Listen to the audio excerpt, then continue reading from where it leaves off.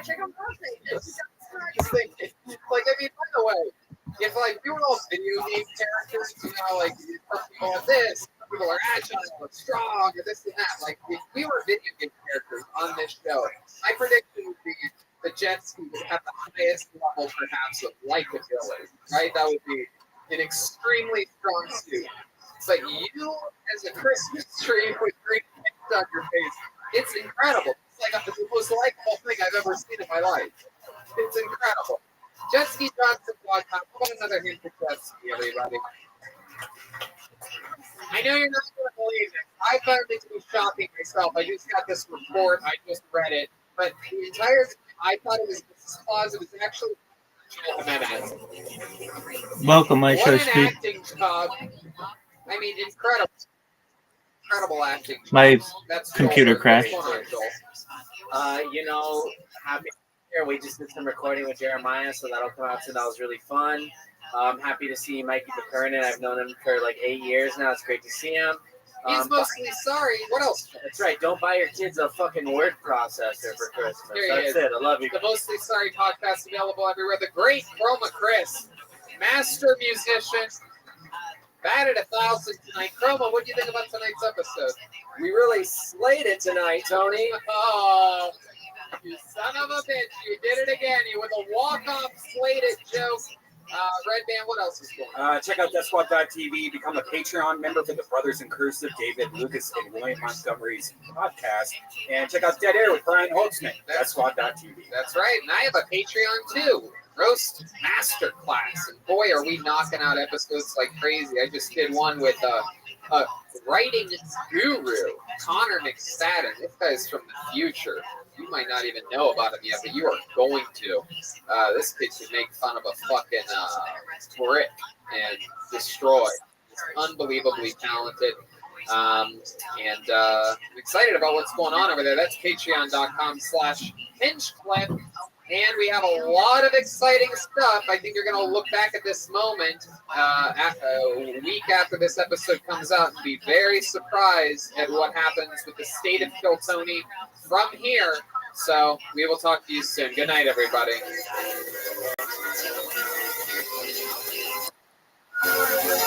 Sweet dreams, big dog.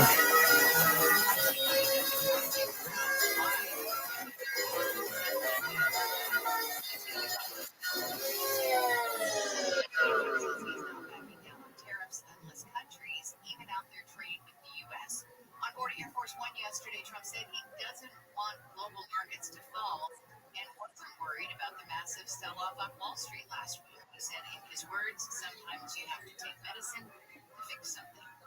Also ahead on Wake Up Call, KFI's White House correspondent John Decker, who's calling the White House as tariffs take hold. We're going to talk to him a little bit later. A judge says bringing back ABC Stephen Portnoy is going to tell us deported and Salvadoran. The White House admits was mistakenly swept up in an ice cream. And you may have seen him, the adorable dog buzzing around. For his son. Baseball's opening day, Dodgers Stadium. Let's start with some of the stories coming out of the KFI 24-hour newsroom. The family of a 13-year-old starts its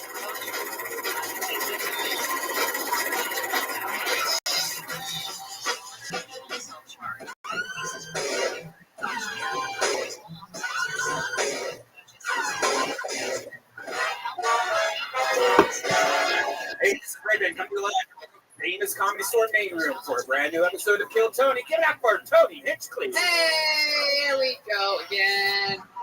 Pretty much an empty room. Sounds great. Feels awesome. Just 480 people short.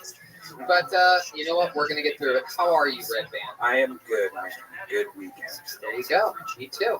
Right down there. A lot of golfy poos. A lot of golfy poos. That's it. That's it. Cut my score by another, 5 strokes. You know what I mean? Just advancing. I'm just basically advancing like most golfers do in a year, every week. But no big deal. You know what I mean? I'm just some of us are winners and some of us aren't.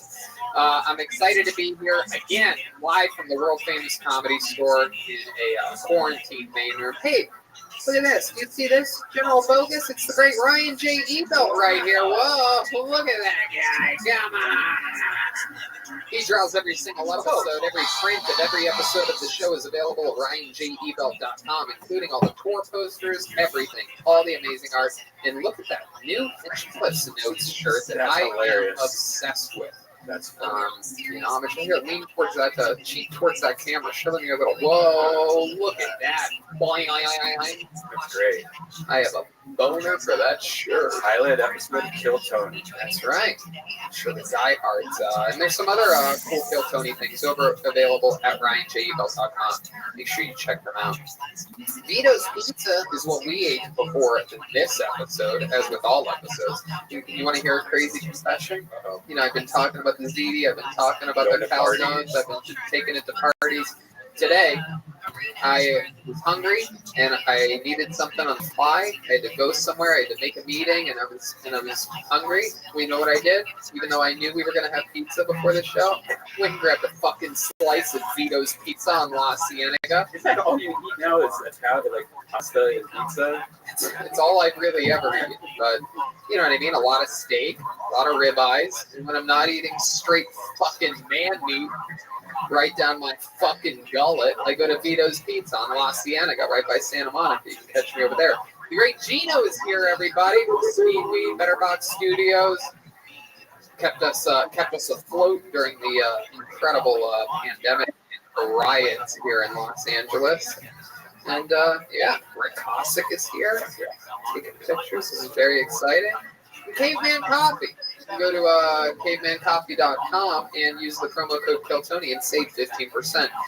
And, I love that stuff. Our refrigerators are full of it. Thank God it gets me through everything. And here's a little bit more from the amazing sponsors that are bringing you tonight's episode of Kill Tony.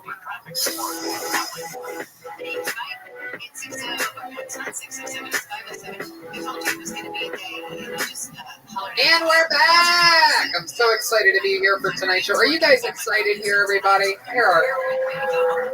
There's got to be at least 12 people in this room built for 500, and nothing is more exciting than the current form of the show. We're getting through it. We've been having a lot of fun, and we've been doing it with guests, and we have another guest here tonight. This is a very, very exciting one, a very special one. This young lady made her debut in stand-up comedy on this show and is one of the first ever regulars in the history of the show, literally. One of the OG regulars. She went on. She continues to have an incredible career. Her debut special came out last year, and she's here right now. Ladies and gentlemen, longtime fans of the show, you're in for a special treat because our guest tonight is none other than the great Kim Congdon, everybody. Here we go. The return of Kim Congdon. Back from New York City. Whoa, what's up, you guys? Hello. Hey. Welcome back. Thank you. Welcome. Wow, it feels weird being over here. I've done Kill Tony before, but never back at the comedy store. Really? Yeah. When Did I it did in New it, York? we did it in Nyack.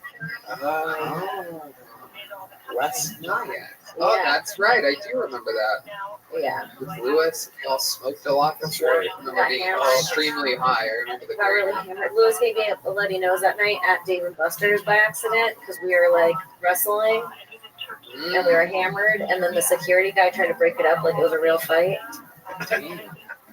Oh, sweet Lewis. Some of the band was there for Nyack, right? Jeremiah and Joel, right? Yeah. Oh, I thought you were asking them, and they were coming Asking out. you. I was like, oh yeah, there they come. So Yeah. then you do remember that there is a band, and there is a band tonight, ladies and gentlemen. Every single episode they commit to being different characters. We never know what they're going to be. They've been in the back green room getting prepared. We're all going to find out at the same time. They usually stay in character throughout the entire episode. Sometimes Joel has a little bit of trouble with that, and we all laugh about it. And here they are, ladies and gentlemen, the best damn band in the land. We're missing Jet Ski tonight, but you have Jeremiah Watkins, Joelberg, Joel Jimenez, and Chroma Chris. Here we go. Oh, wow. They're construction guys. Oh, my goodness. Oh, wow. Wow. This is very exciting. This is Very exciting. Wow, looking good, Joel. Oh my goodness. There's what appears to be a construction woman as well. Hello, construction lady. Oh, Pete. My name's Rolling Pete, and my wife always bags me at the Rolling Sandwich for lunch. Baloney Pete. How could I forget that? Welcome back to the show, Baloney Pete. You excited to be back, Baloney? Is it okay if I call you Baloney? Oh, wherever you're right, man. Yeah, that's fine. Okay. Chroma Chris is here. How are you? What's your name? Hey, good, Tony. Name's Jack. Jack Hammer. Jack Hanna. Jack Hammer. Jack Hammer. Hammer? Yeah, with an A. Jack Hammer. All right. That's cool. And clearly back here we have what appears to be a Lego man construction worker. What's your name, sir? My name's Robert, the builder. Robert the Builder. I actually saw Jack Hanna in the back, and I didn't know what was going on, and he really scared me. It was just like someone doing construction in the back that wasn't supposed to be there. And I was like, what are you doing here? And he's like, you didn't see me, and I wasn't here. And I think he was trying to tell me about the show, but I thought I was going to be raped. Jack Hanna, not to be confused with someone that Brad and I grew up with at Columbus Zoo. Jack Hanna. Yeah, my old camp counselor. The better Stephen Irwin. Yeah, the goddamn American Stephen Irwin, the goddamn Patriot Stephen Irwin, the red, white, and blue, the still alive Stephen Did Irwin. die from a fish. Yeah, couldn't get killed by a fucking stingray. Oh, my God. Take the stingray to the chest, mate. I'm going to leave my children, fatherless children. Who dies from something that stings? Yeah, exactly. Macaulay Culkin. My girl, yes. You actually got me on that one. There you go. Good job, Robert the Builder. All right. So we have all that. We have the construction workers. We have Kim Congdon. We have the soundboard. Oh my goodness! How could we forget? We have a very special announcement. I know you're looking over there thinking, I don't even know who Baloney Pete is. I don't know who's playing that character. It seems like it could be anybody. Maybe Matthew McConaughey. Maybe Brad Pitt. But it's actually, believe it or not, Jeremiah Watkins. And Jeremiah has his debut special coming out in just a few months, and you can pre-order it right now at jeremiahwatkins.com. This is the official announcement of that. It's happening right now. This is that announcement. Go to jeremiahwatkins.com, pre-order the special. It's going to come out in December, so you have some time. But What's it called, Tony? it's called Family Values. Family Reunion, I got it. I finally found it in the very last second. It's Family. I never asked you to do this, and I appreciate your respect. Oh, thank you. Baloney Pete. Go to jeremiahwatkins.com. Family Reunion comes out in December. It's 1 hour. Pre-order it now. If you're a real Kill Tony fan, you'll pre-order it now. And by now, I mean set a reminder in your phone and keep listening to this episode, but then pre-order it after the episode. Oh, shit. Baloney Pete did not like that I said don't do it right now. Set a reminder. Yeah, maybe toss my lunch. Hey! Okay, so we're going to get on with the show. We have a bucket, as with all these usual quarantine episodes, pre-selected 5 comedians.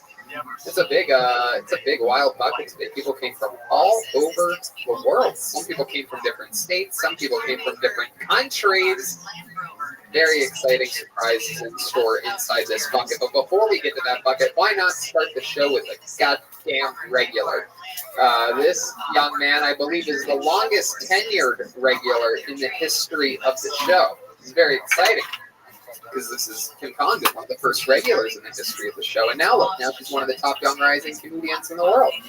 You had your debut special come out on, what was it? I did HBO Latino special. HBO Latino. I've been auditioning to get a 1 hour HBO Latino special for 13 years, and they will just not have me. They say, no sea cabrón, every time I try. Which means don't be an asshole, I do believe. Is that right? Yeah. Okay. You got it. I don't know. I didn't really. She's not that kind of Mexican. Is that right, Joel? It's there. It's close enough. It's like kitchen Spanish. That's exactly where I was told that. My name's Robert. I audition in a kitchen every time. How do you say kitchen in Spanish? Cucina. Cucina. That's Italian. A cucina. That is the thing, is I took Italian in high school, and those two things have nasty crossovers. Miss McVicker, one of my least favorite teachers. Nastier crossover than Ellen. Never learn Italian from an angry Irish woman. I promise you, it just doesn't work. Speaking of crazy, wild Irish things, ladies and gentlemen, this is the regular that gets the party started here. Always an extremely fun performance. Ladies and gentlemen, here he is, the Big Red Machine, the great William Montgomery. An uninterrupted 60 seconds from audience favorite William Montgomery. Whatever happened to the hooker from Fraggle Rock? I used to be the town's chief meteorologist, but then they fired me for saying stuff like 65% chance of rain if you don't convert to Christianity.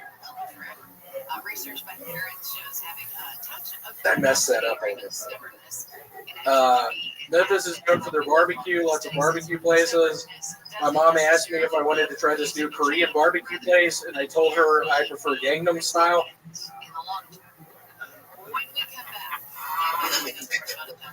This is a good one. I thought Taco Bell had a bell on the roof, and you just needed a password to get to the top of the tower. That is actually not the case.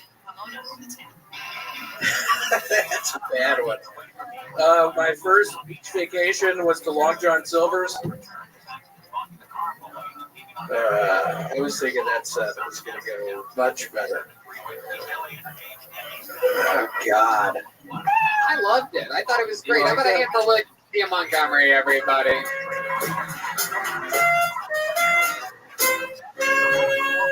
Jesus. Hi, William. Welcome. How are you? I loved it. I thought it was great. Thank you. Yeah, I actually thought it was real good. I loved the part where you said this is a good one, and then afterwards it didn't go well, and you said it was a bad one. That was amazing. I'm sure that's going to hit hard with the people at home. Very William Montgomery-like set, very quick, fiery jokes with the punchlines and references are very niche. What's wrong with me today? Cucina, niche. Tony, can you see the spot on my butt? There's a spot on your butt? Does it look wet? Why? What happened? I've just been sweating a bunch. I don't know what I think about these cotton shorts. Oh, you're trying out some of the new shorts? William was wearing the same pair of shorts for years, and we asked the listeners at home to send him some shorts, and they sent about 45 pairs of shorts in the past 2 weeks. You got those wet? The new ones? I did. It's from my butt. It was sweating. You got a nervous butt. When was the last time you had the front wet? You know what I'm saying? The front butt? Is that on the front? vagina? No, the front wet. When was the last time you had your cheek wet? I actually was in my place earlier. I took some Adderall and I masturbated 4 times. So it was early. Does the Adderall make you masturbate faster, more, the same amount? How does the Adderall change your normal masturbating habits? Just become more annoying. I don't know. It's hard to say. I was in the zone earlier. He comes in numbers. Well, I got good news for you, William. Mr. Wet Shorts. What's that? Do we have some more? There's a new pair of shorts. Whoa. 38 regular asphalt gray. Love it. You can go try those bad boys on, and we'll see what they look like later. Let me ask you one question. You said that you messed up your meteorology joke that had to do with Christianity. I just feel like I stumbled over my words. You want to try it one more time? Yeah, let me try it. Here we go. And action. All right, cut. And let's take it from the top. And action. Wait, no. You know what? Let's do this. Zach, get on that camera and slowly zoom in on his face when he starts this. And you try to deliver it to that camera as much as you can. Go ahead. And action. I used to be the town's chief meteorologist, but then they fired me for saying stuff like, there's going to be a 65% chance of rain if you don't convert to Christianity. Wow, you really had to read that straight off the card from this. You don't have that. I've been reading these cards for months now. Wow. My memory's shot. I don't know what it is. My memory's shot. Have you been drinking again? No. Oh my God. Actually, my Florida Gators, it was a Florida Gators hat. We beat Kim Congdon's also a 40 game. I recognize. Did you watch the game? What up, body girl? No. We looked good. The defense offense. How are you? Good. But I never. I'm well, got thankfully. sort of drinking all day. Oh, that's Just enjoying my morning. That's why you're swamp ass. Not in here right now. Okay, Well, sounds good. you can go drain the swamp in your new asphalt gray 38 regular shorts. It's really not hot in here either. You're wearing shorts and a t-shirt.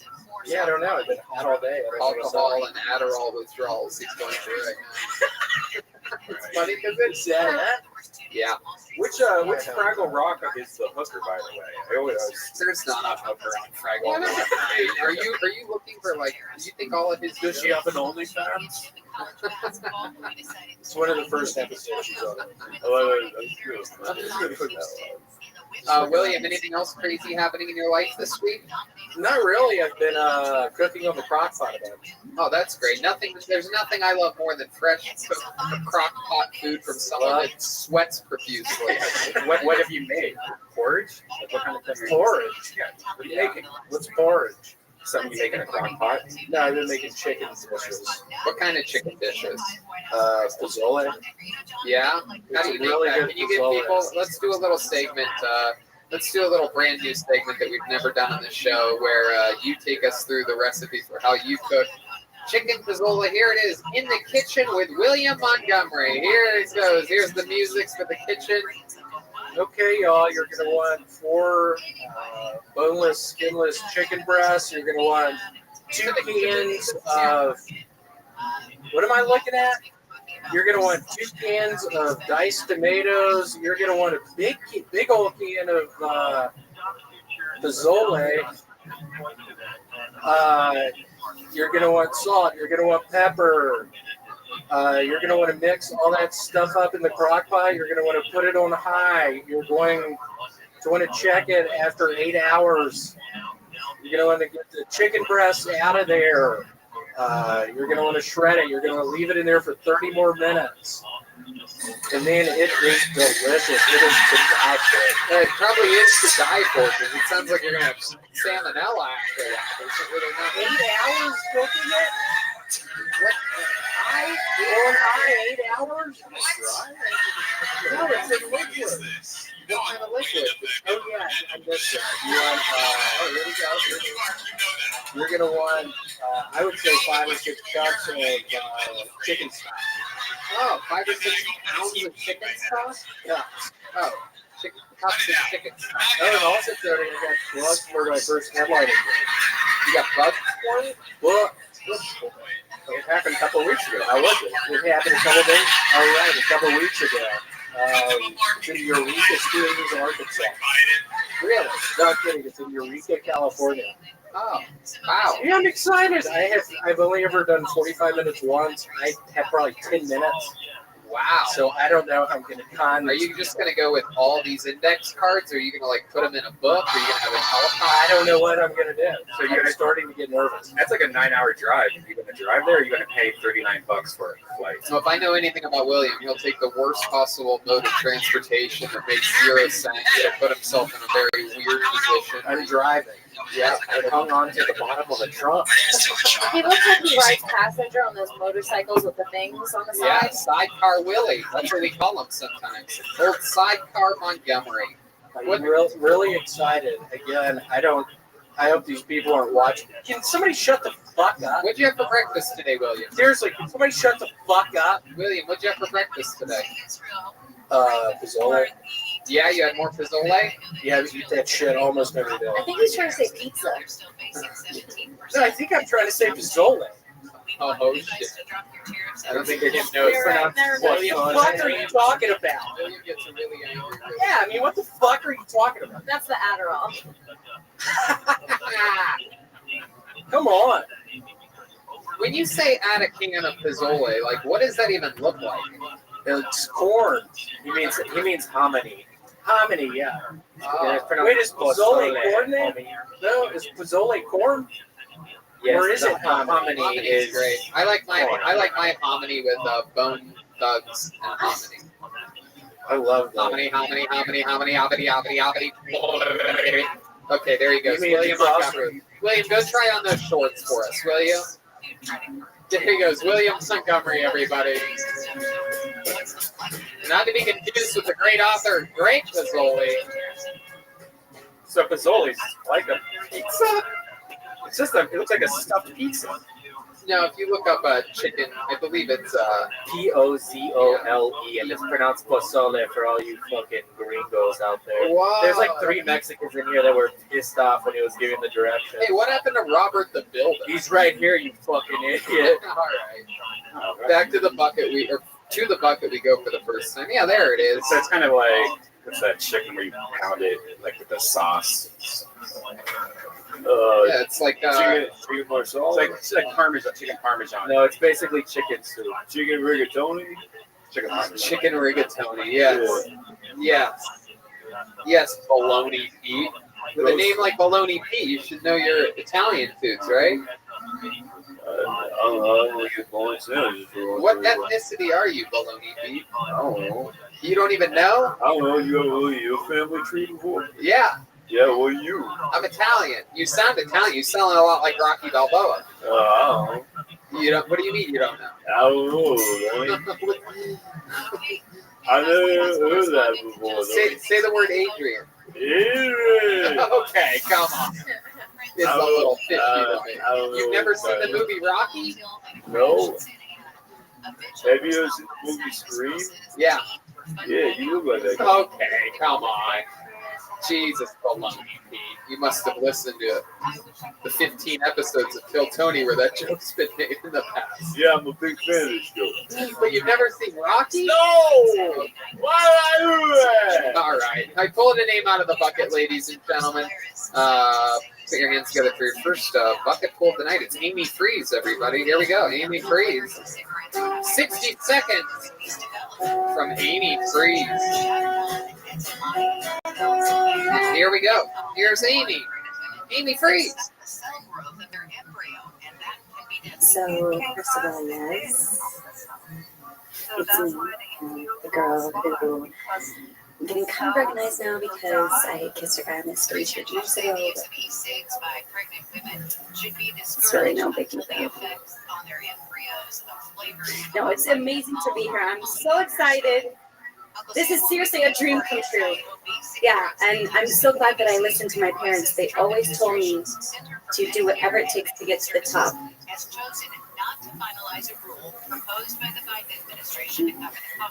Yeah, so I'm from Sacramento. My mom is from the Midwest, but she thinks she's this LA legend. She's always saying, I sound nothing like a Midwesterner.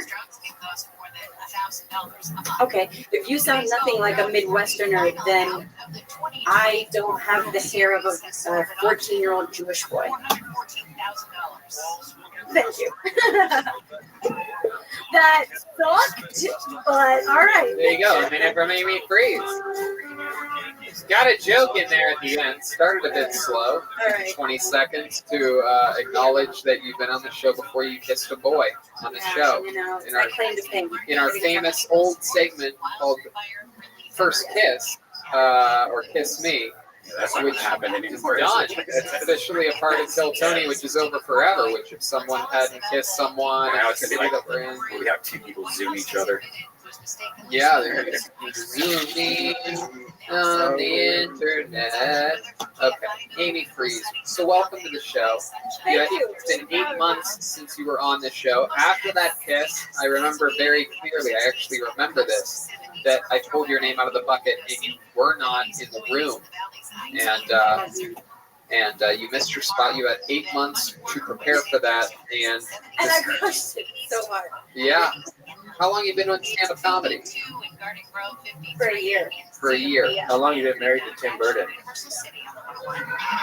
You think she looks like Helena Bonham? Hey, the hairstyle for sure. That was a great joke, Robert. Amy, you did that all that entire year in Los Angeles? Yes, sir. How long have you lived here? I've lived here for about 5 years. What made you start stand-up a year ago? I've always loved to perform, and What type of performing have you done? Yeah, how many one-woman plays have you done? You had the beats of a lady who does one-woman plays. You're like, 8 months ago was the first time I kissed a boy. What type of performing have you I done in the didn't crush past? that. I didn't crush that. I've done dancing, and I've been in plays, like acting. Oh. Not that kind of dancing. Like what type of dancing have you done? Like, my favorite is dance hall. It's a Jamaican type of dance. I like jazz. I Like with that type of beat right there? That's not. He's deaf and he's asleep. These guys don't know. It's the music, the waiting room in hell, for those of you wondering. Everybody stop. This is the part where you realize I suck so hard that now I have to dance to provide enough. Do you see that those headphones with the X through them? So he can't hear you? Correct. And he told me earlier he's in Egypt. Yeah.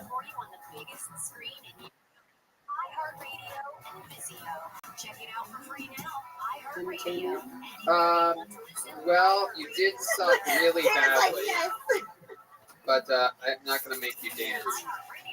Sacramento and the Midwest. What part of the Midwest is your mother My from? mom's from Ohio. What part of Ohio? But she's from Cincinnati. But she thinks she's such an LA legend. She thinks she's such a fashionista girl, even though she sounds like. Don't you know? Like, she's pretty. She sounds like that. She says like, girls, get outside. The Uber's here. And she'll be like, That's not an Ohio thing. yeah, it is. No, it's Yeah, that's the mom from Bobby's World. What are you doing? Bobby's World. Yeah, I do watch that.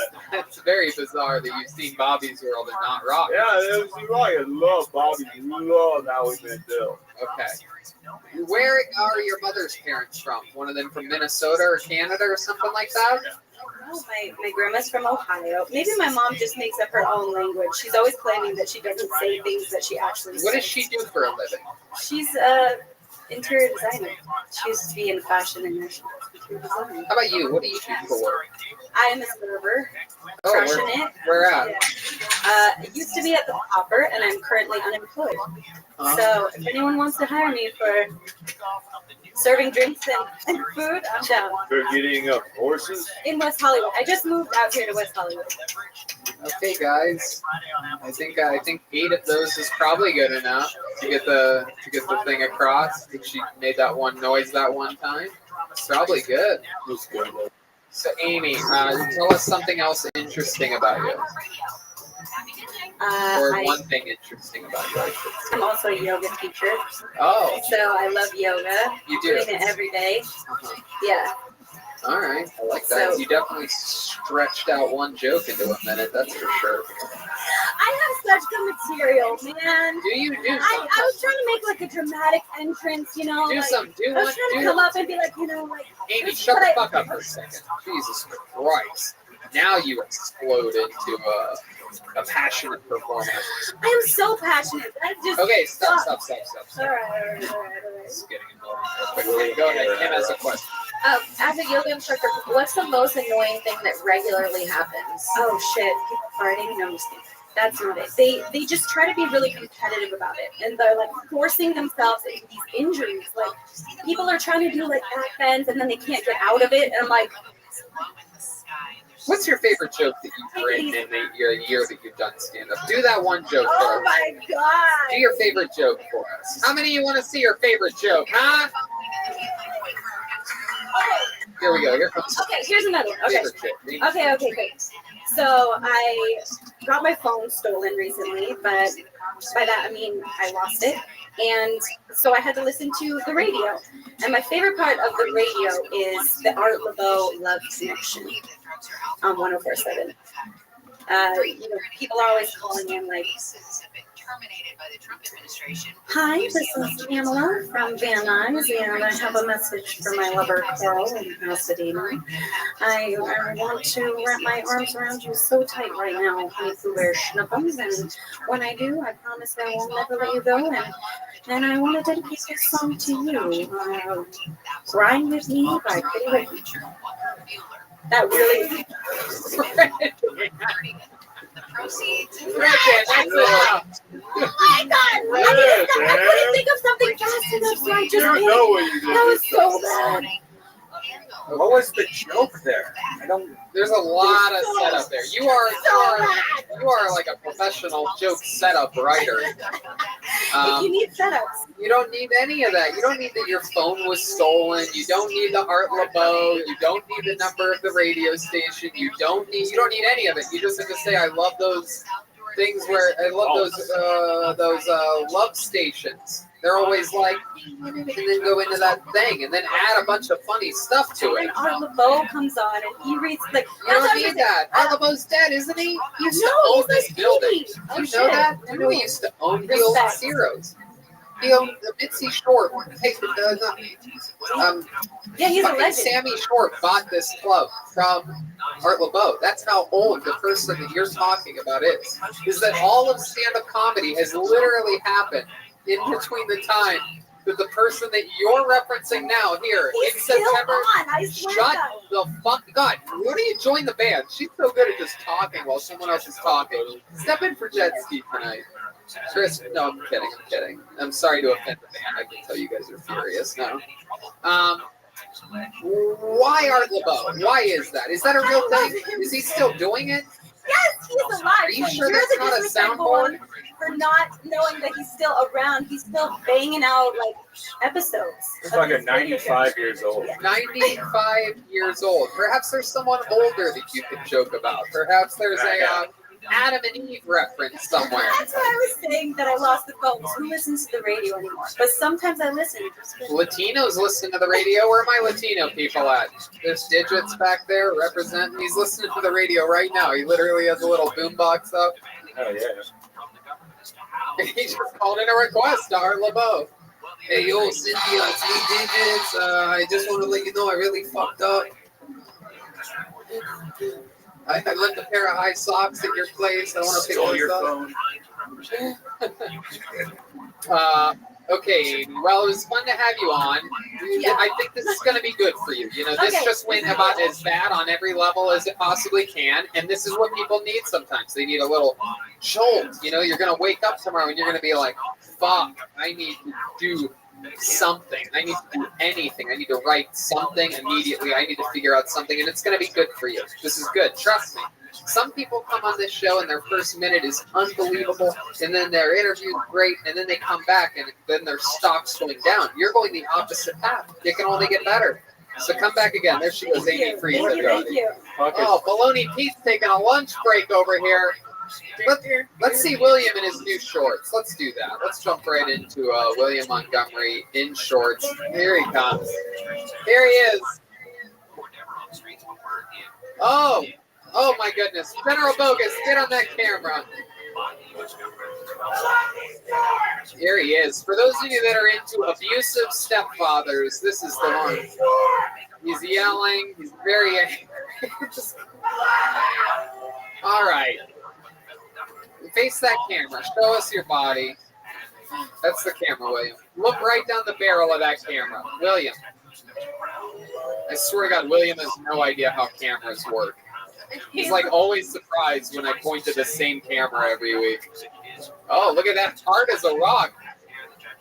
For those of you watching, we're slowing down the video of him getting hit full speed by Baloney Pete with a sledgehammer.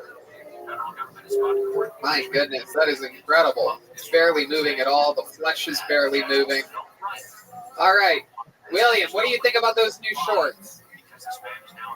All right, he loves them. Those are actually nice. North Face. Awesome. Really good. Asphalt gray, a 38 regular. getting tight again. It's getting tight. Someone's been drinking. For a guy that sweats a lot, he's retaining a lot of water. There he goes. William Montgomery, everybody. On. It's the great Jay-Z once said, on to the next one. Hey, my wife backed me a pizza sandwich. I've never done that before. What'd she do? Backed me a pizza sandwich. She never done that before. Oh, wow. Look at that. I loved watching Jeremiah wait for you to notice his sandwich. He just kept having to eat it. He lives for moments like these. One person feeds, I love the pizza sandwich part. He just fucking. You can get the new pizza sandwich T-shirt at Jeremiah's. That's TV. Oh, yeah. All right, put another name out of the bucket. Make some noise for Elias Zoak, everybody. Here comes Elias. You guys gonna play music for Elias? What happens when you insult the bear? Oh, Jesus. Good one. Here we are. Here he is, Elias Zoak. I'll just have Red Band play music for the comedians. You know what? Let's take it from the top. Just play something. Hey, I pulled another name out of the bucket. Make some noise for Elias Zoak. Oh, man, that feels good. Guys. 8 comatose people in this room. Here he is, Elias Zoak. So I've been dating during quarantine. If you want to know the type of girl that I'm into, I like a girl with a sense of humor, but not too vulgar. So maybe like Amy Poehler, opposite of Amy Schumer. It's about my type. Marilyn Monroe once said, "You can make a woman laugh, you can make her do anything." I'll make them laugh, and they do it. But me. But my exes have all been reliable, though. Yep. They're really able to just rely and rely and rely and rely and rely. My ex just got sponsored by Glad. They just named that product after her, the scented trash bag. Yeah. Maybe she could go on a blind date. I went on a blind date. She couldn't see I was the right one. Unfortunately. I have a Kobe joke, too. Okay, let's hear it. Go ahead, Elias. Okay. So, the reason why a lot of people are so shook about Kobe's death, me included, is because we know that the popular saying, "This too shall pass," won't occur. There we go. There's a foul on the play. Elias Zoak. Oh, there they are. There it is. I love it. Welcome to the show, Elias. This is your first time on Kill Tony, am I correct? Yes, sir. Thank you so much. I'm so honored. How long have you been doing stand-up? A little under a year with COVID, so it's been tough. Right. Okay. And where are you from? Miami. How long have you been in LA? I've been in LA since June of last year. What were you going to say there for a second? I said I went to UF too, so look at that. Oh, you're also a Gator. It's a big night for us. Look at this. This is incredible. My goodness. What did you study there? Telecommunications. Me too. Wow. What year did you guys graduate? Yeah, I might have fucked You guys might be twins. You have a good look to you. You look like a young Bruno Tards. I'm going to Google that. It's like Bruno Mars, but retarded. Bruno Tards. Yeah, you like Bruno Mars if he landed on the grenade he was singing about. Like that. What was the question? Oh, what year I graduated? 2017. No. What's the most Florida thing you've done?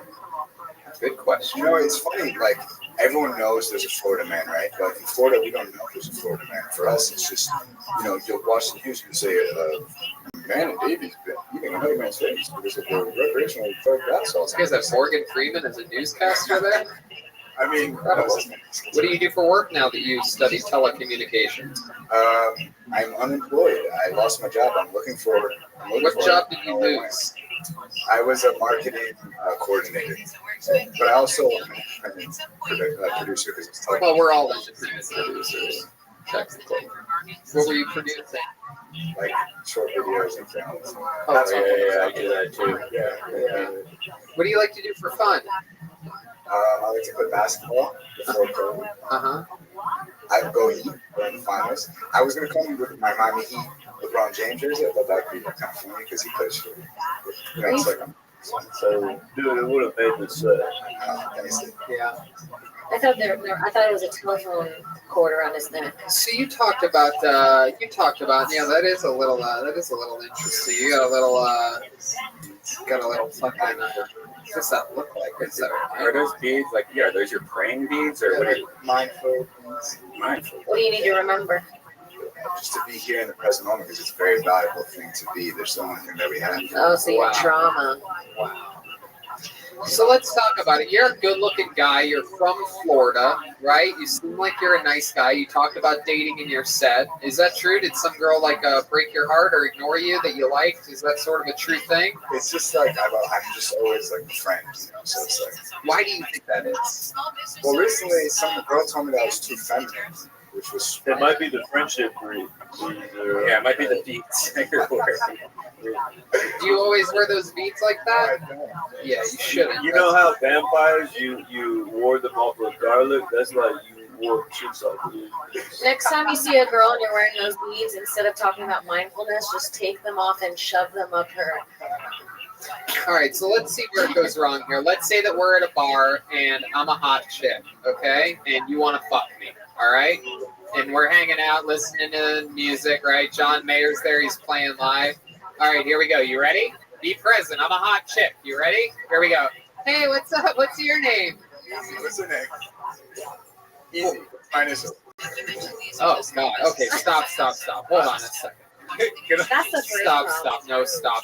Complete shutdown. Hold on a second. What the fuck? I was literally being a dumb hot chick, right? Hey, what's your name? Easy, what's your name? It's like, why you verbally raised me right from the get? Can we maybe try it again because we actually have a hot chick here? Like use Kim and see if he's game or proof. Maybe he's nervous that it's a guy. You know. Okay, I'll let Kim play the role. Absolutely. Here we go. All right, here we go. Remember, you want to hook up with her, so do what you can to hook up with her. Don't do what you did with me. All right. All right, ready? Oh my God, what's up? What's your name? You have to talk into the microphone, you faggot.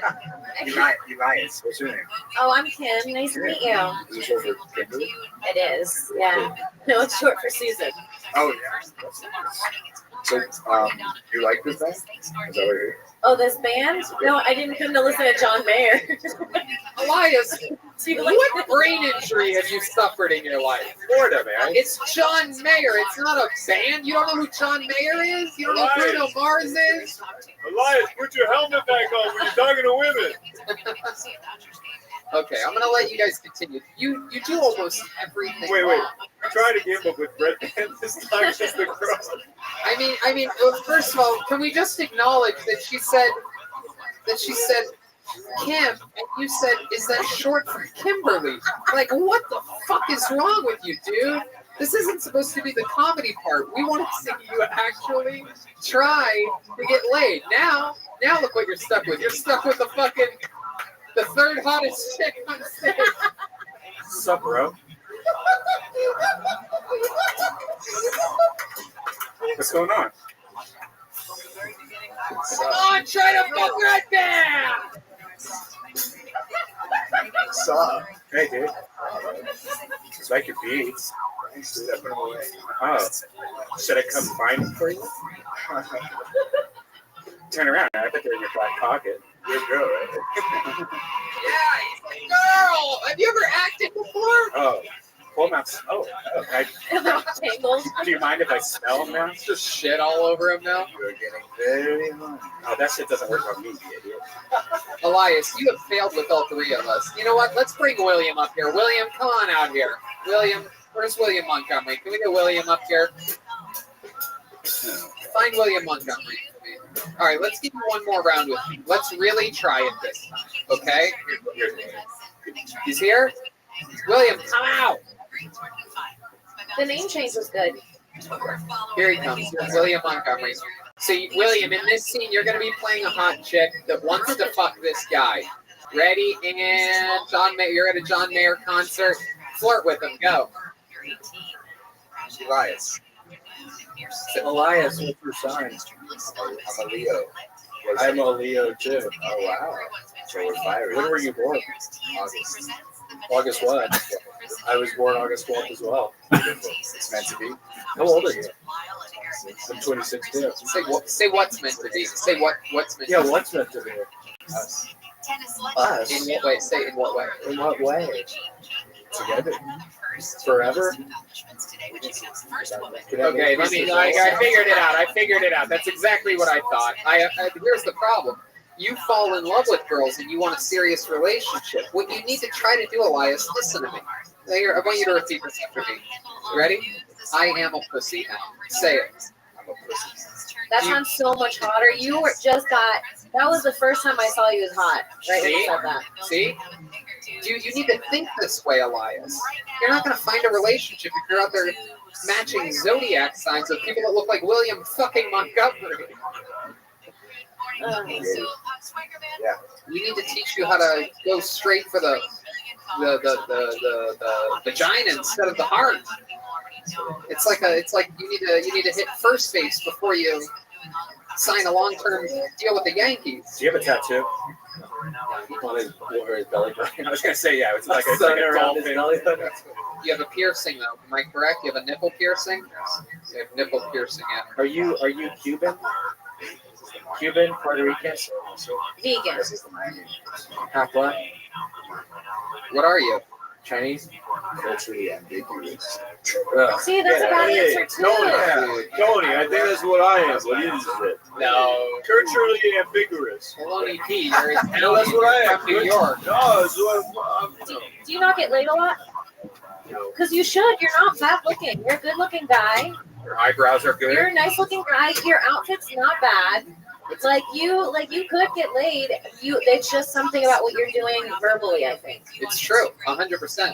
I don't think at all. I know it for a fact. I ran it through the whole gambit of testing here.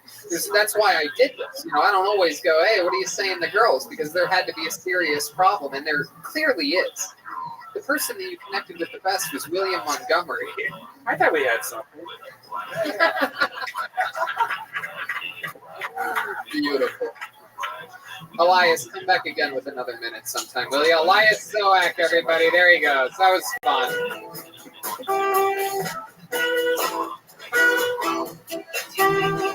Physical. I'll tell you who doesn't want to get physical. Elias Zoak. He wants to get fucking relationship. Can I see that? Now he's gonna hit a girl. He needs to do something. He needs to spicing up that fucking attitude. I wonder what that is. I think he's probably just a mommy's boy. See, I almost feel like it's the opposite. I almost feel like normally I would agree with that. But normally mama's boys know how to communicate with women. It seems like he was mostly raised by like a hardworking father. Was your mom in your life the whole time, Elias? Raised by a single mother. Did you have a lot of brothers? An only child? There it is. He got breastfed till like 12. Yep, only child, single mother. She let you sleep in the bed with her until you were 15. Am I correct? Yeah. There you go. Thank you very much. That's psychology 101. He is. He's a good snuggler, I bet. I bet he lasts 5 seconds in the bedroom. Nope. Do you have a big penis? No. He's trying to get rid He of said it. he gave a kind of. No way. That's a big tell. See, even then, you should have said yes. It would have been hotter. Right. Even if you don't have a big penis, pretend you do. See, little penis guys always. ask me about a big piece. Do you have a big penis? You wish. Even that was fast and confident. See, that's another theory of mine is that little penis guys go straight for the relationship because they don't want to just have a one-night stand. Get really good at eating pussy. What do you think about that? You think you're good at that? He's good on sex. He's got a little I'm penis. not buying it. I'm not buying it. Something's off there. I'll tell you one guy that absolutely is great in the bedroom without a doubt. A guy that loves eating pussy. A guy that absolutely kills it. He's another regular on the show. One of my favorite comedians in the game. Ladies and gentlemen, it's the great David Lucas, everybody. Here he is.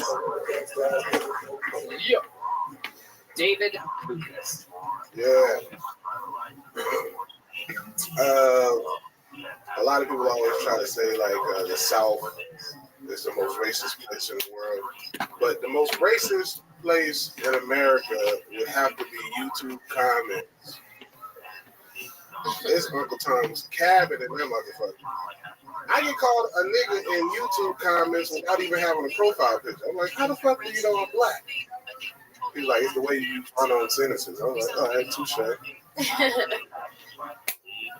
Another racist thing that a lot of people don't think about, like the most racist things that we learned in elementary school would have to be nursery rhymes. Nursery rhymes are racist as shit.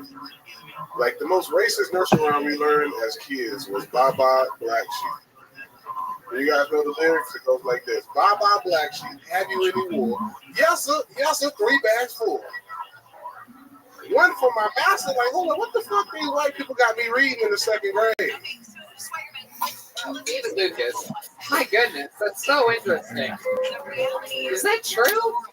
Is that really Baba Black Sheep? Yeah, that's the lyrics. Baba Black Sheep, have you any wool? Yes sir, 3 bags full. No One way. for my master, one for my name, one for the little boy who lives up the lane. Oh my God.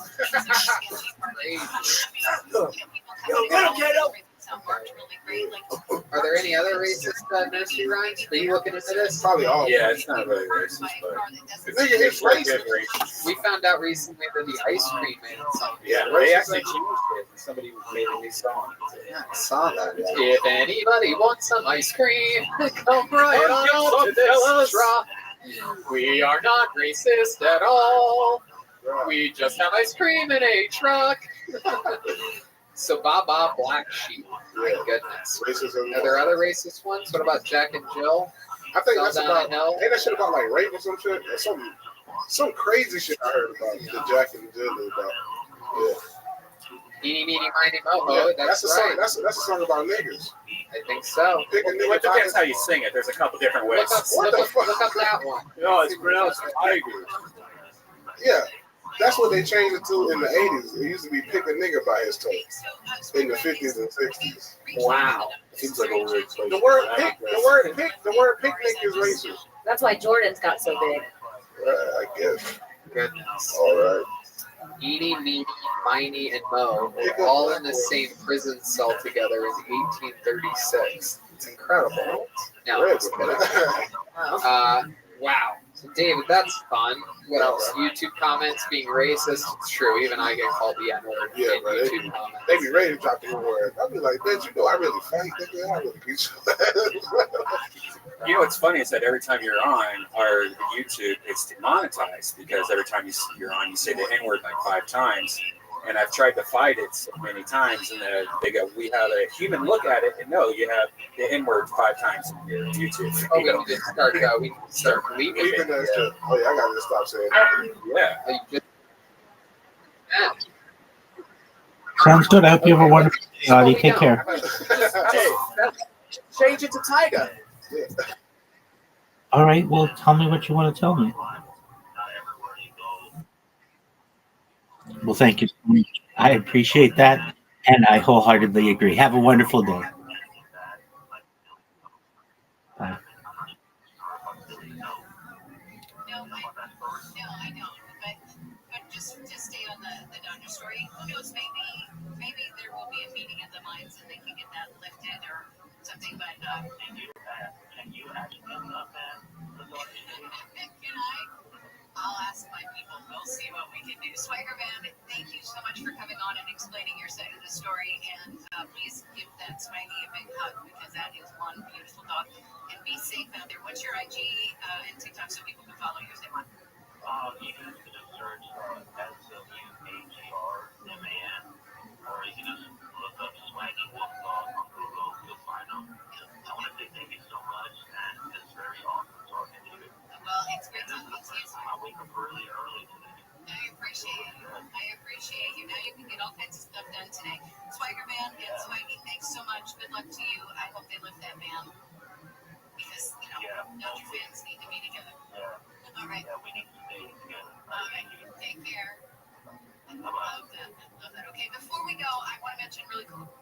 talking about dogs, and he has a beautiful dog named Spidey. Boy, did we see beautiful dogs yesterday at the Wiggle Waggle Walk. Just want to say a huge thank you to all of you who donated, and of course the people who joined the Wake Up Call Wigglers. It was so great to see everybody face to Just face. change it to Tiger. What other words can't you use? That's pretty much it. That's pretty much the only. So you telling me y'all get demonetized for Every time. Will you please stop saying it? I also can't get naked anymore. So Jesus, you're acting like a real, you know what? That one's gonna get me in trouble at a later date. No, it won't. He talked to his friend that way. Bro, I was on an interview this past weekend when I was out of town, and I said something, and I was like, bro, y'all gotta bleep that shit out because that shit is gonna come back and kill me in like 5 to 10 years. Because I was telling them how like I don't like to use condoms, and like I'll like secretly put Plan B in a girl's smoothie in the morning, and I was like, that shit is gonna get me fucked up in a few years. I'm like, bro, you gotta edit that shit out for real. Well, you just said it again. Like, you're literally doing everything you shouldn't be doing. It's really incredible. My brain not working. I'm fucking dead now. Now it's Would you had some of the girls' smoothie the other day? Bro, Had that Plan B running through your thing. the moment they make male birth control, I'll take it. I bet. Male birth control would sell like a motherfucker. Hell yeah, I can't bro. believe they haven't invented that I yet. can't wait. Everybody's always like, well, why don't you just get a vasectomy? And it's like, what the fuck are you talking about? Who wants to get their balls cut off? Oh, wow. Okay. You know how dogs act when you Mini get them? vasectomy over there, one of the vasectomies. Dogs get all depressed when you do that shit. Yeah, It's not the same. It's a little bit different. That's called that's castration. They actually remove the testicles all the way together. It's like when you get a vasectomy, it's a tube that's being tied. Yeah, you can actually undo it. Do you still be able to like skeet though? Yeah. Yes, all you over can your still face. ski. Yeah, you can come and cum comes out and nobody gets pregnant. It's weird. Just only the actual sperm part doesn't come out, which is like my So whole it'll thought. right now. It'll just be clear. It's just clear. It tastes different. My wife, It's not just. It's more sour. Oh my god. either acai bowl a day, bro. That shit So be where'd you sweet. go to this week? Where were Side you? splitters. Then I did the concrete podcast out of town. Macon, Georgia? Oh yeah, I flew. Well, after the show, I knew I had to be back for Kill Tony, so I was like, let me just fly to see my woman for a day. How's she doing? She chilling, bro. What do you guys do? Anything fun? Grill crab legs, shrimp, and salad. Oh yeah, I saw that. That was good. Yeah, That was really fucking good. Yeah, bro. Just out there chilling in the woods, you know. Damn. My mama, she feeds deer, so like every day around a certain time, you can see like 10, 11 deer in her backyard. Wow. That should be lit. I just like to go out there and have a peace of mind. You don't got to hear no bus, no homeless person yelling. Right. Like a little recharge. I love that. Yeah. A lot of bugs and Yeah, animals. bro, I got bit by a spider on my ass, bro. That shit, On your ass? goddamn right, bro. I had to get that shit. Think about how hard that struggle must have been for that spider. You sit on it with just its last anything. There's a toothless spider right now. I had to get that shit drained at the ER at like 2 in the morning, bro. Because I knew I wasn't gonna be able to fly with no. You had to go to the ER? Get that shit drained, yeah. Oh, that's disgusting. Before I went to the airport. Oh, is it poisonous spider? It had to be, bro. That shit got big, bro. Where was it at? Oh yeah. Hey, on my right ass. Still looks swollen from here. How much did they drain out? Did they tell you? Oh, man, they put a needle in that bitch. Ask them to drain out more. I was just like, do what you gotta do. Oh my goodness. I was like, don't dump it in there. Did you see the spider at all? Nah, bro, but when I got to the hospital, he told me it was a spider. Wow. Yeah, he probably like, it was like a black widow or some shit. Yeah. Damn. My goodness. Yeah, dog, I'm just glad he didn't bite my dick. Yeah, that's true. It would be hard for it to get in there with the amazing sheath underwear that you're wearing. How you know I got them A on? lot of layers. Are you wearing sheaths? Hell yeah, Yay! man. 100%. Oh, those are the sheets. Look at that. We love sheath underwear. You can go to sheathunderwear.com, use the promo code Kill Tony. They just sent me a box last week. I love it. They are the absolute best. And while we're talking about the incredible sponsors on this show, here's a little bit more from the people that gave you this incredible episode. Hey y'all! Today's episode is brought to you by Sheath Underwear. Sheath uses moisture-wicking technology to create underwear that keeps everything breathable and incredibly comfortable for you downstairs. Sheath's smart underwear come in a number of different styles, including a brief with a dual pouch that make your balls feel like they're floating on clouds while you work out or play golf or just walking around somewhere hot. It's like an inverted kangaroo pouch for your Joey that keeps your junk from sticking to your legs. You know about this, Brian. I love them. I can't go back to normal underwear after having these. Sheath underwear was invented by a soldier while serving in Iraq, where you can imagine balls tend to get very high. He developed a prototype in Iraq and raised money on Kickstarter to launch Sheath. And now they're right here supporting our show, and we're wearing them right now. They're supporting my balls. Kiss your balls goodbye. Please support our sponsors because our sponsors keep this show going. Support Sheath and they'll support you where it counts downstairs. Bottom line, Sheath creates amazing underwear, and if you don't love them, they have a 100% money-back guarantee off your first pair. Plus, they have an amazing line of underwear for women too. I'm telling you, I wear my Sheath all the time, wearing them right now. There's proof. You see that logo? That's the Sheath logo. I see red bands too. We all wear Sheath. They gave us a tester pack of these, and I went to their website and I bought a bunch myself. Now I only wear Sheath underwear. Sometimes when it's hot, I'll just slide the balls and get hole right through there. I'll slide my stuff right into the pouches just to let it cool down, and then I'll pull it back. You don't have to leave it in there. There's no prison sentence for your balls, but you can indeed, like I like to say, kiss your balls goodbye. We will get your new favorite pair of underwear by going to sheathunderwear.com and use the code Tony for 20% off your order. They ship anywhere in the world. Once more, that's sheathunderwear.com. Use the code Tony for 20% off.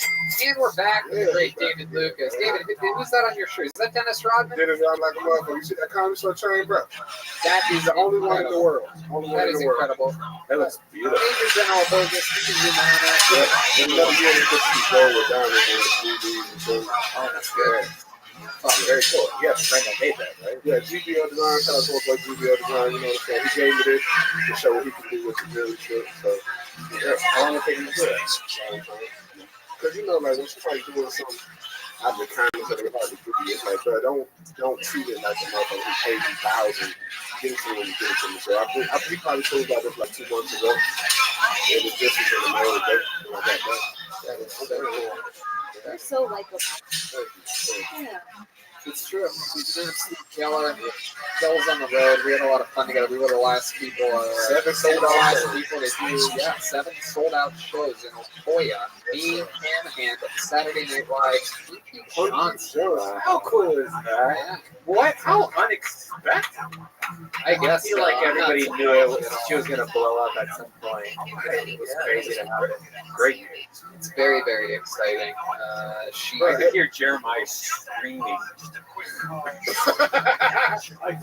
Very, I saw Talkie. I was very proud of it. I didn't realize. Hey, Tony, let me tell you one thing about Punk. I'm so glad, like, because like Punky getting SNL just shows you, like, in comedy, you don't gotta act like nobody to get nowhere. Because like a girl who should not be at SNL, she's gay, cusses, talking about eating pussy on stage, and has dreadlocks, is on SNL motherfucking L. Yep. No, it's true. You can say whatever you want and get on SNL as long as you're a black lesbian.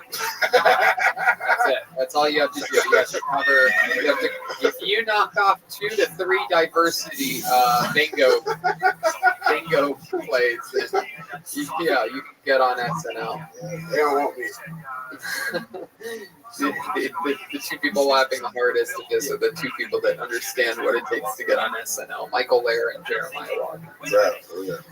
I wouldn't even know what to do with that. Straight white males that could easily and probably should easily be on the show. Laughing it up at the black lesbian that got on the show. SNL stands for Should Have Not Laughed. And by the way, that is one of the things with Punky is that even though I'm making those jokes, she is so incredibly hilarious and charismatic on stage and off that it is just a perfect alignment that she's a black lesbian. She is completely qualified and, in fact, way overqualified.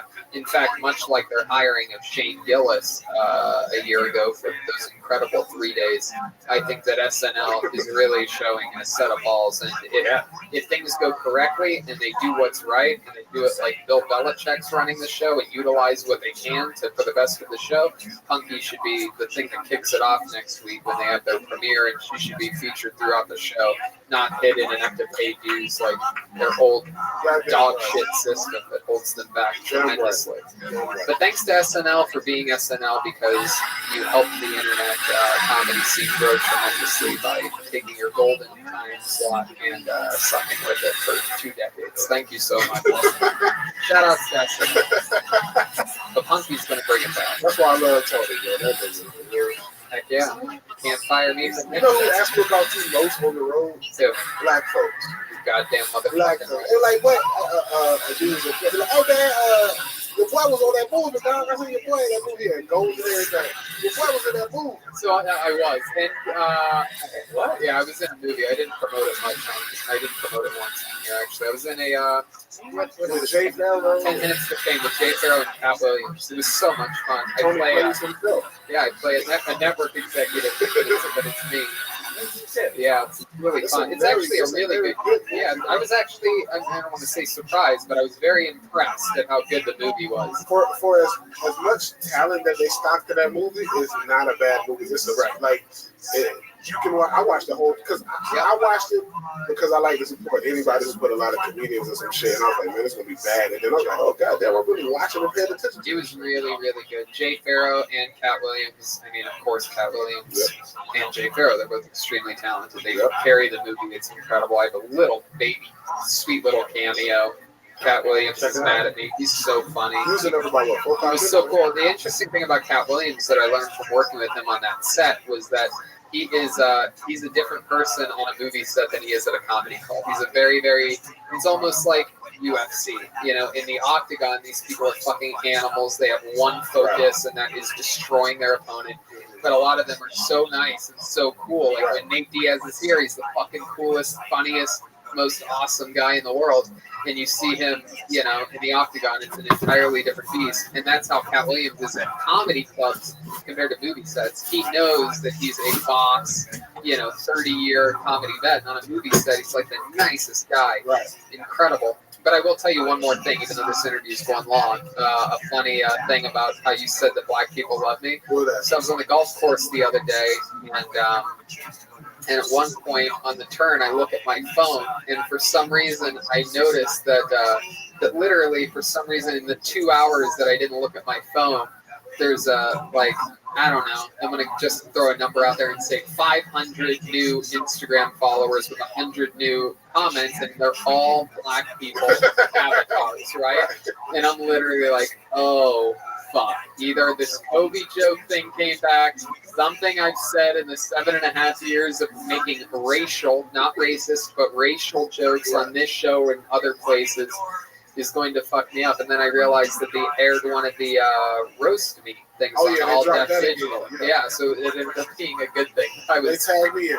Yeah. They were like, you got to get David Lucas. I was very concerned for a minute because I'm like, oh, this is not going to be good. But it ended up being great. A bunch of new of my black friends, or as David would call them, the N-word. You got to start bleeping these. Yeah, we're gonna have to start. Are you serious? I can't say the N-word. You really can't. You can't anymore. No. Yeah, bro. I mean, we haven't been able to say it for 2 years now. So. Yeah. Welcome to our world, David. You know how hard it is for us to not say it? There he goes, the great David Lucas, everybody.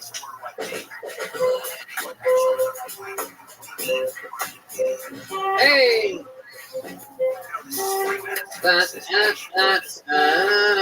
What song is that? It's your premiere. Oh, Misdemeanor Elliot. The work is from a going out for the university. It's your permit. Ladies and gentlemen, your next comedian goes by the name of Frank Yu. Here goes Frank Yu. Oh, we know this young man. He's been on this show before.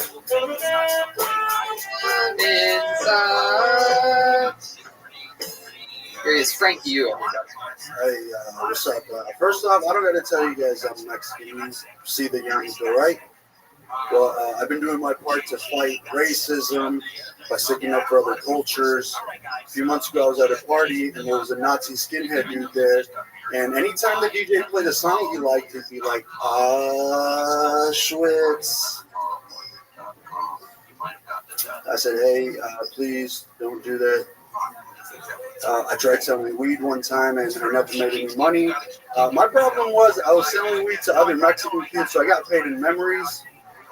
And never a specific memory either. I got paid $4 and hey, fool, remember when we were little? I grew up watching a lot of sitcoms, 90s sitcoms. I loved them, but as a brown kid, I couldn't relate a whole lot because there was one family and their last name was Tanner, but there were also minority families on TV, and they were way more Tanner. Hell yeah, Frank you. Frank you. Now, I remember Frank you because famously on this show, we one time had a $1,000 giveaway thanks to our friends over at Ridge Wallet. Right? They hit me up earlier that day and they go, Tony, we want to do a giveaway a Ridge Wallet. We're going to put $1,000 in it. The CEO of Ridge Wallet's coming. So you just got to pick whoever you want, whoever you think would be right to get this wallet. Famously, you seemed like the kind of guy that would have a shitty wallet after your set. And I asked you what kind of wallet you had. And you had a broken, tiny manila envelope. Literally. The only thing that even qualifies as a wallet. It's such a shitty wallet that it barely had enough paper to qualify as a wallet. And it was the shittiest possible wallet. It's impossible for anyone in the room to have had a shittier wallet than you. Which things like that on this show, I like to think sometimes seem too good to be true. It seems like a produced statement. Wait a second. You think maybe he was planted by the Ridge Wallet guys? No way. Impossible. Why did you owner of Ridge Wallet? He just got his money back. Yeah, exactly. Why did you have that? I can't remember. You had an envelope for a wallet. I had lost my debit card a couple of weeks before, but I would come every Monday to be Kill Tony, so I knew if I wanted to come, I needed my ID, and I would drop it if I didn't have it. So here's my $1 million question. You won $1,000 that day. You seem like the kind of guy that I would consider fiscally irresponsible. So my question is this: what did you end up spending that $1,000 on? Be honest. I quit my job after that. What the fuck? Really? I thought it was going to last a lot longer than it did. Hold on a second. You quit your job after $1,000? What was your job? I was like a suit. I worked in logistics, so I would weigh 18-load trucks, but I also supervised the work. It was a great job, benefits and everything. It was amazing. Someone who thought $1,000 would last was in charge of weighing things. Yeah, well, like how long did you think it was going to last? Like, because that could only have lasted like a couple weeks, man. No, I bet you stretched it out to 3 weeks, right? Yeah, because I don't know. I thought the offers were going to come pouring in. I thought NBC was going to come. I didn't know what was going to come next. But hello, yes, Frank to you. It's me, I'm the head executive over at NBC Universal. Are you the man that won the Ridge Wallet the other day? Featuring the winner of the Ridge Wallet on Kill Tony. Hello, Frank. It's me, Ted Sarandos from Netflix. We want to sign you to a multi-picture deal. You're the Ridge Wallet guy, right? That's what I envisioned. Yeah, that kind of sucks. How did you quit? Like, did you call your boss? Did you go in and tell them? Did you put in a 2-week notice? Like, what went down? Well, I had been planning to quit the job for a while now, so that was kind of like the tipping point. And as stupid as it sounded, it was actually great timing because it was right before COVID, so they... It wasn't, though. It was just like the end of last year, wasn't it? No, it was like November. You really made something else in class. It's like it got me through COVID. You quit right before COVID? Yeah, right before COVID, but it was a mutual party, and I had a good standing there, so they technically fired me so I can collect unemployment, and then COVID hit, and the unemployment just came shut. Oh, yeah, just came flying through, no doubt about it. Like 2 Ridge Wallets. Oh, yeah, exactly. How'd you spend the COVID money? I still have a lot of it. I think it's made me pretty frugal, but... Is there anyone you want to thank for that COVID money that you got? Yeah, Ridge Wallet. No, wait. The COVID money. Yeah, there's one man to thank. Yourself, Frank. It's your money. They take taxes and then they give it back to you when you get it. Okay, thank you, Joel. Survey says good answer. Fucking Good Christ. answer. You guys are just No. unbelievable. So let's try this fucking perfect setup launching pad of a joke again.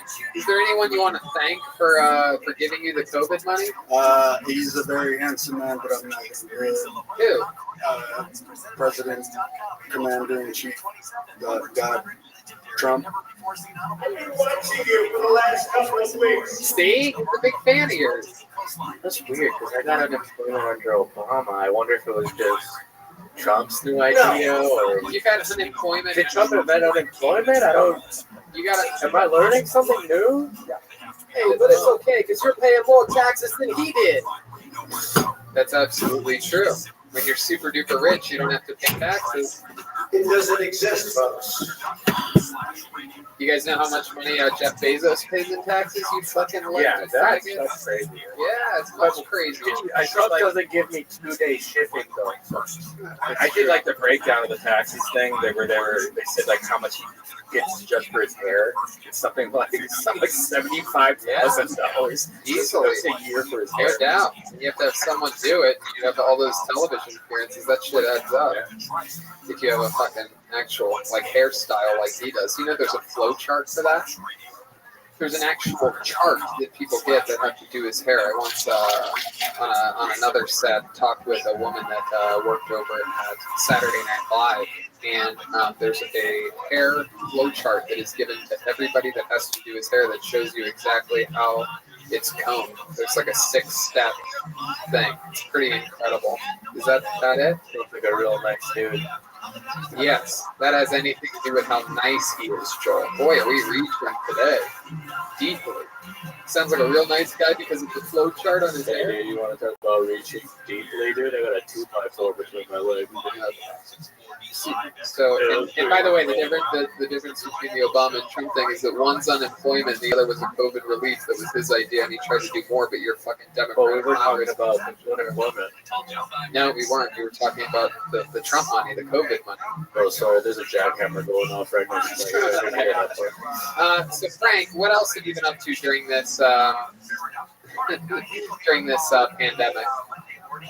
Just trying to write and get better at shit. I took some of that money that Trump gave us and I'm trying to start reselling shit, which is probably predictable. Like, you know. Like converters. What have you been reselling? Yeah, like sneakers and shit like that. Oh, shit. Where's Digits? Digits, are you still here? It's a shame. You're just a sneaker. You stuck into this country. Have you sold the sneakers? No, like all the shit that I've ordered, I actually haven't received it yet because they do like 4 to 6 weeks. Wait, so you're buying stuff so that you can resell it? Yeah, my money's you're a bad business. in investments right now. Oh my god. A couple Xbox Live wants to buy me. Okay. All right. Welcome to Resell Tony. Facebook Marketplace. All right, Frank. Well, fun times. You still have your Ridge wallet, right? It has a lifetime guarantee. Yeah, I still carry both of them. Wow. Both of them? What does that mean? You still have the manila envelope? Whoa! Why do you still have that? Where the fuck is your Ridge wallet? What I know, and that's true. It doesn't, Frank. Your life isn't going as well as you think. Wait, so you don't have the Ridge wallet on you? No, I have that too. Where is your Ridge wallet? One of the official sponsors of Kill Tony. Kill Tony, not sponsored by Plain Corn Vanilla Envelope. There we go. There it is. There's the Ridge wallet. To prove it as a lifetime guarantee. Still has it. Thank you, Frank. Yes. All right. There goes Frank, everybody. Thank you. There goes Frank. Jesus Christ, man. What the fuck? Just had William come back up here and talk about Ridge wallet. You know, William actually is these guys are selling quite a few Ridge wallets From that episode? Yeah. Oh, good. That's the rumor that I've been hearing is that we got a big uptick in Ridge wallet sales. Okay, let's keep it moving here. Ladies and gentlemen, your next comedian goes by the name of Katie Houseman. Here we go. Katie Houseman. Katie Houseman. It's Katie Houseman. So I have two older brothers. My oldest brother went to UC Berkeley, and he's now a doctor delivering babies and shit. Cool guy. My other brother went to Harvard University, and he's now a published author. So for my part, I also went to Harvard of the Midwest, the University of Kansas, Rothschild. And I actually just finished my final hours of community service for my first DUI. Thank you. Usually get a lot more applause. But it's, you know, there's a first time for anything, and I'll try anything once. So, but it was an alleged DUI. I can't be certain it really happened because I was blacked the fuck out. I could be being framed, but time will tell. Anyway, I was in the Starbucks drive-thru the other day, and I roll up to the window, and the barista was like, "Great news! The person in front of you decided to pay for your order." I was like, "Oh, fuck! I would have ordered way more if I'd known that was going to happen." Fuck yeah, Katie. This city, built this city. There you go. Hi, Katie. Hi. You live in Kansas City? I do. Okay. How long have you lived there your whole life? No, I moved there in 2017 after I graduated from KU. Okay. Yeah. Where'd you live before that? I grew up in Calabasas, California. Wow. Yeah. Calabasas, California. So your parents have a lot of money. No, we lived on the fringes. We were there when I was born in '95, so like we were there before the Kardashians. So Burbank. No. I used to live in Calabasas in the apartments in Calabasas. Right next to Nelson's in Woodland Hills. Yep. We lived like 2 minutes from each other. Cool. Yeah, we were Calabasas. That's right. Yeah. Mentally retarded today. Yeah, you could have said something else. Yeah, I could have. But I didn't. Back to you. You picked a place 40 minutes from Calabasas. Yeah, I thought it was funny to say that was on the fringe. Get it? No, YouTube will love it. We don't get it. Yeah, There's no getting it. YouTube will. I've never seen Rocky either, dude. By the way, when you're playing for not the people in the room and not People that live in Los Angeles. and not your peers, but for the people on YouTube, you're doing something wrong. Hell yeah, dude. There's no people in this room. Okay. So Katie, what do you do for work? I'm a writer. Oh, what are you writing? I write lots of different things. I actually just wrote an article about your show last week. Oh God, what's it for? It's for Women's health. women's What? health. It's Yeah, it's a women's health article. Women's health what? It's a women's health article. Okay. Go ahead, tell us what you write for, Katie. I write for a lot of different things, but this is an entertainment site, so Kill Tone is perfect for it. Oh, the site. It's called poptonic.com. Okay. Did the article come out? Yes, it did. Oh shit. Yeah. I interviewed Camden Pace because I met him here last week, and he gave me a little interview about what it's like to be on the show. Oh, cool. Yeah. My goodness, you should have written it this week now that you've been on it. I will probably just keep writing about Kill Tone. That's great. We would appreciate that. That could make up for the years and years of journalists avoiding this show. Oh, Because we say the N word and I say the F word, and that's what I come for. and we politically we lean straight down the middle. I also wrote an article about I call it the Great Comic Exodus of LA. If you happen to read that and you don't like the part I wrote about you, I will take it out. I can already tell I'm not going to like it. What did you write about me? I'm still here, so this is very interesting to find out that I'm in the Comedy Exodus article. Go ahead. You had a very small part, and I needed to meet my word count. Brian Redband posted on Reddit that you guys would be moving to Austin, and I took a screenshot, and I was like, Oh, sweet. that's the kind of journalism I do. Wow, incredible. Thank you to Red Band for letting the public know my, I think we already talked about it before. universe. Really. I don't think we gave an official statement to Reddit. You wrote a Reddit article? No, I just somebody asked me, hey, are you what's going to happen to kill Tony if you move to Austin? I said, I think Tony's moving to Austin. Girl, you are good at your job. Look what you did. I mean, I'm finding out that I'm moving to Austin right now live. It's an incredible news article. Hey, So, no, it's okay. I mean, I didn't even know that you wrote it, so. That's true. No one really does. Yeah. So, what's your love life like? Are you in love with someone in Kansas? I am very bad at getting people to stick around me. I'm kind of codependent. Oh my goodness! You know, I met a guy like this earlier tonight. Yeah, I met him too. Oh, damn! Elias can't even get with a girl that can't get anybody. No, go ahead. Tell it. Where do you think it goes wrong with you? Honestly, I think I'm codependent, and I get really attached to people right away. Oh. And he does that too. Yeah, he does that too. You guys can attach to each other. So your hair could be like Velcro. My guess is he might be a few too shades too dark for your parents. Am I correct? For your Harvard grad brothers? I consider. Brady, why are you bringing this goddamn Cuban into the house?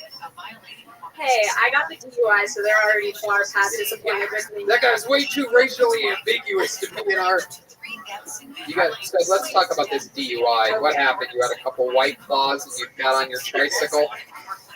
You're on a bird scooter. Oh, I can drink like William Montgomery, I'm telling you. I worked at a bar, I was a bartender, and we could drink as much as we wanted. And I got shit-faced because I was feeling very unhappy that day. And I decided to drive home. And some people ask me, like, why would you do that? You're an idiot. I was like, I'm drunk as fuck. That's why. That's kind of what people do. They be idiots. So did the cop just see you swerving, or did you hit something? Well, it's not a lie when I said I was blacked out. I think I fell asleep at the wheel. I did hit somebody. You hit a human being. I did not hit a human being. I hit a person in a car. Okay. It turned out to be fine. They did get a huge insurance payout, so I feel like they're doing just fine. How huge? Like probably over $100K. Wow. Why? Because they claimed like a scratch on their eye or something, and I guess my insurance company was like, "We're giving them everything we got." I was like, "Okay." That's good. Good insurance. Thank goodness. Look at that. You want to give the insurance company a shout You got out? State Farm. Shout out AAA. And who do we thank for that? President. It's pretty Who do we thank? President. What do you want me to say? What's his name? There's a guy. Who do you want to thank? Reagan. Reagan. There I you almost go. said that. But Ronald Reagan. I'm not the best with politics. But Wait truly, a second. Is that your Ronald Reagan impression? Yeah.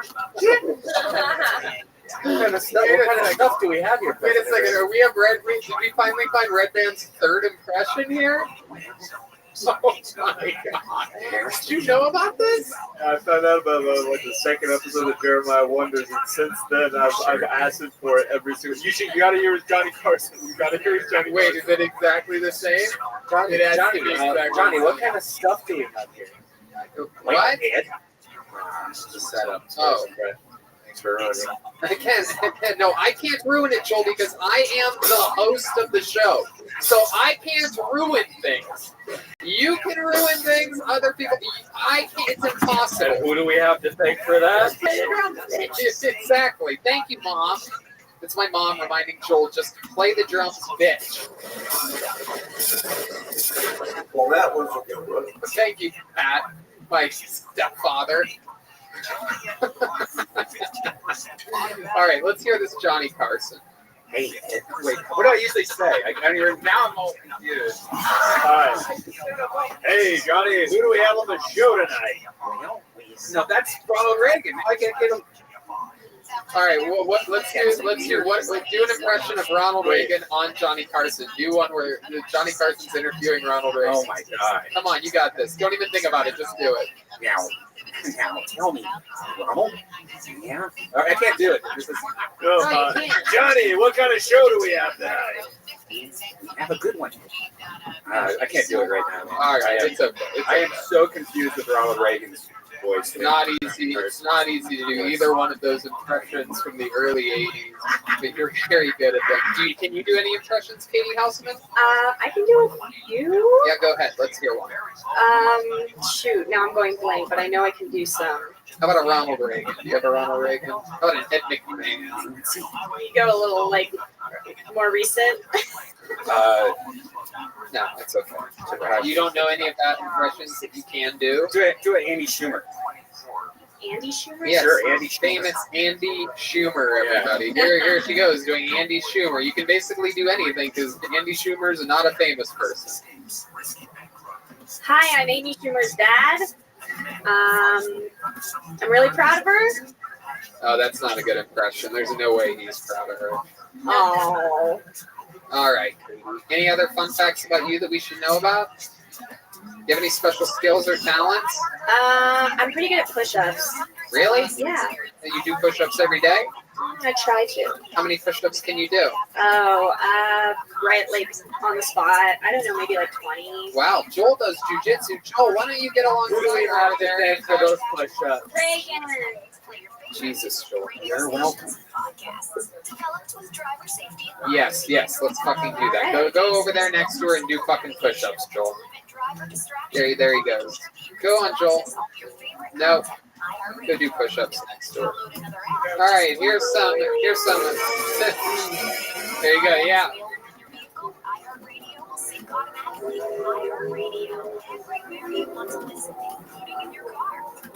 Do them at the same time. You guys are... God.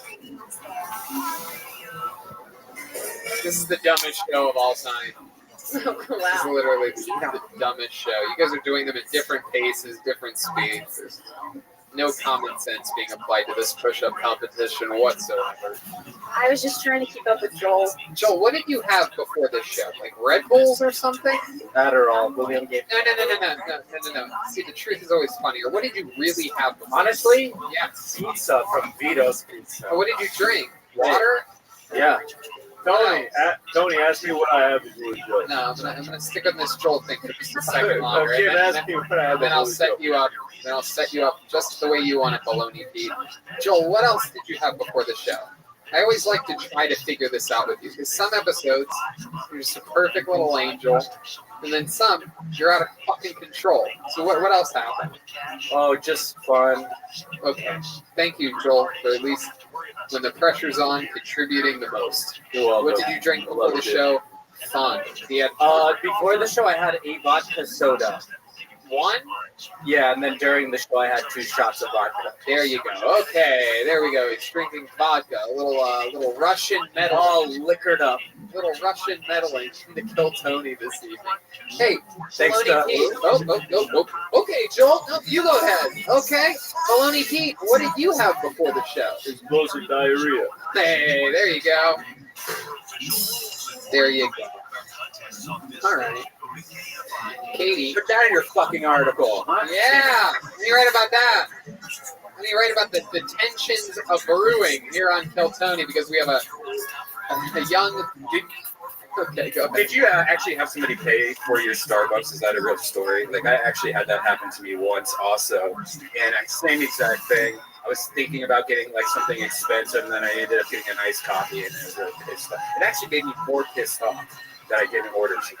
The end of that joke is me talking about how I hate paying it forward because I didn't want to look like a bitch to the barista, and I just ordered a tall black coffee, and they paid for that, and then I ended up paying $13 for the people behind me, so I was like, this sucks. Katie, so much fun. Come back again sometime. I How would much love longer are you to. in LA for? I'm only here till Thursday, but anytime I'm in LA, I'll definitely be coming here, so. There she goes, Thank Katie you so much. Houseman, everybody. Thank you, Katie. Back to Thanks for Kansas. writing the article. Thank you. We build this city on... Oh. We build this city on rock and roll. There you go. One name left in the bucket. Let's knock it out. Oh, what a special treat. Ladies and gentlemen, this guy stepped in during the pandemic and it turned out to be what I'm pretty sure was the MVP contributor contributor, running storylines. I mean, absolutely took over. He was on the show before, live in person, and then during the global pandemic, while sending in videos, he absolutely was boss level, and now he's back live. I couldn't be more excited for the return of Kill Tony icon Manolo, everybody. Here he is. There comes Manolo. Step back from that ledge. Manolo, everybody. White folks always mess up my name. They do. Like, today I wrote down on the sign-up sheet, I clearly wrote down the Manolo, but somehow Tony still calling me the Peter. I'm gonna start pretending. I'm gonna start tricking girls into thinking I'm gay. That way, when they least expect it, boom, I'll fuck their boyfriends. For sure. I remember the first pair of titties I sucked. Man, I was just a kid. I was so nervous. I mean, I didn't even really want to, but my uncle was so persuasive.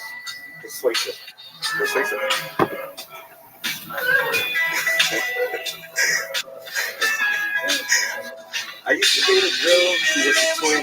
So one day, I came to her house drunk and took her dad.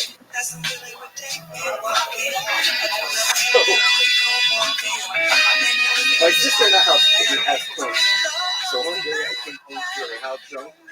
You can go ahead. You can go ahead. Go ahead. You went through your 50,000 twins drunk, and what you did? What's the twin?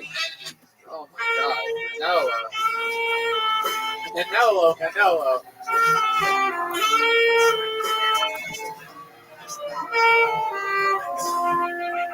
God. The dad thing was funny. Before the twins thing. Yeah, you had like 3 jokes that ended in "so I fucked them." That's basically your whole thing.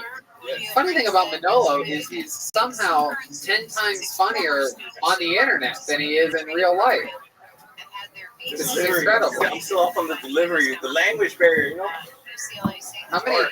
Or the talent barrier, maybe, right? So you drove from Tijuana here today? Yeah. That's incredible. And with Mexican peas. Really? So Mexican peas, but... What are Mexican peas? But... Oh, wow. Hello, Mexican peas. Are they really prostitutes?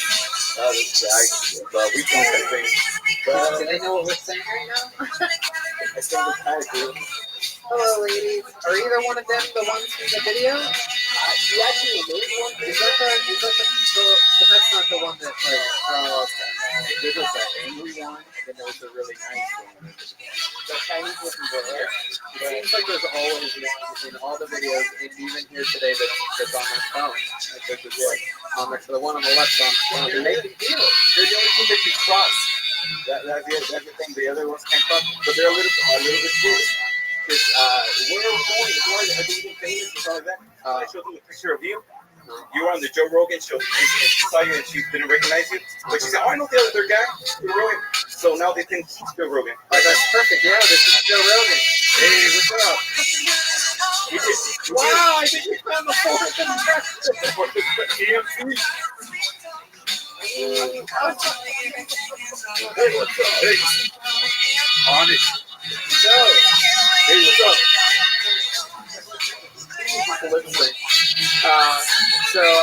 Just hanging out here with Joe Rogan. So Joe, what do you think about this episode that we're doing?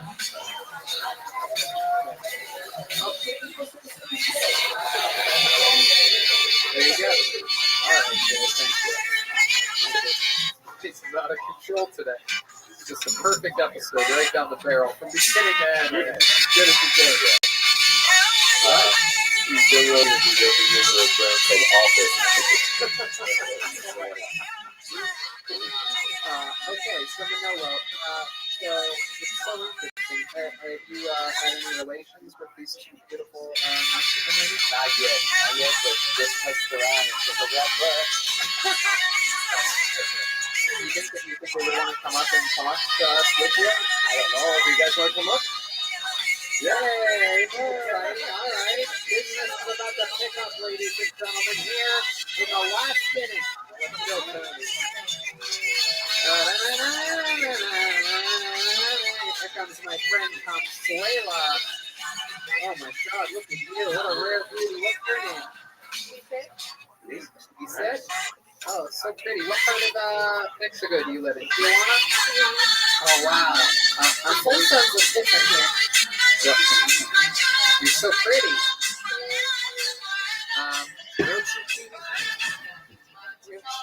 My goodness. Absolutely incredible. You are stunning. What do you like about America? Oh, you're the President of the United States. It's very nice of you to say that. That falls under every... Really? Manolo, get the microphone and tell us about this. Manolo's telling me that Mexicans love Trump. No, stay. Stay there. We love Trump. Why do Mexicans love Trump? Yeah, that COVID check, that COVID money. Right. COVID money. Exactly. You're not supposed to think it's unemployment. No. You got that. Manolo's what we call it. Tío Tomás. What does that mean, Joel? Uncle Tom. Tío Tomás. Oh, but they're gonna bring more than two because of that shit. So, all right, back to you. Anyway, you can cut up some bad, some vodka. Have some fun. Did she come to Los Angeles a lot? Yeah. Do you come to America a lot? Yes. I'm just moving over there for a week. Oh, okay. You speak the language so well. How did you learn English? Oh, always. You just learned a big teacher in Tijuana? Oh, you went to school here. Is this where you were born?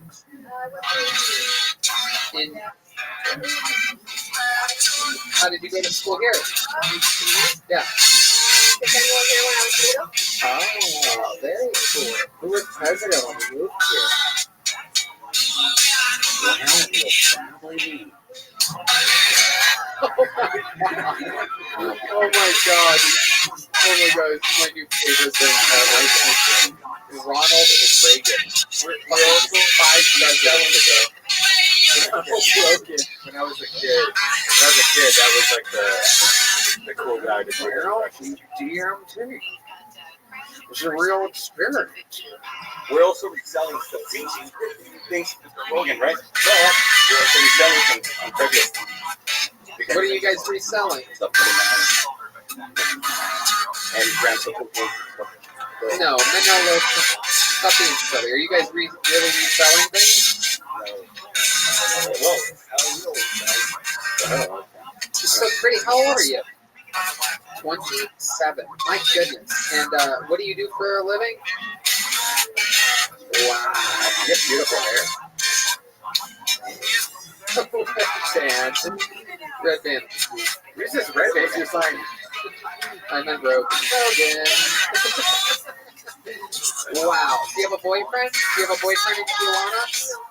Oh my goodness. So, have you been looking for a boyfriend on your trip here to America? No, you like being single. What do you like about being single? Yeah. But you have to trust with. Yeah, I got to trust with it. Yeah. I'm going to my studio. Yeah, you do. You just kind of. What type of boys do you like? Do you like white boys or Mexican boys? Boys with money. What kind of personality? Ethnically and rigorous. Okay. What kind of personality? Okay. Like a funny guy, a nice guy, a serious. You like tough guys? You like tough guys with tattoos? Muscular? Okay. But a good sense of humor? How about their voice? Does it have to be deep? I'm okay. Awesome. That's fun. How about when was the last time you were in a relationship? A year, 2 years, 3 years? Oh, no. When did you get divorced? Oh, early last year, really? White guy. Oh, there's a white guy?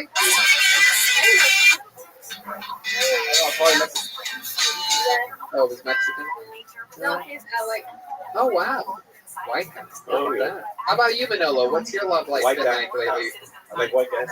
Okay. All right. You already did that 4 times in your set. How's your luck been with the ladies lately? Single all the way, but you've been having fun. Manolo lives in LA, but he also has a big house in Tijuana with like hot tubs and everything. Yeah.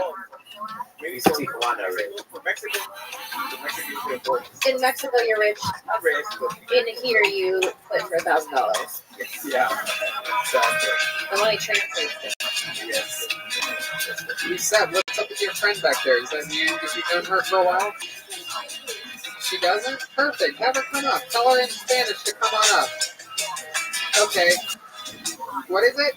What did you say? Who the fuck is that?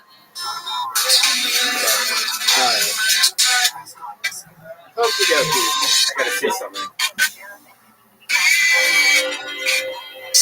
Yeah, Dan.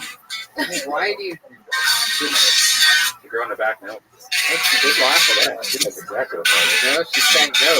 That means what she does. She knows English because she's saying no. Yeah. What's her name? No, it's also Spanish. Delilah? Oh, wow. That's good. You guys know that song, yeah? All right, Manolo. Nice meeting you. What else? Anything else crazy happen? You drink anybody's bath water or anything lately? Yesterday, yeah, we had some fun. We drank, not with them, but I drank myself and woke up at 11 and did the 2-hour line, then the 3-hour ride, and they were able to meet for like, I don't know, 2-3 hours, right?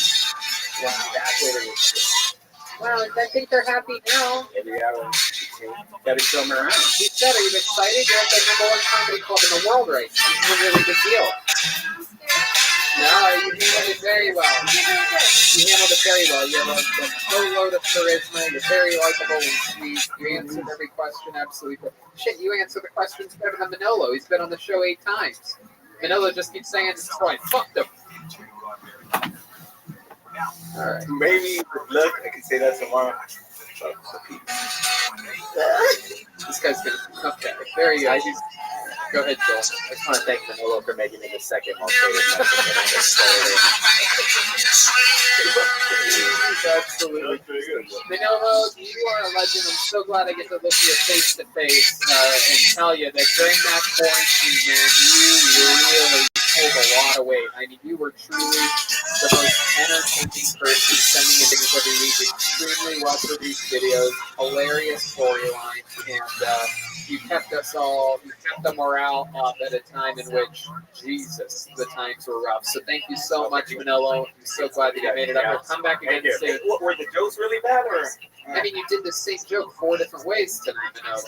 So I went to hang out with some girl's house, and then I fucked her father, and then my sister had twins, so I fucked them, and then there was this girl that I liked, so I fucked their boyfriend. So that was your whole set. I mean, it's not even a misdirect if you're doing the same formula again and again and again. It's like Andrew Dice Gay. So I fucked him. Oh! All right, there goes Manolo. Lila said thank you. Man. Let's on that list. Do you want to go half seat? No. Oh god. I wouldn't split a Subway sandwich. Come on. What are you talking At the bottom, I'll get the top. Oh yeah, perfect. Just your drool falling down. Fucking sound of fucking. That's big, like a perfect booze. Oh, you are a giant child. All right, everybody, it is that time. Ladies and gentlemen, this is a special one. This guy, an absolute fucking monster. We save him for last, everybody. And this is his 50th appearance on Kill Tony. It's the Dragon Slayer himself, the great Michael Lair, everyone.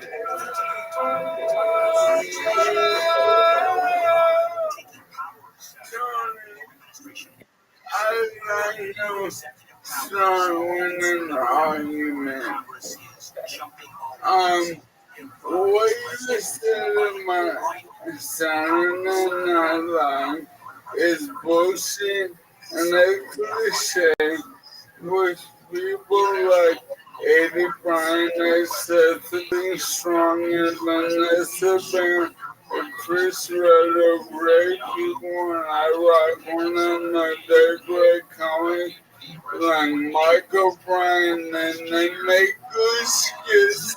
Fuck you, 20-year television. Yeah, no, you're absolutely right. I know how talented all those people are because I saw them at open mics 6 years ago when they started. So that's great. You're right. They're super talented. They really just got fast tracked because they're so brilliant. Ouch! Say your tooth. I always believe a man that hits himself in the face with a microphone. No, I'm kidding. I know those people. They're talented. Well, you know, the writing is brilliant on that show. I think to myself, how do they come up with these skits?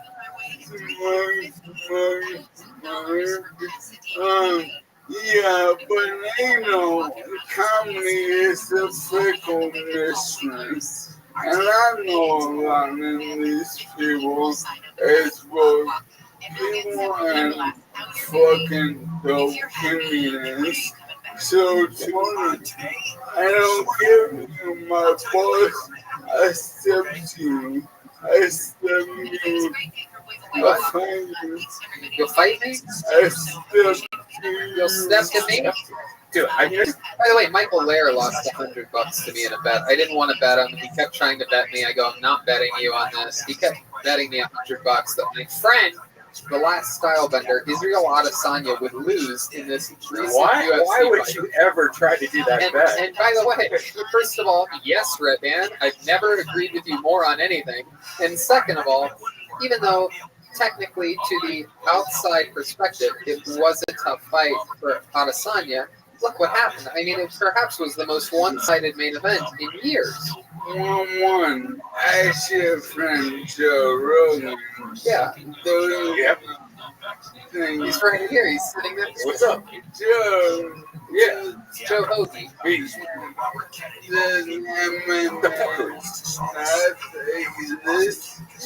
Old sloppy Joe Rogan. Hey. Wait, Tony, I had this question. No, okay, Michael. What? Oh, Joel. Here we Here's go. a real question. I had this question.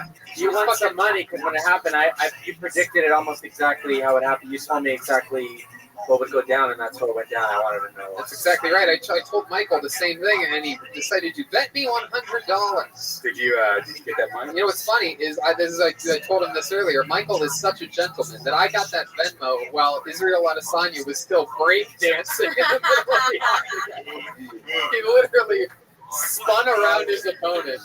It really is hilarious, and he's still going. I don't know if anybody has been following this on the internet, but Israel Adesanya, usually very sportsmanlike, but this guy wanted to become the champion and talk so much shit. He made sketches. Did you see the sketch where he had Humped him after he knocked him out? Yeah, but his opponent, Paulo Costa, actually made videos where he had in his training camp, there was a skinny, tall black man. And so they made this video where he's chasing around the tall, skinny black man shaped like Stylebender, and the guy's running away, and he runs out of the octagon. So today, Stylebender was reposting these sketches with like crying emoticons and all this. Just hilarious. And then there's this guy over here that wanted to bet. I give him the script before the UFC, so who's going to win, who's going to lose. Yeah, and you know that if I wanted to, at any point, not to say that I did, but maybe I did, I can text Joe Rogan anytime I want. Like how some people would go, if I was friends with Joe Rogan, maybe I would text him. Well, I sort of text him so rarely that when I think that at all, like, hey, maybe I want to place a bet on this, maybe I should text Joe. I just can't, and then I do, and it's like getting insider information by a man that has been right next to the octagon since the beginning of the sport. 1-1. 100% of the bets that we've had against each other. I think. Yeah, That's another way. but even Joe Rogan doesn't guess one and every fight. How do you know that? You don't hear his predictions. He doesn't make predictions unless you're really close with him. I listen and he does. No, he says what might happen. No, He always says. wrong about McConnell and Steve Manioki. What did he say? He said McConnell would run to him like Allison. Where did he say this? On this fucking podcast. No way. He said Dude, that. He's one of the greatest heavyweights of all time. He didn't say McConnell would walk in. Let's find that for him. Okay, also I have a new bet. Michael versus ALS. Who wins that, Tony? I think ALS is going to be breakdancing after this. Hey, we never met. We haven't. I'm excited to meet you. Hey, Kim. You're very funny. Yeah. Great, Michael Lair. Where you from? I'm from Florida. Alright, you remind me of every girl I went to junior high in Queens. Yeah, she's got Queens energy. She's been in New York for a few years now. I can see that. Alright, no doubt. No doubt, no doubt. No doubt. Well, Michael, what do you think? Should we do this? This is Michael's 50th appearance on Philstone. I have a picture from my first on Instagram. Okay. He's got a picture from his first appearance on the show. Pulling it out. Gotta see his bush. There's the picture. Let's see it. Here it comes. Whoa! There he is. That's what he looked like just 50 short weeks ago. I thought it was Rocky at first. Yeah, what is that from? What is that? Why do you have Robert the Builder's beard on top of your head in the picture?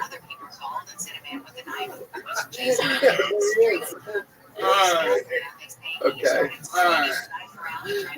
Now, what the fuck was that picture? Why do you have that picture? What the hell? It was like Lou Abbain. Okay. Michael, go.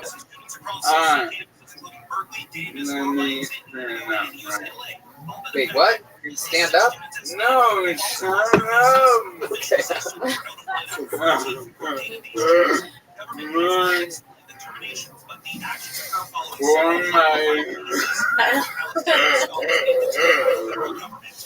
I thought you said let me stand up real quick. Am I the only one that heard that? That'd be fun if he surprised you. He was fine this whole No, I'm kidding, Michael. All right, I'm sorry. I'm sorry. No, don't stand. No, don't stand. You don't have to. You and your fucking Pocketbook? You and your pocketbook. Yeah. Now you have all his cash. Oh, yeah. It's a liability. You love it. For my 50th man, this is what I did for all the fans and all these wonderful people and all these great times. I wrote 50 facts about Hair Tony, and we're gonna count 50 facts. 50 fucking facts? Yeah. Oh my god. And we're gonna count off everyone. Are you guys with me? Yeah, baby, are you with me? Are you socially distanced with me? Yeah, all right, here we go. All right. Indeed, I have been sent a document that I have not looked at beforehand, and it says Michael Lair, 50th appearance, presents 50 Kill Tony facts. I have a feeling it's going to feel like 100 facts. I have a feeling you have no fucking idea what you're talking about. That is true. This is going to be unbelievable. I'm positive of it. All right, here we go. Here it is. Michael Lair's 50th appearance presents 50 Kill Tony Facts. Kill Tony Fact number 1. The original name of the Kill Tony podcast was Manic Mondays with Mr. Moody. Schulberg was born white but turned Mexican after overexposure to Frogtown. Betsky has had 6 neck surgeries because her glasses are so big and heavy. Jeremiah Watkins' real name is Jerry Dewface. William Montgomery hoards leftover pizza crust from Vito's Pizza. The Iron Patriot raped Michael Lair. David Lucas won't take photos with fans, but will steal their sneakers. Ali Makovsky doesn't have eyebrows; those are caterpillars. Chroma Chris fucked his way through all 4 branches of the armed forces. Jeremiah Watkins' marriage is on the brink because of his hoarding of wigs and other women's apparel. 35% of comics pulled from the bucket of destiny are also sex workers. True. Ryan J. Ebelt is the Zodiac Killer. Both Tony and Brian are married to Westworld robots. Due to an overactive plan, by 2025, Jeremiah Watkins will be 8 feet tall. Virtual Red Band sucked Max Headroom's dick. William Montgomery's belly is distended because it's stuffed with cocaine-filled condoms. Most of Tony and Brian's fights are over who gets Michael Lair's load. All right, wait a second. In a partnership with the NAACP, Tony has pledged to change the name of roasting to broasting. What? Jetski's trumpet is a Civil War relic of the Confederacy and a nonverbal nod to white supremacy. Kill Tony is considering changing its name to Fuck It, 3 Silent Hours of Tony Golfing.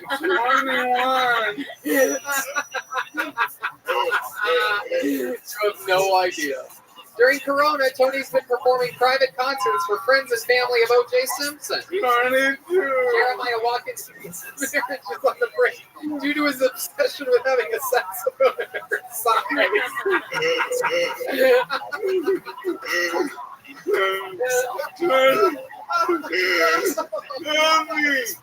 Comedy Store keeps having to buy bigger chairs because of the alarming growth of West Hollywood butts.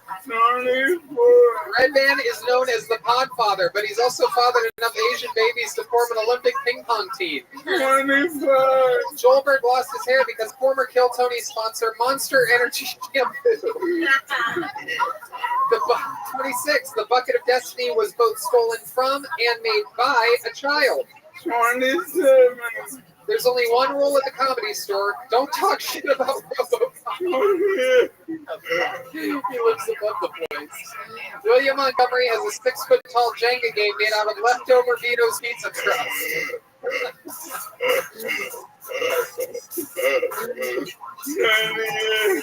29. The Kill Tony Katana sword was stolen from the grave of a World War II POW. 30 comes after 29. Thanks to Kill Tony legend Manolo, Kill Tony is the #1 podcast among Mexican narcos. Many bucket comics live in their cars. Several live in Aphrodite's Afro. 32. Jeremiah Watkins' marriage is on the brink because his wife just wants to get crunk and kiss the sky motherfucker.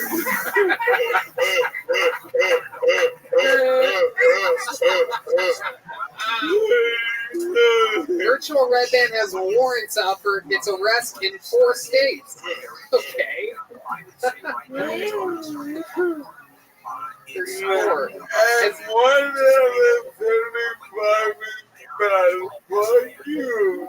All right. As irony would have it, the cure for ALS was also in the bucket the night Michael Lair's name was pulled. 35. Tony has settled $2 million worth of harassment lawsuits with 17 different Kill Tony photographers. What? That's true. William Montgomery was fired from the storage facility for filling storage units with leftover Vito's pizza crusts. Joelberg operates the drum pedal with his anaconda of a cock. David Lucas and Michael Lair help push out each other's poos.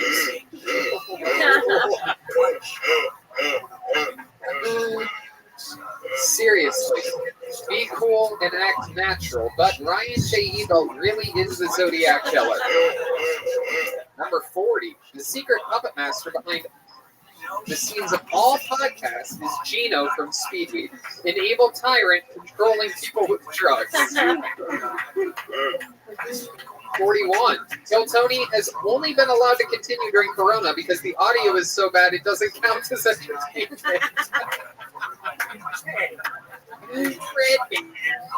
For 42, David Deary is missing. Why are we not looking for him? That's true. Is that true? Yeah. Tony, here's 43. Tony has been saved from assassination 3 times thanks to the impenetrable Ridge wallet. That is absolutely true. The only way to have your name removed from the wall of the Comedy Store is a Class B felony or higher. Okay. All right, that one hits close to Number 45, Kill Tony fun fact. Kill Tony's fan base is mostly mentally ill fathers and whores with daddy issues. Oh boy, wow, way to really connect with the lovers of the show, Michael. Despite appearances, no actual homosexuals are part of the Kill Tony ensemble. That's a true fun fact. Chroma Chris was born a brunette, but turned ginger due to Agent Orange. Ooh, that's number 47. Number 48, Virtual Red Band is facing some alarming allegations from Hello Kitty. She wanted it. Number 49, if the world talked to Michael Lair like the world talks to Brian Redband, Michael Lair would shoot up all the schools. Number 50, for episode 500 of Kill Tony, Gareth Ershouse returns to tell his side of the story. It could happen. It could happen. And Michael Lair does it again.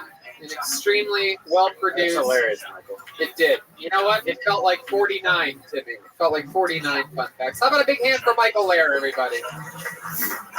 Unbelievable job, Michael. And congratulations on your 50th appearance on Kill Tony. Without a doubt, you can quote me on this forever, 50 of my favorite appearances by anyone in the show's history. I absolutely love you, and you know this, because I tell you every day. We text and talk. I finished my work yesterday, so I've been drinking this morning. It's been drinking since this morning. And something about ziti and popcorn, I do believe he said. MichaelLairComedy.com for all of his amazing merch and videos. Follow him on social media. Let's check out tonight's drawing from Ryan J. Ebelt, everybody. Here it comes. Wow, look at that. Oh, I'm golfing. That's incredible. The great Kim Congdon is in it. It's Donkey Kong. Man. Oh, that is awesome. It is Donkey Kong. Wow. That is an incredible one. The great Ryan J. Ebelt. He's not really the Zodiac Killer, people. He might be. I'm starting to put together the puzzle in my head. But RyanJEbelt.com for all those incredible prints. How about a big hand for the great Kim Congdon, everyone? Yeah. Plug something. Oh, yeah. You guys can follow me on Twitter at Kimberly Congdon, on Instagram at Kim Congdon, and check out my podcast, Broad Topics, anywhere you find podcasts, iTunes, Google Play, Stitcher, YouTube, Spotify, and also on the Gas Digital Network. Use promo code TOPICS for a 14-day free trial. Absolutely doodly. His new 1-hour special family reunion is available for pre-order now at JeremiahWatkins.com. It comes out in December, everybody. It's Jeremiah Watkins, the host of Jeremiah Wonders. What else, Jeremiah? I got some new shirts and Stacks hats over at JeremiahWatkins.com, or you can get them through Instagram at Jeremiah Stand Up. Appreciate the love for Jeremiah Wonders. Love you guys. Thank you. The great Jeremiah Watkins does it again. And hey, look, Chroma Chris was here all night. Chroma, what do you think about tonight's episode? Oh, we really raised the roof, Tony. Hey, what else? Yeah, you can also you can scroll over to that Orange Ham's YouTube page, and you'll probably see a new promo video of me. It was shot and directed by Rick Hussle. Amazing. I fucking love it. And here he is, old Vodka Gravis back there, everybody. The old fucking jack-off Smirnoff back there. Joel Jimenez, everyone. Can I talk now? Really picked his moments tonight. Go ahead, Joel. Sometimes it's just fun to watch stuff burn, you know? Mostly sorry, Todd. I love you guys. I love you too, Tony. I'll mouth kiss you after this. I don't care about a panty. Thank you, Joel. Yo, we can always rebuild it. That's right. Absolutely. Fun times. What else, Red Band? Check out my Virtual Red Band podcast. See me molest Hello Kitty.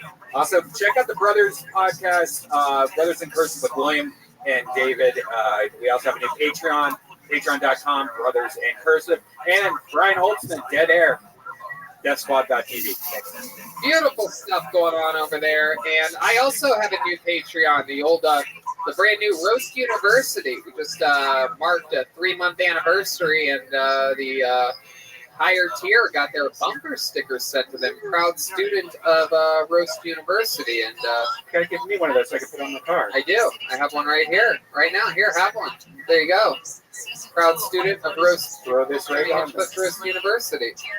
I would put it on my car, but my car is filled with Trump 2020 bumper stickers, so, and key marks. So no, I'm kidding. But yeah, go over to patreon.com/Hinchclef and find out more about that. And yeah, so we'll see you guys next week.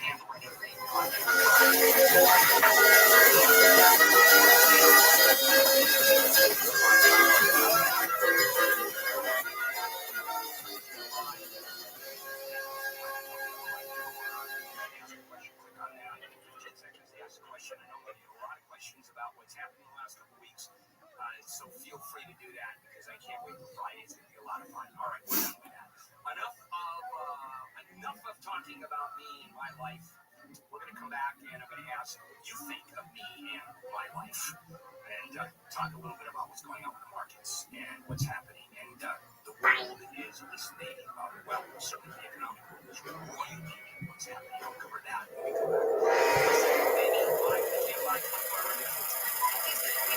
When a mini van drove into a crowd in downtown LA, Daily Media says online were in fair condition following the crash yesterday. 3 of them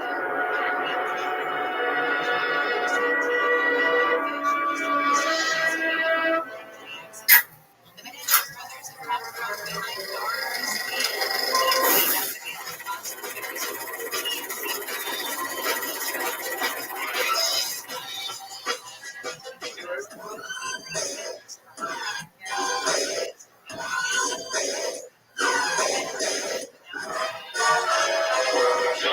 Hey, this is Greg Equity Live from a road famous comic store game room for a brand new episode of Tale Tony is Comedy Main Street.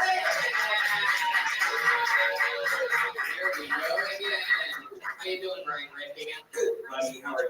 Another beautiful day, a beautiful Monday here in sweet, sweet Los Angeles, California. The fires have subsided. The president is back in the White House, and the state of Tony is strong. Joining us this evening, as with every single episode, ladies and gentlemen, look who it is, guys. It's the one, it's the only Ryan J. Look at Ryan J. Classic, turn to the camera, Ryan J. Southern Charm, true Texas Petro. Every single episode of the show is drawn by Ryan J. Bell in a beautiful, beautiful way, and all those prints are available at RyanJBell.com, including all the tour posters of all the past shows and every single one of your favorite episodes of Bill Tony. All RyanJBell.com. Sometimes he does fun options. He has some cool, a few new limited edition t-shirts for sale. Brand new Hinchclef Notes throwback t-shirt. I absolutely love it. It's my new favorite t-shirt. I very rarely get a chance to wear t-shirts nowadays due to your golf habits. But when I do, I will Ryan J. Bell t-shirt because I am stuffed up to the gills today on delicious Vito's Pizza. Charlie's here, everybody. There's pizza here. It's just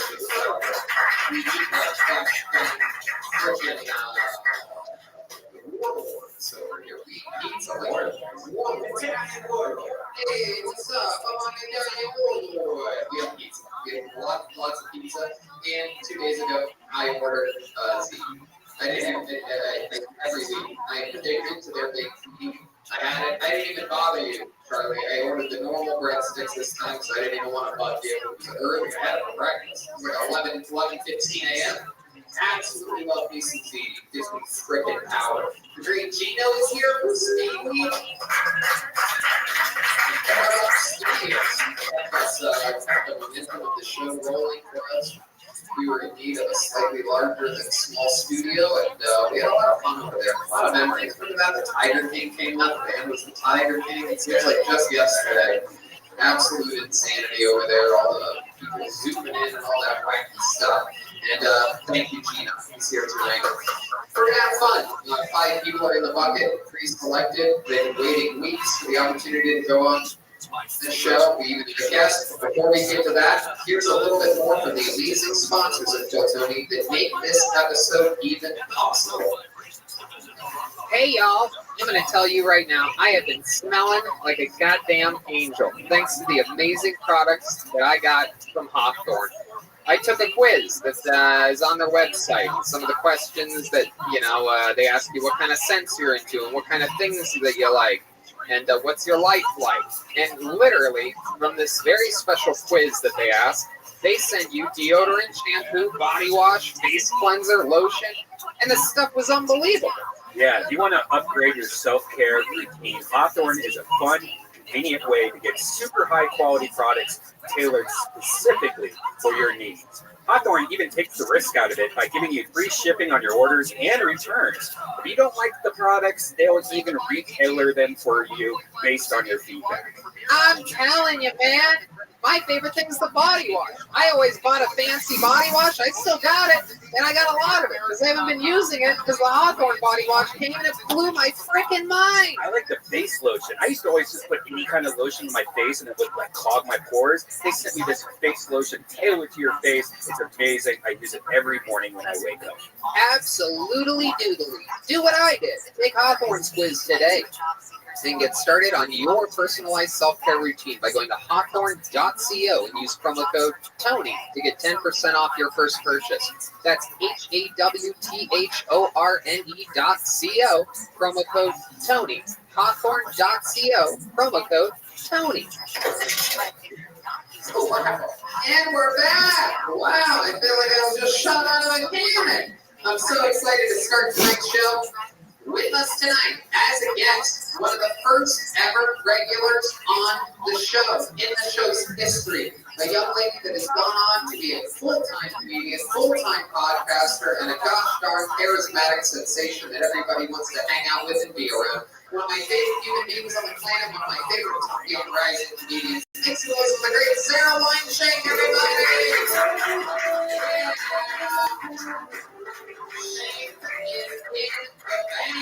Welcome back to the Little Vegas Comedy Store. Thank you so much. So excited to be here. We're excited to have you. You're the host of the podcast, Shank. That is right. S-H-E-N-K. Yes. Not to confuse with Jeremiah's character, who always just escaped from prison, who's known as Shanks. But that's the name. Not Shank. He shanks people. Here's this Shank. Yeah. A slightly Jewish Shank, right? Yeah. S-H-E-N-K. Yeah, I'm a Jewified. So welcome back. You used to write for over Brand New Minute every single week back when this podcast was just a gosh darn experiment. Yeah. And here you are. What's been 7 years? It's been even longer, right? Yeah. Oh, has it been 7 years? I mean, we've been doing Phil Tony for 7.5 years. How soon did you start? Right around episode like 16. Wow. Look at that. Just 3 months, 4 months into the show, and then there you are, right there. So it has been 7 years that we've been working together. That's crazy. And we get to work together tonight. You know what's only been a part of the show about 6.5 years? The band. There's a band on this show. Every single week they commit to be different characters. We never know whether we're going to be able to run behind on time tonight on these shows. And it's incredible. They have all the time in the world to prepare. They're out there freaking eating the crust of the pizza, sharing crusties. And it's time to start the Busties. Ladies and gentlemen, let's see what characters we're committing to tonight. It is the best damn band in the land. It's the Phil Tony Band. Jeremiah Watkins, George Jeremiah, Jesse Johnson, and Colin.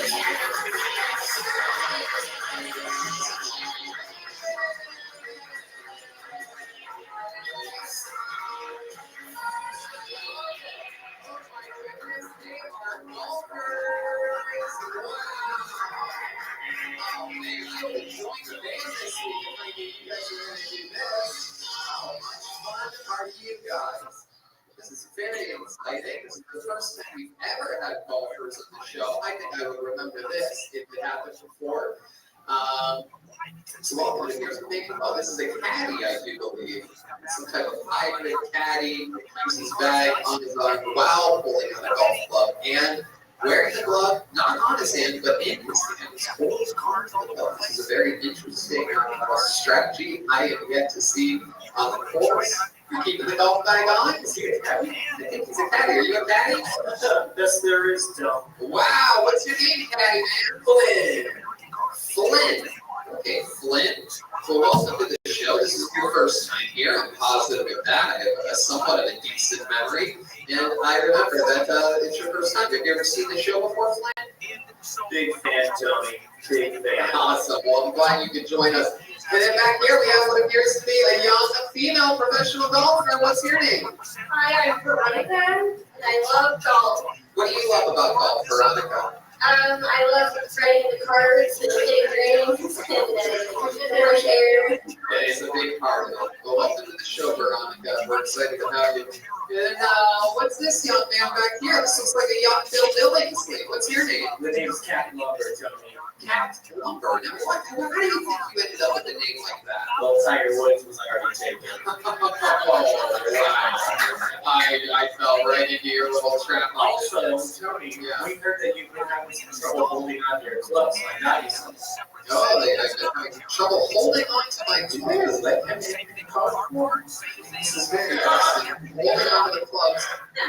Oh, wow, this is beautiful. Look at this. It's a driver with a shaft of the famous purple dildo. Oh, my goodness. Hey, a butter. It's a butter. Look at that. That is very fast stretch. There you go. You thought all the way up to handing it to me. There you go. Thank you, Cat Lumber. You thought you were going to swallow it. I love that you decided to give it to me instead of just coming out with it yourself. I only like sandwiches. Okay. Sandwiches. Yeah, sandwiches instead of sandwiches. Yes, we got the pun man, Brian Redwood, to that. So Flynn, Veronica, and Pat Lumber joining us golfers. First time in the show's history, for sure. Not in the first time in the show's history. The great star wine shank, red band, the soundboard, everything. We're ready to go. So what do you guys say? Should we start the show live? The return of the great David Deary is happening tonight. He's coming in Yellow Springs, Ohio. David Deary has just spent months with Dave Chappelle in the middle of Ohio. And now he's back. And how about a hand for Lieutenant General Zach Bogus is here. Salute / looking for things with the sun in his eye. So let's start the show. I have a bucket with 5 games in it, but you know what? Why don't we start with that when we can start with something that's sure to get the party started here? This young man, one of the longest tenured regulars in the history of Teltoni. He is an unbelievable joke writer, an unbelievable performer. He has his first ever headlining gig coming up, I believe, at the end of this week. Is that correct? Ladies and gentlemen, here the debut of brand new, never heard before minute before doing his first ever long 45 minutes to an hour headlining set. The guy that I'm very proud of, that I love deeply. Ladies and gentlemen, it's the Big Red Machine, Williams.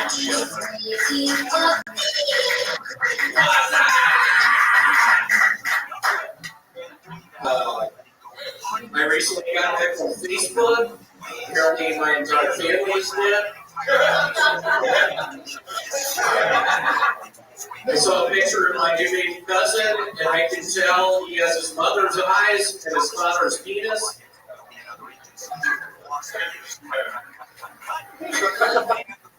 I enjoy seeing white and black people come together, but enough about my porn preferences.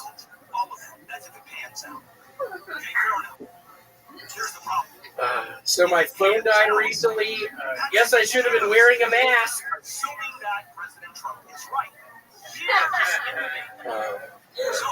My girlfriend ovulating so hard she barking. Hey! I didn't know how to end that. That's it. She what? What did she do? She's ovulating so hard. Said she what? She barking. She barking. Like a dog. I think you should say that part. Barking like a dog. Yeah. I didn't understand what the last things that you said. Didn't she? 1, 2, Barker! 3, I should say that you should 4, say. I mean, I don't even think that she's 5, barking 1, like a dog makes it any funnier, but I 5, think you 2, should at least say it so 6, that 2, people 7, understand. 2, 7, 3, That 8, means 3, that 9, 3, that they're having. It's 9, what 4, happens, I believe. 9, 5, 9, 6, After the 9, period or 7, during the No, it's right before you get your 10, period 7, it's when you're most fertile. 10, 8, It's when your egg 10, starts 9, moving down. 10, It's 10, when you can fit 3 10, balls. 11, 10, 12, It's 11, already 12, begun. 12, 12, Flynn 13, nailing 12. adult joke from 3-point range. Is that when it gets creamy? Also. Oh, God, Red Yeah, Band. probably. What does that even mean? Don't ask Red Band. What's that even mean? I don't even get it. I don't get the barking part. Yeah, why would she bark like a dog? Because she's ovulating. She's wanting a kid. She sees me walking in the bedroom naked. She's barking like a dog. Can you do an impression of what type of bark that she does? Oh! You're too like how I know. Wow. It's like a hound dog. It's like a hound dog. You are a smart man, William. You said that you made a joke about interracial porn at one point. You like to see black people and white people come together. I do. Is that true? Do you watch interracial porn? You watch porn, William? I do. I think I've said it before. I'm a big hand job fan just because I feel like it's the most accurate thing I could be watching because I'm doing it to myself. Because that's what's happening. You are getting a hand job. That's Most an accurate. interesting way of thinking about it. I'll watch that. I'll watch some mature stuff. Do you ever watch hand jobs given by people that have red hair on their hand? Because if you're watching that, then it's even more accurate. I was scared you were going to ask me if I watch hand jobs given by guys, and I have accidentally seen a couple of those. Accidentally? Not really. Well, how much do you think you watched of one of those? Oh, God. Hours? Hours. Wow. No, 30 minutes. Do you remember any of the names of these hand job porns that you watched? So one guy's name is Sean Dragon. Sean Dragon. Shout out. Really good. Love you, Sean Dragon. Wow, it was a good hand job. It seemed like it. Now, was Sean the guy giving the hand job or getting the hand job? Getting it. Oh, very interesting. Really cool video. Why do they call him Sean Dragon? Does fire come out of his wiener when he comes? I don't know. No, it doesn't. That's impossible. No, yeah, I don't know why they call it. I don't know. I like that. I like Sarah? Are you watching interracial hand job porn? Good question. Yeah, I watch that sometimes. Let me ask you this. Is it a black hand on a white penis or a white hand on a black penis? Both. Oh, you like to switch it up. Oh, yeah. Goodness I gracious. love that. What's your preference? I can't stop. Oh, wow. I really can't fucking stop. Oh, my goodness. How often do you watch hand job porn? Once a day? I don't know, 5 times a day. Okay. That's a full-time hand job. It's a full-time job. William, how's your life going? You seem very present today. You seem, Yeah, doing good. I've I've taken Adderall the past 2 days. I've been writing literally 10 hours trying to compile all my jokes. I don't know how 45 minutes is going to go with a bunch of short jokes. It's going to go. I'm worried. I'm nervous. It's going to go faster than you think. It's going to be very. That's what I'm talking. What? That I can hit 45 minutes, or that You're I can't? definitely going to hit 45. You need to. You think? You need to no longer worry about hitting. I know. I'm generally confident, but I've been. Whatever you do, you can't get off early. I have heard a rumor that you have a weird habit of sometimes bailing early. I believe you did it in the window the other day or something like that, or in the parking lot. Well, not tonight. If it happens tonight, I got it all written out. I'm good to go for the night. Well, you're not going to do 45 minutes here at the comedy store. That's No, impossible. that's what they told me. No, they didn't. They said I could practice tonight. Nobody said that. Tony, I was on the show on Showtime. They said I could practice. They saw my name on the credits. Cat Lumper has something he wants to say. Go ahead, Cat Lumper. Unfortunately, the time has passed. Let's move on. What were you going to fucking say? I was going to say that the only thing you look like you bail is hay. There you go. Clearly the time has not passed. So this is, from now on, if I tee you up, just do whatever you were going to do. Whoa, good, because Daddy's liquored up, baby. Cat Lumber, continuing where he left off last week. And I had 6 tee-up jokes ready to go later in the episode. But Tony, thanks a lot. I love that green. I love that green. I love that red. I swear to God, I didn't even notice that literally didn't even. I forgot you guys are golfers when I did this. You're such a golfer at this point. Is this? Yeah, part of the man. compliment? No, it's just a saying. It's a No. I think it's. You tease somebody. I think else. it's the golfer. Well, you know what? Yeah, Thanks. It's just part of my going on here? course. Tony, I've been watching your stories. Are You you didn't actually say bar flying for on the those? course, William. Thank you for liking my post. Are you actually flying on those planes, or is that a? Oh, yeah. I'm Flight taking lessons simulator? now. I am Tony, officially. be careful. That's how you're gonna die.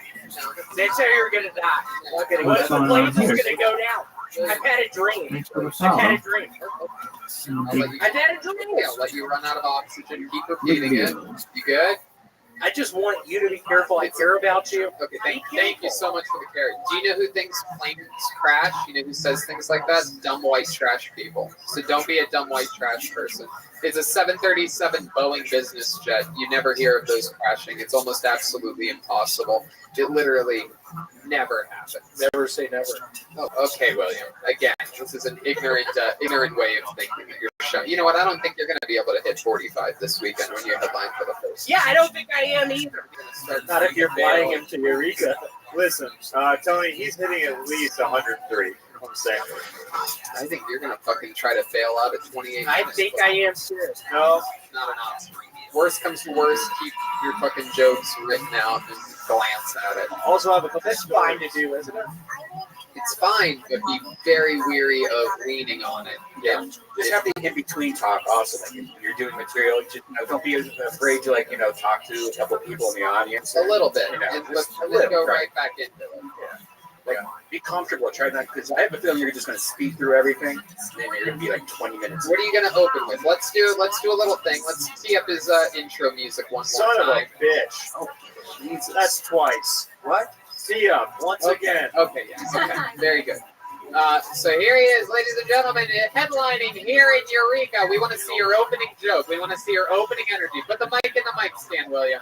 Ladies and gentlemen, this next guy is headlining. You know him from the Comedy Store. You know him from Kill Tony. Here he is, the great William Montgomery. Eureka! How are y'all doing? I've heard about your castle. That's good. That's good. What else? Give us one more. What are you going to follow that up with? I obviously got this messaging. The interesting thing is both my parents are black. Wow. Okay. Yeah, you should probably maybe go. I looked up a lot about this place. Continue the Eureka thing a Yeah, a little bit of Eureka. I know. I came here today, as you can tell by the way I look, I came here on a hot air balloon. You could say that. That'd be a great follow-up joke. Or actually, I was thinking of doing some Eureka Springs, Arkansas joke. Nope. Pretending like I'm in Eureka Springs. Nope. Nope. Okay. Nope. The hot air balloon thing is on you. It's What do I say? What do you mean? a little bit self-deprecating, yet it's adorable. The person who brings you up is naturally going to say, that you live in LA or whatever, that you perform at the Comedy Store. They're going to know that you had a little bit of a trip to Eureka, so you say, after the Eureka thing, I love your castle, blah, blah, blah. As you can tell by the way I look, I came here today on a hot air balloon. That's what you say. Because you do. You have a hot air balloon look to you. Am I right? No, 1,000%. I don't know what it is. There's something whimsical. There's a glimmer in your eye. It definitely looks like. Really, Sarah? Yes. Yes. Tony, what if he goes, I knew I was in Eureka because I went into a store and the guy said, man, Eureka. Nope, don't do that either. Do that. Don't do the other thing we're going to do. And So the castle and then the balloon stuff. the castle, hot air balloon. And you go right in. As you can tell by the way I look, I came here on a hot air balloon. Say it straight to that camera right there. Hey, what's up, Eureka? As you can tell, Nope. What is Wait, what am I supposed to say? As you can tell by the way I look. Okay, Hey, Eureka, as you can tell by the way I look, I arrived here on a hot air balloon. It took about 8 hours. Nope. The punchline should be at the end. As you can tell, You don't need to. what should be the punchline? What should I You don't need say? 8 hours. Hot air balloon is the punchline. I haven't Okay. known. As you can tell by the Jeremiah. It's As you can tell by the way I look, I came here today on a hot air balloon. Hey, Eureka, really nice to be here. Is Do the castle quiz, and then do the second show. okay. This is headliner training here at Kill Tony. Okay. So at the very beginning, log up to the mic, get the microphone. Ladies and gentlemen, William Montgomery. Big round of applause. Here we go. Here comes William Montgomery. Eureka, what's up? Really nice to be here. Where's y'all's castle? But seriously, I arrived here on a hot air balloon. Fucked it up again. That seemed good. What do you mean? By the way I look. As you can tell by the way I look. The joke is about what you look. What, did I not say that? So they wouldn't assume that you came here on a hot air So balloon. say by the way I look. As you can tell by the way I look, you could say that if that makes you more comfortable. As you Just can tell by the literally way I remember look. the Bee Gees song. As you can tell. There you go. Thank you, Flynn. Thank you, Flynn, so much. Just try it again. Shoehorning another song into a segment that does not need singing. So, as you can tell by the way I looked, I came here today on a hot air balloon. Hey, Eureka, as you can tell by See the castle joke. Crazy. Eureka, nice to be here. Where's y'all's castle? As y'all can tell by the way I look, I arrived here on a hot air balloon. Good enough. Good enough. Eureka, You know what? you got it. You know what? We got some mail for you here today. I'm opening it up. What's in there? William's wearing one of his new pairs of shorts. It's I am. A Thank you so much for shorts. a weekly segment on the show. By the way, Eureka is known for Brendan Fraser. So is he from there? Yep. Good to know. Him and Lloyd Bridges pretty much the only people. That's interesting that he's from Eureka. I always thought he was more of an Encino. Yeah, I thought he was an Encino. There you go. See? There you go. Do that as a joke. Do that. It's a good Eureka joke. Hey, no, I found out. Hey, y'all, I found out that Brendan Fraser is here from Eureka, but you know what? I always thought he was more of an Encino man. Perfect.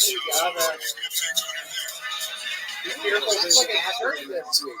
For the show, you gonna throw it out? All right, so you go try on it, kid. We're gonna give another fashion party here in a little bit, okay? William, you're gonna kill it. Congratulations on your headliner set.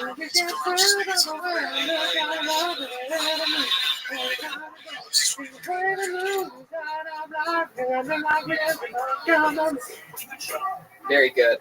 Okay, pulling a name out of the bucket. William, you gonna go? You gonna get that on for us? Okay, there we go. And to the bucket we go. You guys excited? That's what I'm talking about. All right, starting off tonight's show, ladies and gentlemen, your first comedian out of the bucket goes by the name of Camden Pace. Here we go. Camden Pace. What the fuck? 60 seconds uninterrupted for Camden Pace. Here he is. Hey everybody, I'd like to do a 1 minute comedic improv if I could get a word from the panel. Dog. There was once this young lady, and she was walking through New York City and stepped over this dog shit left by this really huge dog. And it really pissed her off. And she's like, you know, I've got to go just get out of here. I need something that looks like the country. So she starts walking across Central Park. And she's noticed everyone having masks in their house because, of course, by now they're not wearing masks, hopefully. And everything's going fine. It's a beautiful afternoon, and she notices this guy speaking at her from behind a tree. And he's just totally gunning her down. And she's like, oh my God. She's so distraught. She takes off and runs 6 city blocks all the way up to her mom's apartment there on the Upper East Side. And she's crying and she's hysterical. She says, Mom, I was walking across Central Park, and this guy was jacking his tree. And she's crying, and her mom said, oh, honey, just enjoy it now, because one day, that'll all come to a stop. There you go. Camden Pace with a little improvisational minute there. Okay, there you go. Hi, Camden. Welcome. Hey, Tony. Thanks for having me. You took a big risk. You improvised a minute. You've been asking me for weeks if you can have one of these spots, and look at you. You came in, guns a-blazing, light on your feet. Camden, how long have you been doing stand-up and or improvisational activities? Let's see, it's been since June of last year, so what is it? Maybe 13, 14 months? Yeah. I think I started June of last year. You started what? Stand-up? Started doing stand-up, fell into it completely by accident. Where at? Where were you? Over at Flappers. Flappers, okay. I got talked into going to what I thought was an open mic, and I actually just wanted to see everybody and not do it. I didn't want to do it. You didn't know you were going to be the best comedian that Flappers had last year for the very first time ever on stage. So how did you find the time? Did Tenacious D take a break last year? Or? I'm sorry, I missed No, that. it's okay. He says that you look like the unfamous guy from Tenacious D. Oh, yes. Yeah, okay. I get that. But yeah, I just went by Flappers and everybody was doing this thing and they had material prepared. Did your cousin Jimmy Kimmel give you the spot? No. No? You look like Cousin Sal. You get that a lot too? Yeah. That I've heard. Right. Yeah, I've actually heard that one. Okay, that makes sense. But the way it all started, someone said, "Why don't you sign up and go up there and just do 3 minutes?" I was like, "Well, I don't have any material. I've never been in a comedy club. I was 50 years old. I've never been in a comedy club." And I got up there, and Josh was overseeing everything. He was the booking agent, and I basically told 3 minutes off my hip on what. Do you remember anything that you talked about in that 3 minutes? Can you give us a little one-liner from it? My experience coming from Georgia, moving to LA, and how it's okay to smoke weed out here, but you can't smoke at camp. The most judgmental people I've seen were the ones who I light up a real cigarette, and everybody would just shoo me away. And I thought, I thought it was the strangest thing because I'm from Georgia. I wasn't. It was a whole different culture. Yeah, completely. But anyway, I got booked on my first gig from that improv, and then what did you get booked on? What the fuck exactly did you get? Someone gave them a joke writing book. It was a little 5-minute set on a Friday night in the Yoo-Hoo room, little tiny room over there. Very good. And you love drinking Yoo-Hoo, don't you? I love Yoo-Hoo. I grew up on Yoo-Hoo. It's a chocolate drink. It is. Red Band drinks of all these riding sea body. It's gross. I used to love it, but then I found out there's no milk in it, and then it made me really hate it. Yeah. No, it's just like water. It's chocolate water. Yep, it's a chocolate drink. It's called. Yeah. So if you let it sit out, it gets like there's a gummy residue. Oh, if you don't really shake it good, it's weird. It's Sarah Weinschenk, what do you think about all this? I think that my question is this: you really wanted to come on the show? Did you think about perhaps writing something before? Yeah. Do you have anything prepared? Yeah, I had some jokes. I thought, I want to challenge myself and just fly into something. You barely even covered the dog thing. You turned dog into dog shit, and you said everything incorrectly. I hate when you said that the lady was in a park and she stepped over dog shit. You didn't say stepped in dog shit. Stepped over it, and then it made her mad. Why would she be so mad if she stepped over it? Because she almost stepped in it with those really nice shoes that I left out. Oh, you left that. I left out the part about the really nice shoes. Leaving parts out. Can you retell it again, but include the nice shoes? No, don't. He's kidding. I think we can all imagine that. Really nice. I just feel sorry, but I feel like if you're going to talk about jacking off in this climate, we got to have some punchlines. It's true. Yeah, like maybe the greens were a little bit slicker than usual that day. Or maybe she slipped. Brand new shoes. Yep, she slipped in cum. Just say it. She slipped in cum. Just say it. It'll punch up the joke. Say she had nice lady shoes on. She slipped in some cum and she started vomiting uncontrollably. She slipped in a pool of tadpoles. Smear dog food all over her new Maybelline face. And she just got down. Okay, Glenn, if you keep this up, we're going to take away your country club membership. There we go. I know how to threaten a golfer. So Camden, what have you been doing your entire life? You're 51 years old now. You started at the age of 50. So what have you been up to this entire time? I have been acting, getting in some actual gigs. What have you acted in that we might recognize you from? That you would recognize me. First thing that got me into the Screen Actors Guild was finding Steve McQueen. I was actually a stunt driver. Wow. And got So you say driver? I was a driver.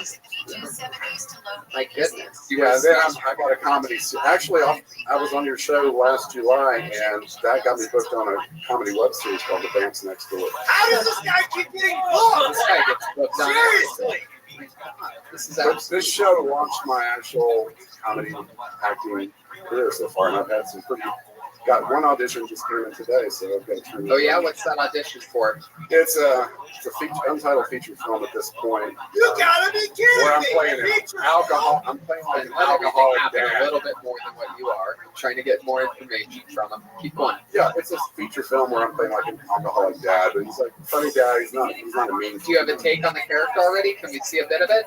And it just came in this afternoon, so I have not looking at. Can you just say something like a drunk father would, like let's say I'm coming in late and I'm your son and you're mad at me.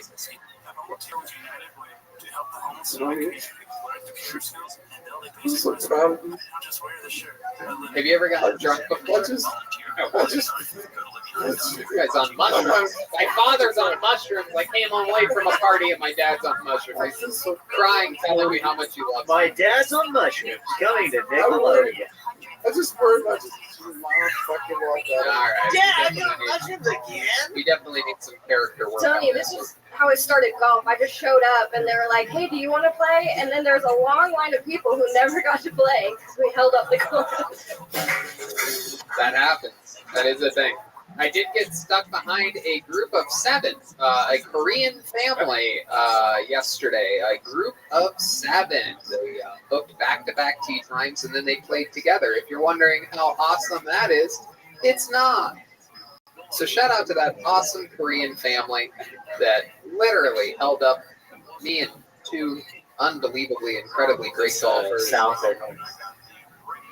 You know, they were very suspicious. Oh, this is the music that they were playing in their golf carts.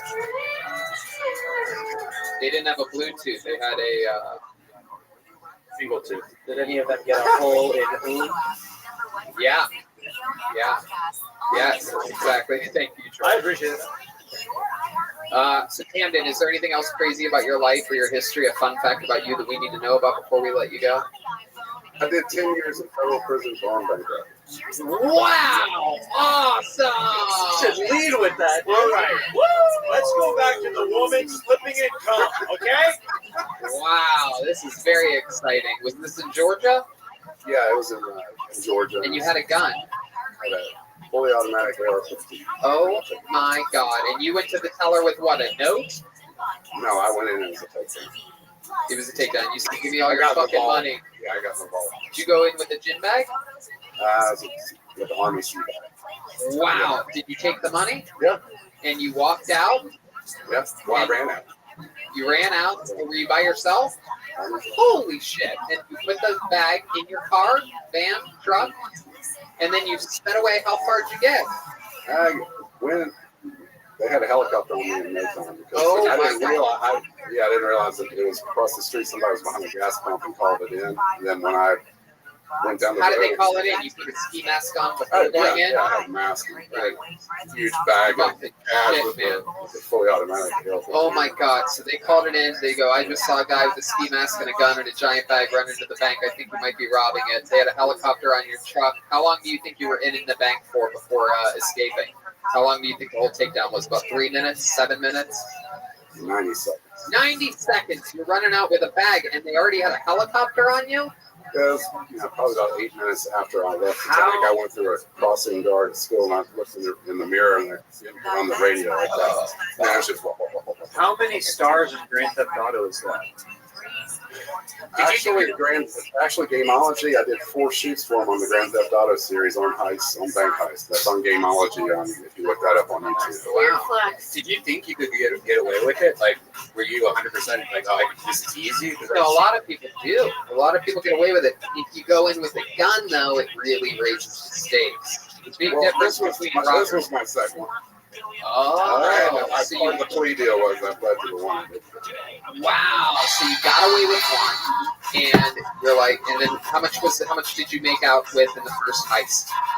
Oh, I'm here to tell you, people, they don't carry more money than they actually need to operate with, so it's not like the movies. No, I know. It's like, That's $6,000. 9,200. 9,200. See, this is good. Yeah, it does not. Yeah. How about the second one? What do you think you had in the bag? Did they count it? My guess is 25,300. wow, that's a good one. Jesus, you almost had it. But you could also just do somebody's wallet has a credit card that has that much on it or something. I have a question. Yeah, go right ahead. Okay. You should, in my opinion, write jokes about how you're a shitty bank robber because that's actually funny and interesting. Absolutely. Versus coming on here and being like, give me a word, dog. Let me Right. talk about You have such an interesting history. You could literally be the bank robber comedian. the shitty bank robber. Yeah. Shitty bank robber. That's Stealing our time. That's what all my trolls say. All my trolls say he sucks as the bank robber getting that car. Which, Yeah. yeah. Don't do it.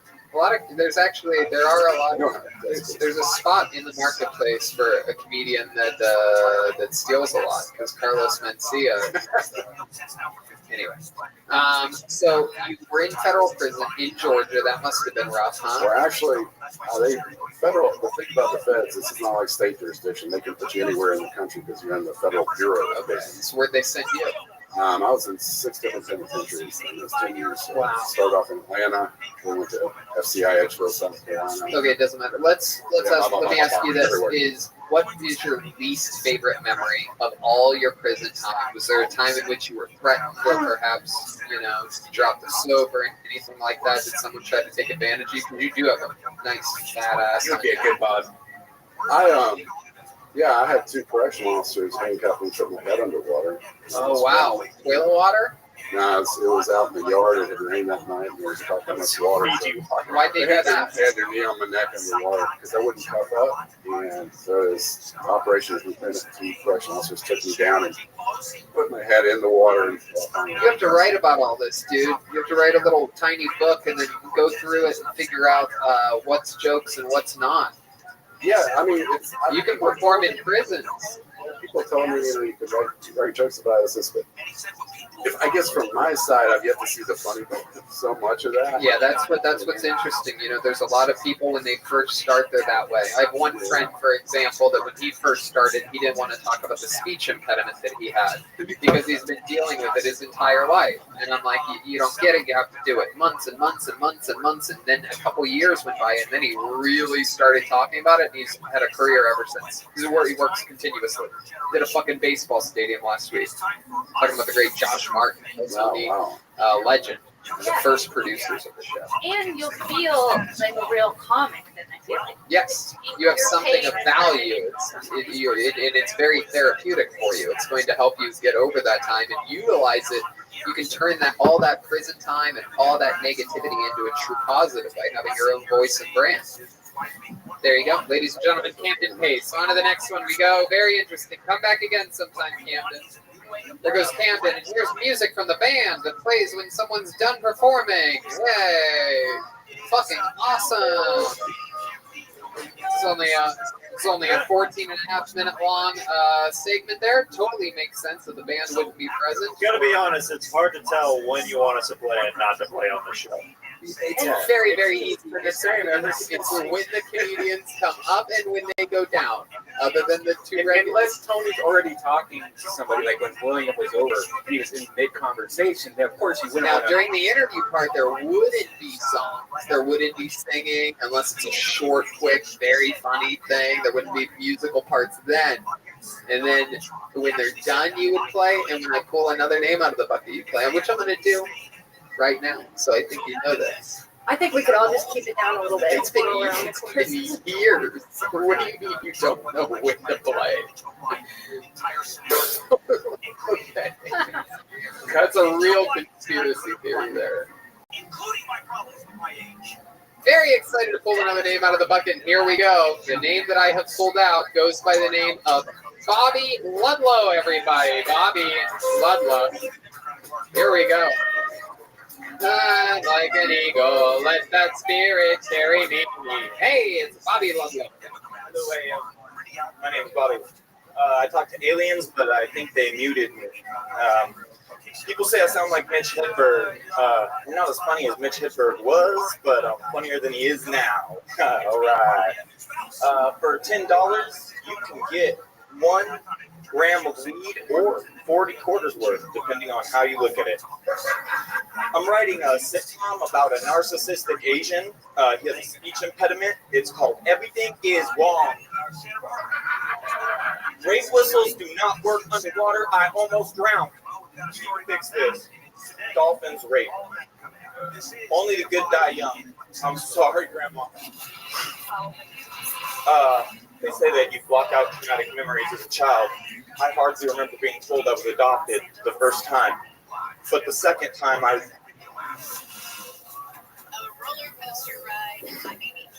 found spray paint before I was prescribed adrenaline. We used to play a game called Become a Ninja School. We weren't good at naming games because we were high, helping paint. There you go. That's a minute from Bobby Ludlow. Like an eagle unto the sea. Hey, fly like an eagle. Let that spirit carry you. Welcome to the show, Bobby. Hey, thank you, Tony. How are you? Where are you from? I'm from Pomona originally, but I've been kind of traveling all over the place for a while. Okay. Stuck in a little desert town for the last too long. Wow, what little desert town? Ridgecrest, California. It's a Navy kind of Is that affiliate. near 22 Palms? 29 close. Yes, kind of 29 past Palms. Bakersfield, Yeah, on the way exactly. to Mammoth. Kind of Mammoth. You drive past. Right. Okay. What made you set up shop out there? I got drug out there by my family, basically. Everyone either goes there for the Navy or, like, my grandpa had health problems, so we went out there for the weather. Okay.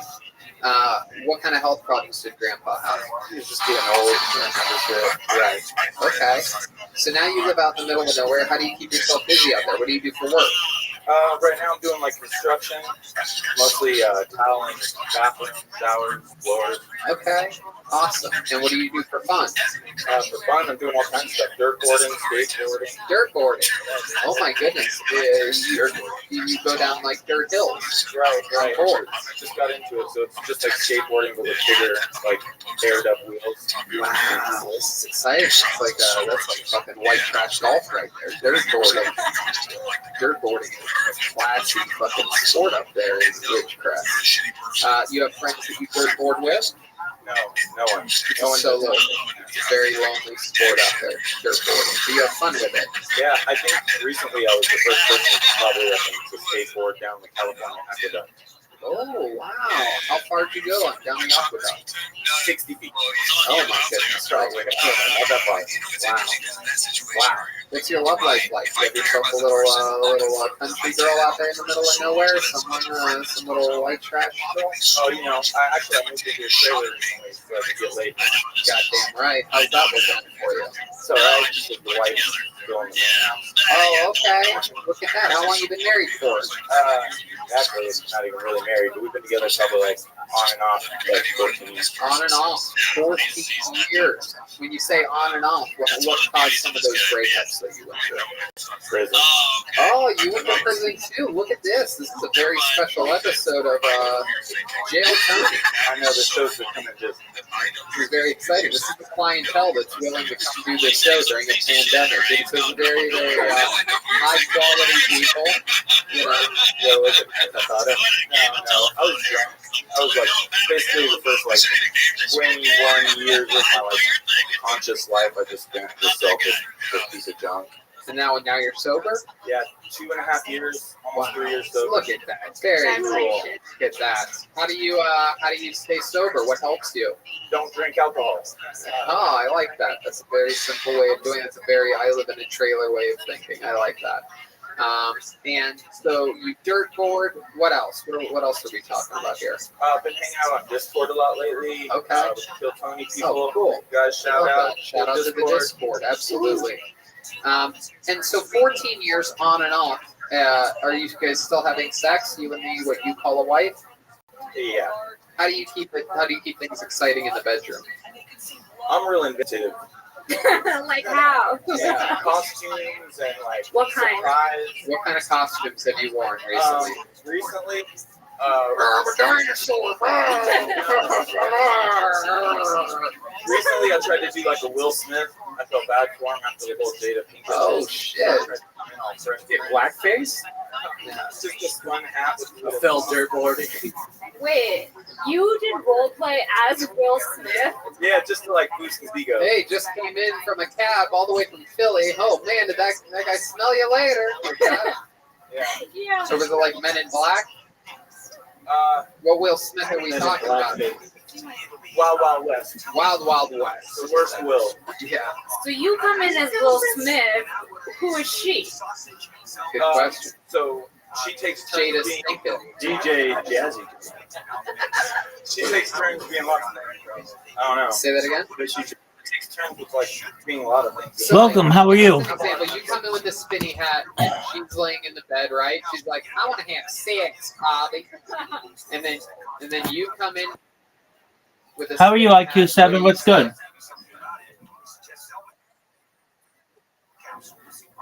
Excellent. What's new? Excellent. I'm glad you.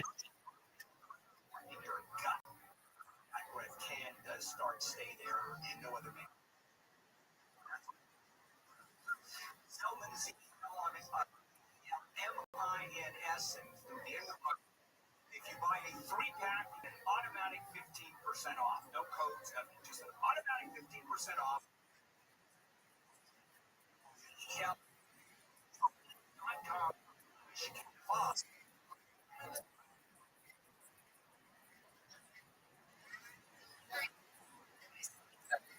Say, West Baltimore, born and raised at art.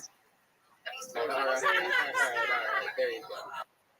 Yo, I like. Yeah. Will I'm here. Smith, what else? Give us some more examples. So basically, Yeah. I meet a lot of people, my friend. What's up? How are you?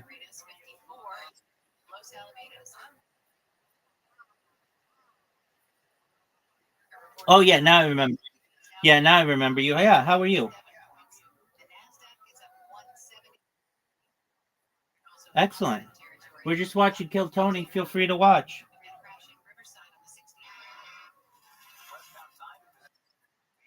Yo. Take your time.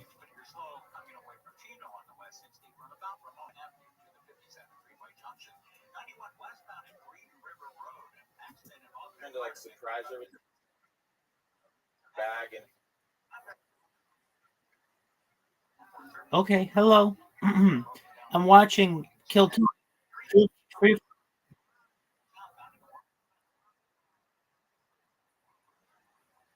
Okay.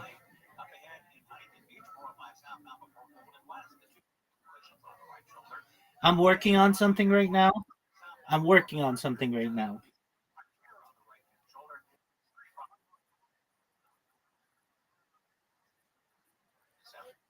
Sure. Take your time. All day with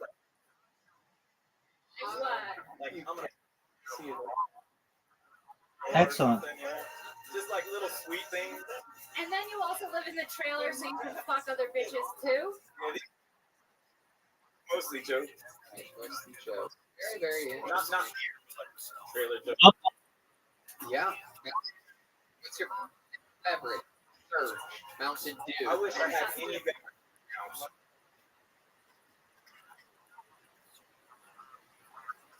hello, how are you?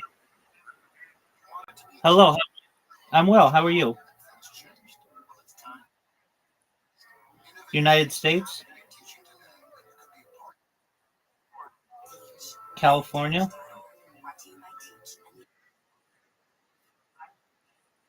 Yep. I'm working on a project right now. I'm building robots.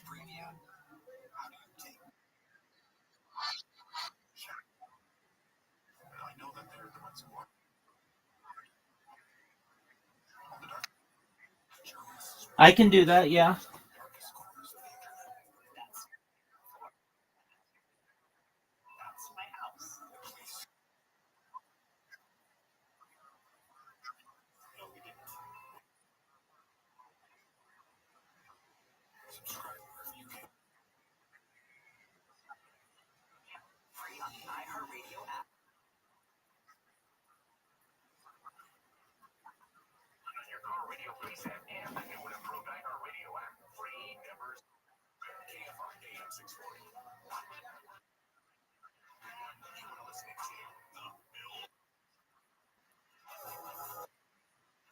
Yes, how can I help you?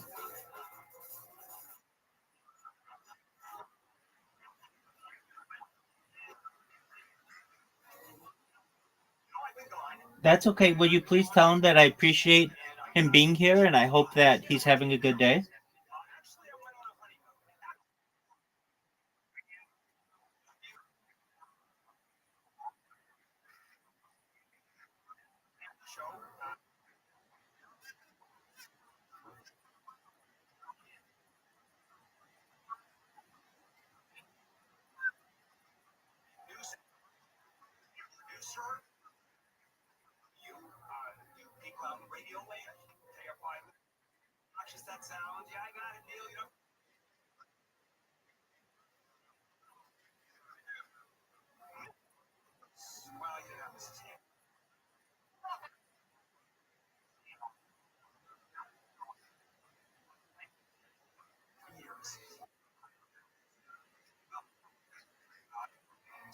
Absolutely. Thank you so much for translating.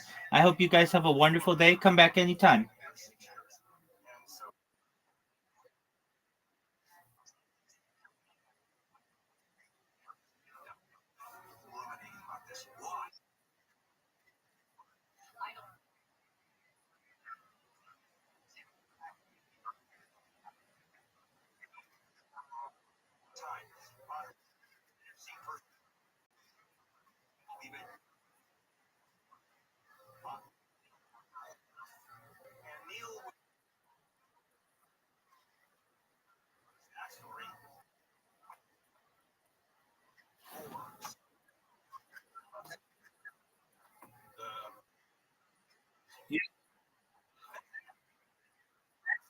Nice to meet you too. Take care, my friends. Have a wonderful day.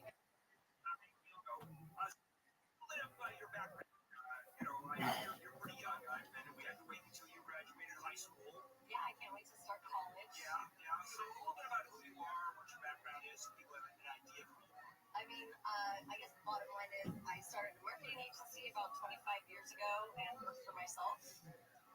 I have a podcast. I fell in love with you. I actually fell in love with your brain. I didn't even know what you looked like. And then I went to a sleep number event, and I still stuck around after that, and it just kind of kept going from there. But yeah, I've been just constantly working my whole life. That's basically what I've been doing. And now I get to travel with you and spend my life with you and doing the most ridiculous things together.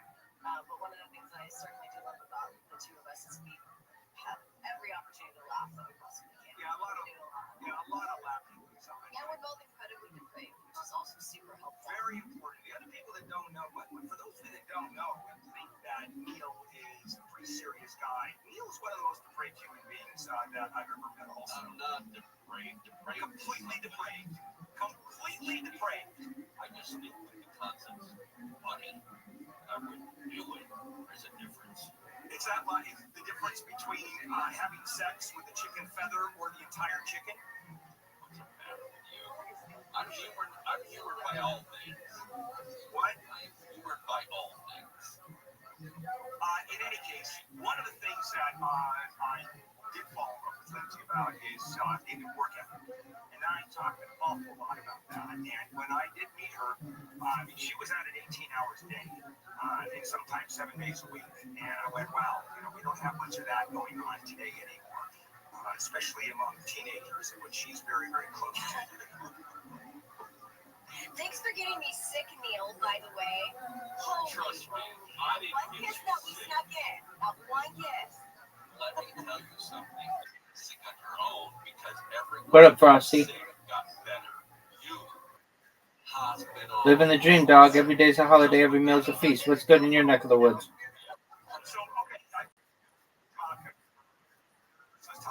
How has the vaping journey been?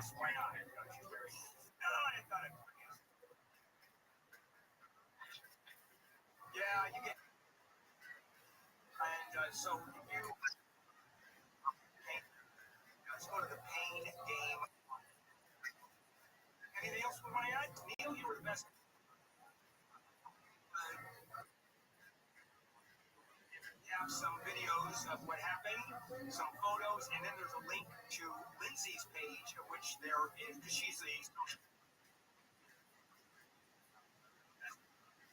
What do you have?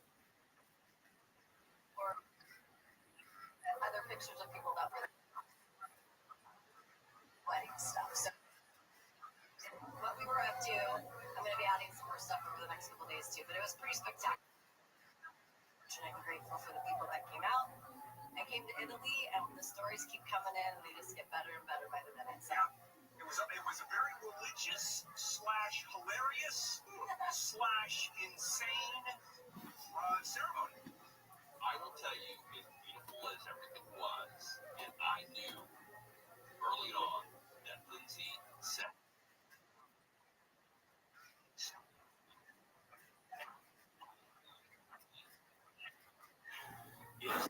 She's saying, Tell me whatever you want, big dog. she's saying Ave Maria. Oh yeah, you know what I should. And we don't have secret. No.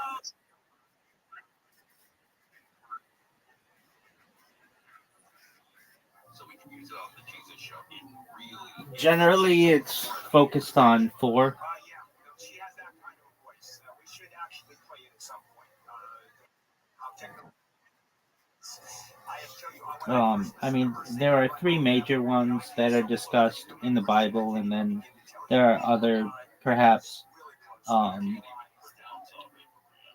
discussions depending on the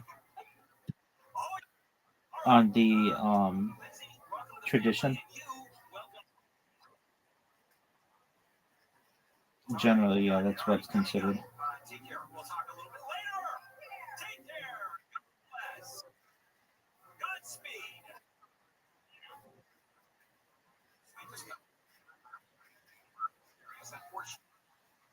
Serious and bad news, and that is what's happening right now. What the Israelis are saying.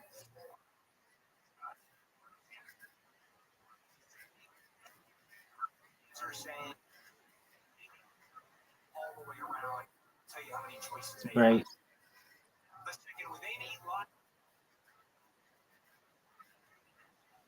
Supreme Court to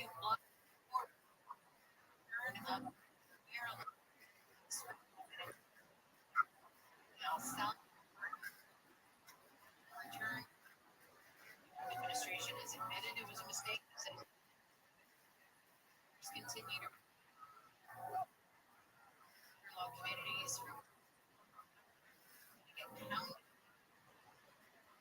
People have been killed. Okay. Persist for days. To hit states. Tornadoes are possible. Famine. Hey, the team. Series. Beforehand. For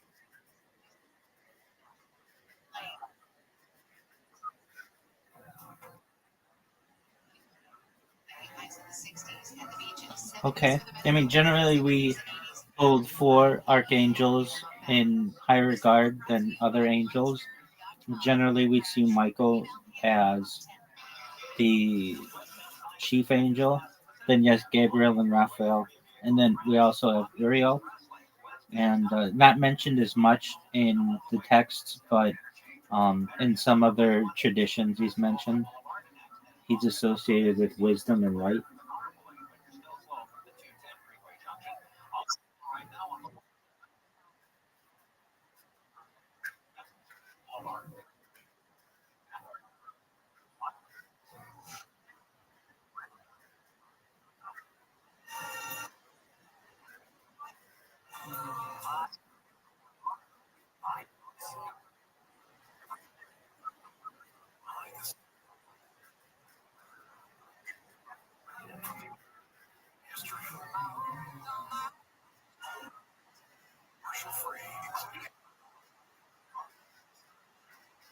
Search Elton Radio on your iHeart.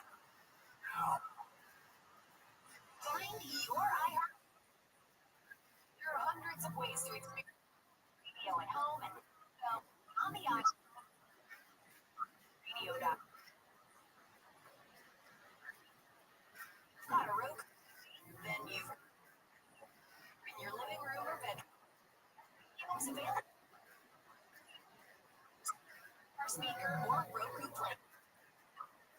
search, you can artists or radio station. Voice request. Radio station. TV with Heart Radio. Anywhere you.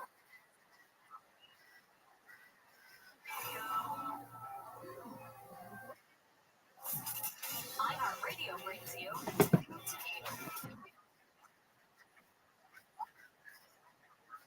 Netflix Tuesday.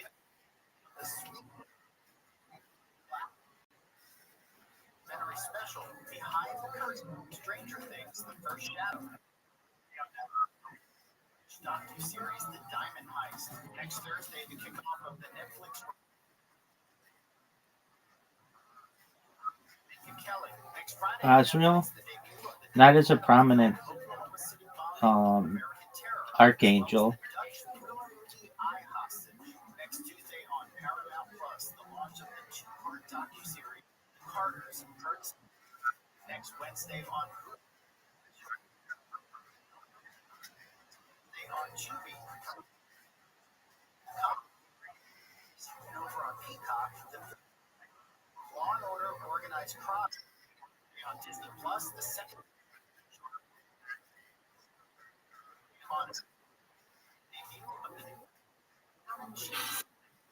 Yellow Wolf. Next last one last. Next Thursday on Amazon Prime Video. One happened as well as Redemption. How are you spelling Azrael? Next Friday over on Amazon Prime Video. Series The Narrow Road to the Deep. Okay, yeah, that one And that's new to view on iHeartRadio. is not featured.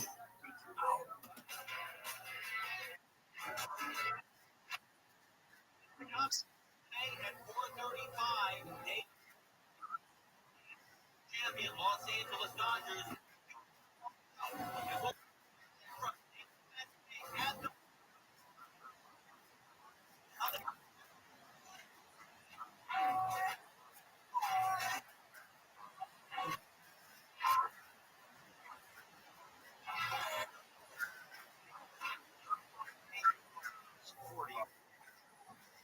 Monday morning, April. Newly married.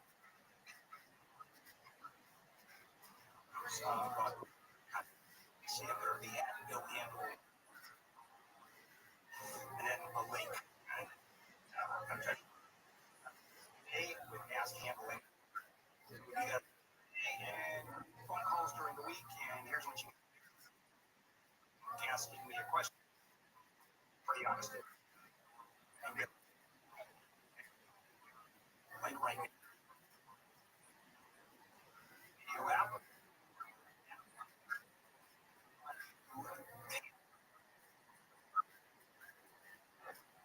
Click on the mic. Right-hand corner, you got 15.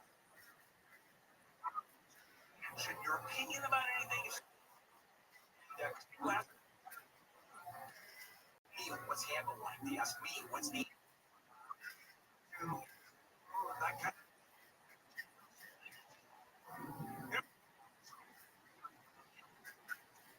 if I well, what's like this? What?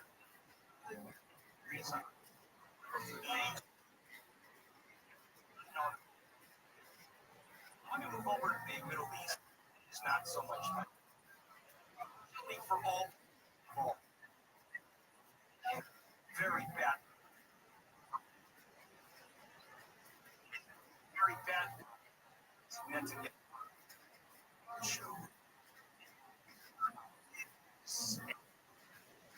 that is parties. Of course, there is rubbed it up. And that's the case. The old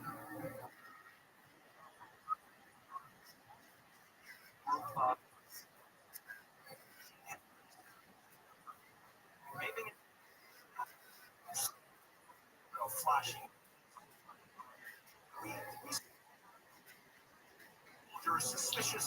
I mean, I think generally those are Christian ideologies.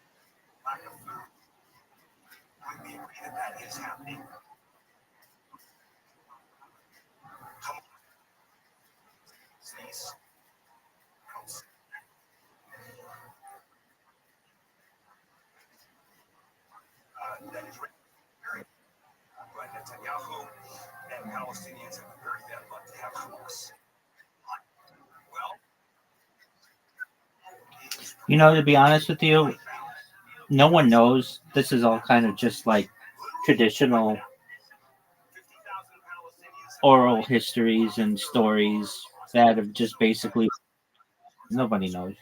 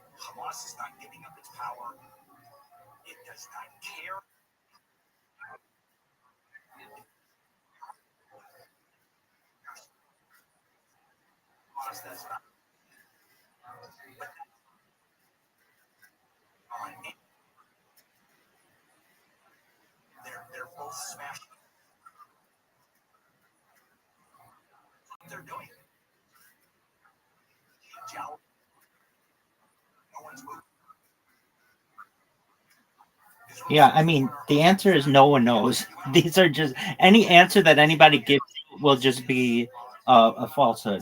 What I can tell you traditional traditional Orthodox Judaism, the idea of perhaps believing in an angel of God is considered a real thing. That they're spiritual beings created by God, and they serve the role as a messenger. Angel means messenger, and the idea that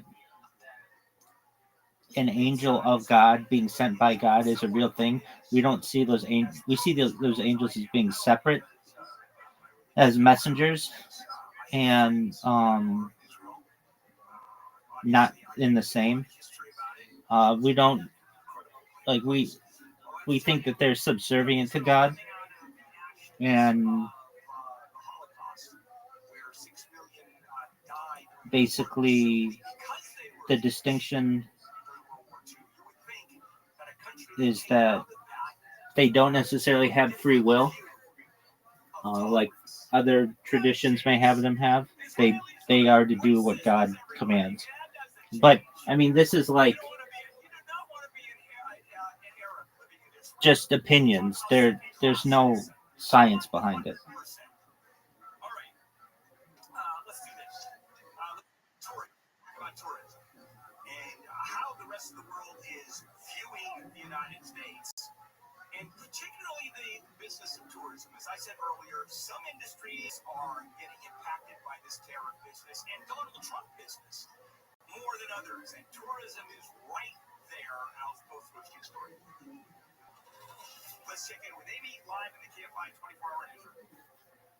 Several women and children have been hurt by a minivan that plowed into a crowd in downtown LA.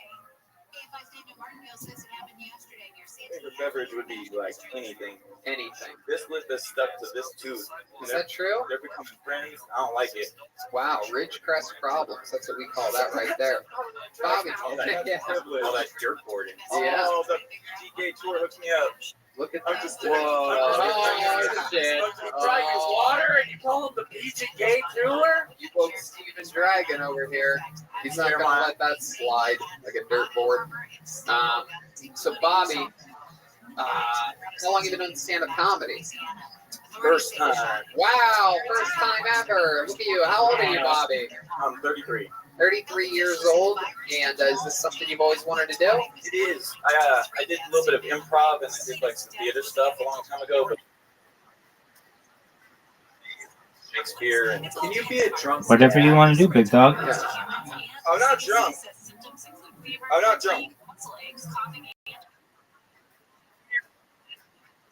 It's morning. I don't care. Where's mom?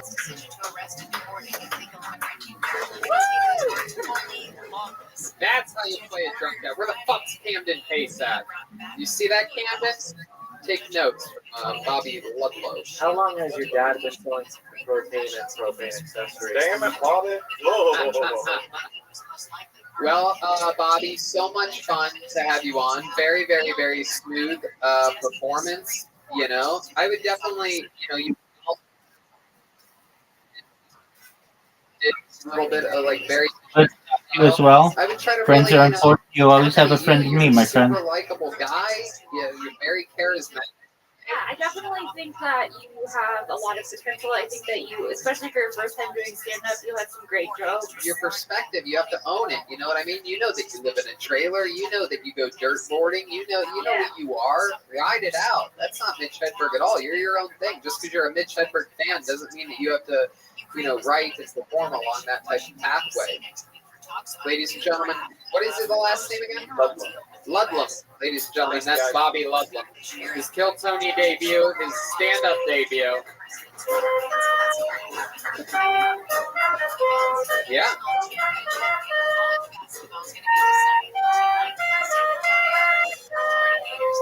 Before we get to our next comedian, why don't we check in on the sensual and sexual styling of the great William Montgomery. Let's see what his new outfit looks like. Here he comes. Where's William at? Here comes William Montgomery. Here he comes. He's coming out. Yeah. I like him. Did someone order a tree stump? The tree stump delivery man is here. This guy wearing. Okay. Dude, this guy.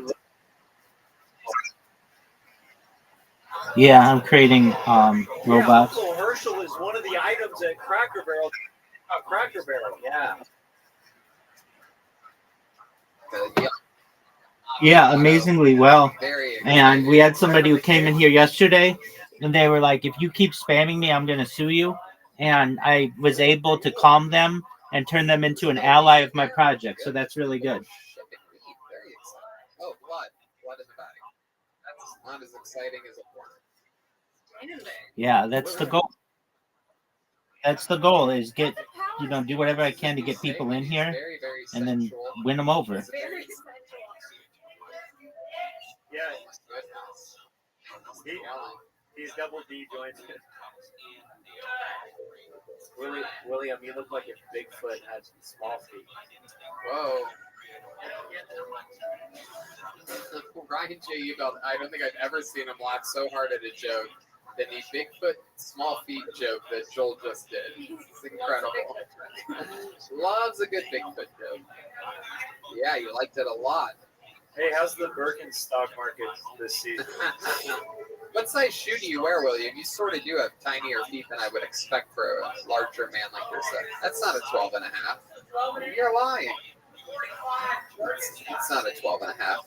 Jeremiah wears a 13. Okay, I'll allow it. His toenails are the longest part of his foot. But He'd wear an 11 if he trimmed his toenails.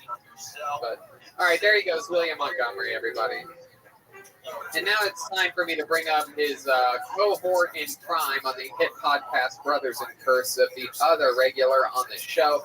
Unbelievable joke writer, very, very, very strategic surgical roast star. Ladies and gentlemen, this is David Lucas. Here he is. Yeah. If you drink White Claw, I'm convinced you'll suck a dick. White Claw is white people's innocent. They love that shit. Cleavage on women is sometimes better than seeing their actual titty.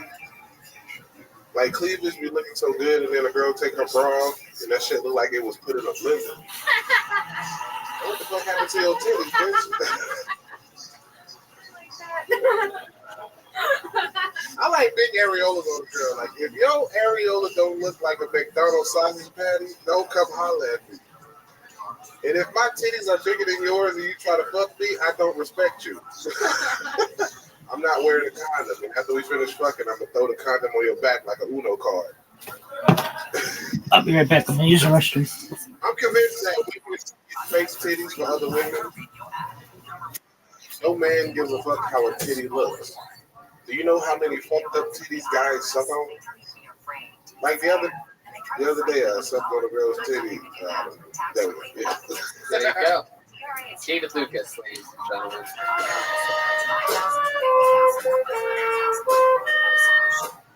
Yeah. Why really on the high register on the horns? I get that fucking police funeral music. What song was that? Bridge Over Troubled Water, Simon and Garfunkel. They gave me the saddest shit they don't play tonight. They play it for me. Nigga, I thought a police was being buried the way they was playing that shit. 21 Gun Salute after that. Let's go back to Redman's pre-recorded soundboard. Let's go to the song so he can get his access rather than use the live band. Oh, shit. I'm just saying. Like, it doesn't matter. Forget it. Right, bro. Old white woman's funeral. I was confused. You said you don't like wearing condoms, but when you're done fucking with her, you're going to throw it on her back. Did I say that today? No, I didn't. Yeah, you just did. Wait, say what did he say? You said I said if my titties are bigger than yours. No. You said I refuse to wear a condom, and then you said when I'm done fucking her, I pull it off back and flip us. That's a joke I've done before. You did tonight. You just did. No, I'm pretty sure I did. What do you think you said? The joke that I said is if my titties are bigger than yours, I don't respect you if you try to hook up with me. After I'm done fucking you, I'm gonna throw the condom on your back like a Uno card. Right. Where you said that you didn't like condoms also before that. I don't like condoms, but that is nobody likes condoms. No one's like, I can't wait to put on this condom. Yeah. I said not wearing condoms. Yes. And then you said that you're going to throw it on her back. And I was like, I probably did. I don't know. I'm not wearing a condom, but after we finish fucking, I'm gonna throw the condom on your back like a Uno card. That's the inception of podcast right now. I can't remember what the inception of podcast right now. I can't remember what's the inception of podcast. I've had a couple of drinks. There you go. The joke was a banger. It really was, and it's very true. Sometimes you see the middle of that chest, and it's like, wow, look at the fun that's gonna be had here, and then all of a sudden it takes a turn for the worst. Sometimes the areolas, they look like a bad tie-dye T-shirt or something like that. Or she pulled them titties out and they hanging like a black man in 1960s. Oh my God! Well, I never really say that. Why? I can say that. That's Yeah. not, I didn't say the N-word tonight. No, that's good. That's good. Very good. Versatile. As a woman, I will say I didn't realize that there's so many different kinds of boobs out there. Oh, it's truly unbelievable. It's unbelievable. There's many things that can go wrong with boobs. Sometimes they point different directions. Sometimes ones, And by the way, sometimes it's hot. Sometimes an offset of a boob is adorable on a girl. Yeah. Sometimes it's frightening. Sometimes, you know, it's perfect. Sometimes it's not so perfect. On some real shit, bro, I like smaller titties. Yeah. Because when a girl on top, they don't be beating you up and shit. You know what I'm saying? What do you mean? You're sick of getting hit in the face by massive boobs? That's the kind of life you have? How old are the women that you're dating where they're just hitting you in the face every time they're on top of Bro, you? you get a 26-year-old that had one kid that got some big knockers that will. You're absolutely right. Sometimes it's not about the banger, it's about the hanger. That's what I always say. Thank God cock and ball is always perfect. Sometimes things never look weird. There's some weird possible. there are, right? Yeah. It could be out there. What's something that you've seen that scared you? Well, personally, I prefer not to deal with the foreskin. Right. There we go. Perfect. Right. Right. Foreskin's a thing that's out there for some people. They have to deal with that. You are born with it. You know, it's not an extra part or anything. Oh, Joel's got the foreskin, huh? You got the old fucking. You got the old the 5 skin where I'm from. You got the old wet burrito back there, huh? Girls like dude, he's got the 5 skin, the bowl skin. Girls say that shit feel much better. Thank you. They say that it feels better with foreskin. Yeah. To each their own. I say that too. How can it possibly feel better? Because you got like, you know, So you need to come faster than you already do? Like, why would you want that? I want to cut more off my dicks, you know? I'm not, I said women. What? All I'm saying is, Brian, next time you buy something, throw some of the parts away. Why not? No, I'm just saying that people always say that, hey, it feels better. Like, I don't need it to feel any better. It feels great as it is. You got a fupa? What? Brian's got everything. God, He's got every extra accessory. It's like his e-bike down there. He's got everything, extra cushions and fucking. He's got a headlight down there. Bro, like I keep saying, can't nobody fuck better than a fat dude that's in decent shape. Well, there you go. You guys are both halfway there, it seems. I'm in better shape than you. I don't know. Is that true? I don't know. Can you suck your own dick? Because Red Band can't. Well, pre-corona. Red Band can't out. I know for a fact Red Band can't get me a push-up. Yeah. No, probably not. Yes. Absolutely true. Oh, he just gave up. That was bad. Is there any, Red Band, let me ask you this. Is there any physical competition at all of any kind that you think you can beat David Lucas? Definitely eat like it. Yeah, Oh, look at that. You don't want to race. You don't want to. I will out-foreskin all of you. That's it, bro. You're not gonna get me. That's fine. What else is going on in your world, David Lucas? Shit had wrestling practice today, with grappling practice. I was supposed to have a match Sunday. The dude kind of like didn't want to wrestle me. So You wrestled with Jay Moore on Friday, right? yeah, I tapped him with a fucking chaser. I don't know why you kids that think you're wrestling keep talking about tapping people. That's not wrestling. I tapped. I do catch wrestling, so you have submissions in catch wrestling. I guess so. Yeah, it's kind of like Brazilian Jiu-Jitsu. It's basically Brazilian Jiu-Jitsu. So you have submissions in catch wrestling, so you can submit somebody. Are there like rounds? Like what are you talking about? So when you in a catch wrestling match, you'll probably wrestle like 3 people, 10-minute rounds each. 1 round per person? 1 round per person. 10 minutes straight, no breaks? No breaks, but you know, if you submit them or tap them or pin them, It's over. Yeah, it's very long. well, you try That's what Josh Barnett does. Yeah, you try to tap them or pin them before the 10 minutes is up. You just get 10 minutes. Sure. Yeah. I've never went to 10 minutes is a very long time. It's a long ass time. Okay.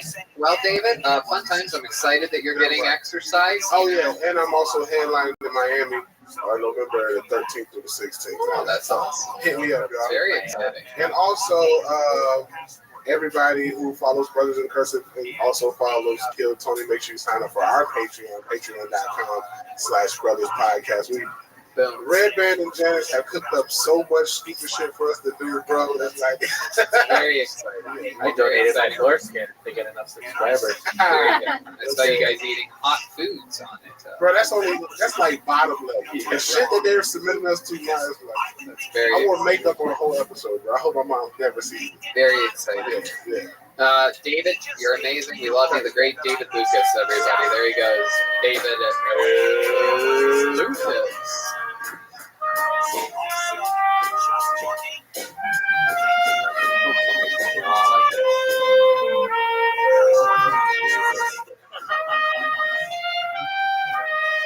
pulled another name out of the bucket. Okay, thank you guys. Thank you. See, that's what we don't know is like if you are when you're saying the name, do we keep playing or would you like us to reset? Nope. You got it.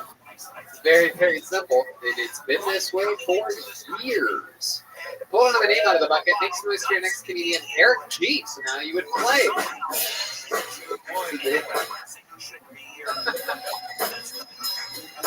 Here we go with music. Okay, Eric G. Beautiful. It's great to be here for this capacity crowd here at the Comedy Store. And it's been great. I've been doing a lot of Zoom comedy. It's interesting. It's been giving comedians all across America a unique opportunity that terrorists have been wanting to do for decades. Because Zoom comedy is giving comedians the opportunity to bomb in multiple states simultaneously. But it's been entertaining to watch. But speaking of entertaining, we all been home watching a lot of TV, Netflix. We're all running out of good shows to watch. Don't worry, I heard they're coming out with a new season of The Real World. MTV just finished it. Coming out next season. Did y'all hear about this? See the preview? It's Real World Special Edition 2020. 7 strangers live in a house, live together, and have their lives taped. No one has a job, and one of them has COVID. Let's see what happens when people stop being real and start being locked down. Thanks, I'm Eric G. Here's Eric G. Here's a little stinger from the band.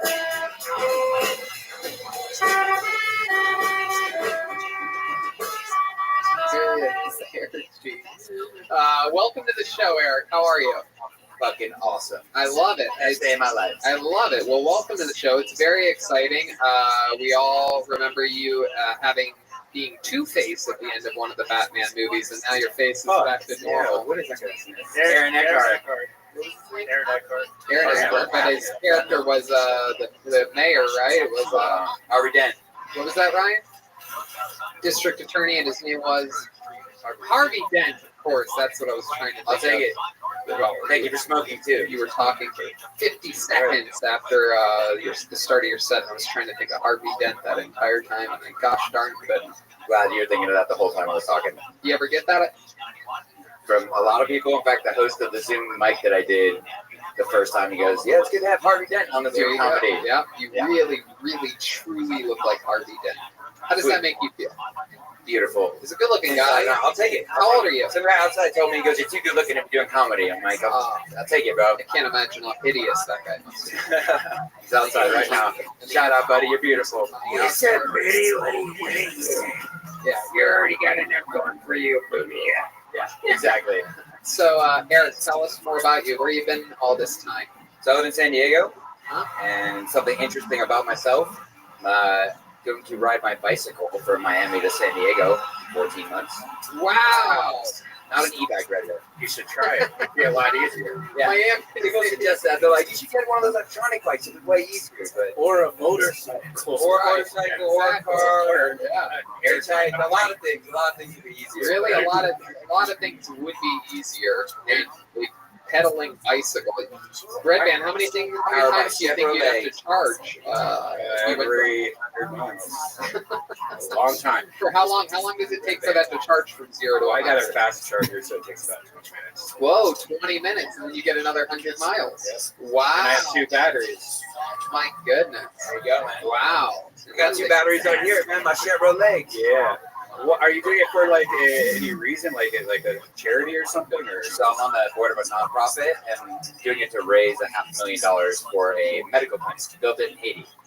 Oh, very cool. Yeah, so I've done a lot of endurance sports. And long story short, we built this medical clinic in Haiti with some friends of mine after the earthquake, and then biking and philanthropy and all these crazy ideas mixed up in one. I was like, I'm going to ride a bicycle from Miami to San Diego. Haters in the Haiti. Bingo.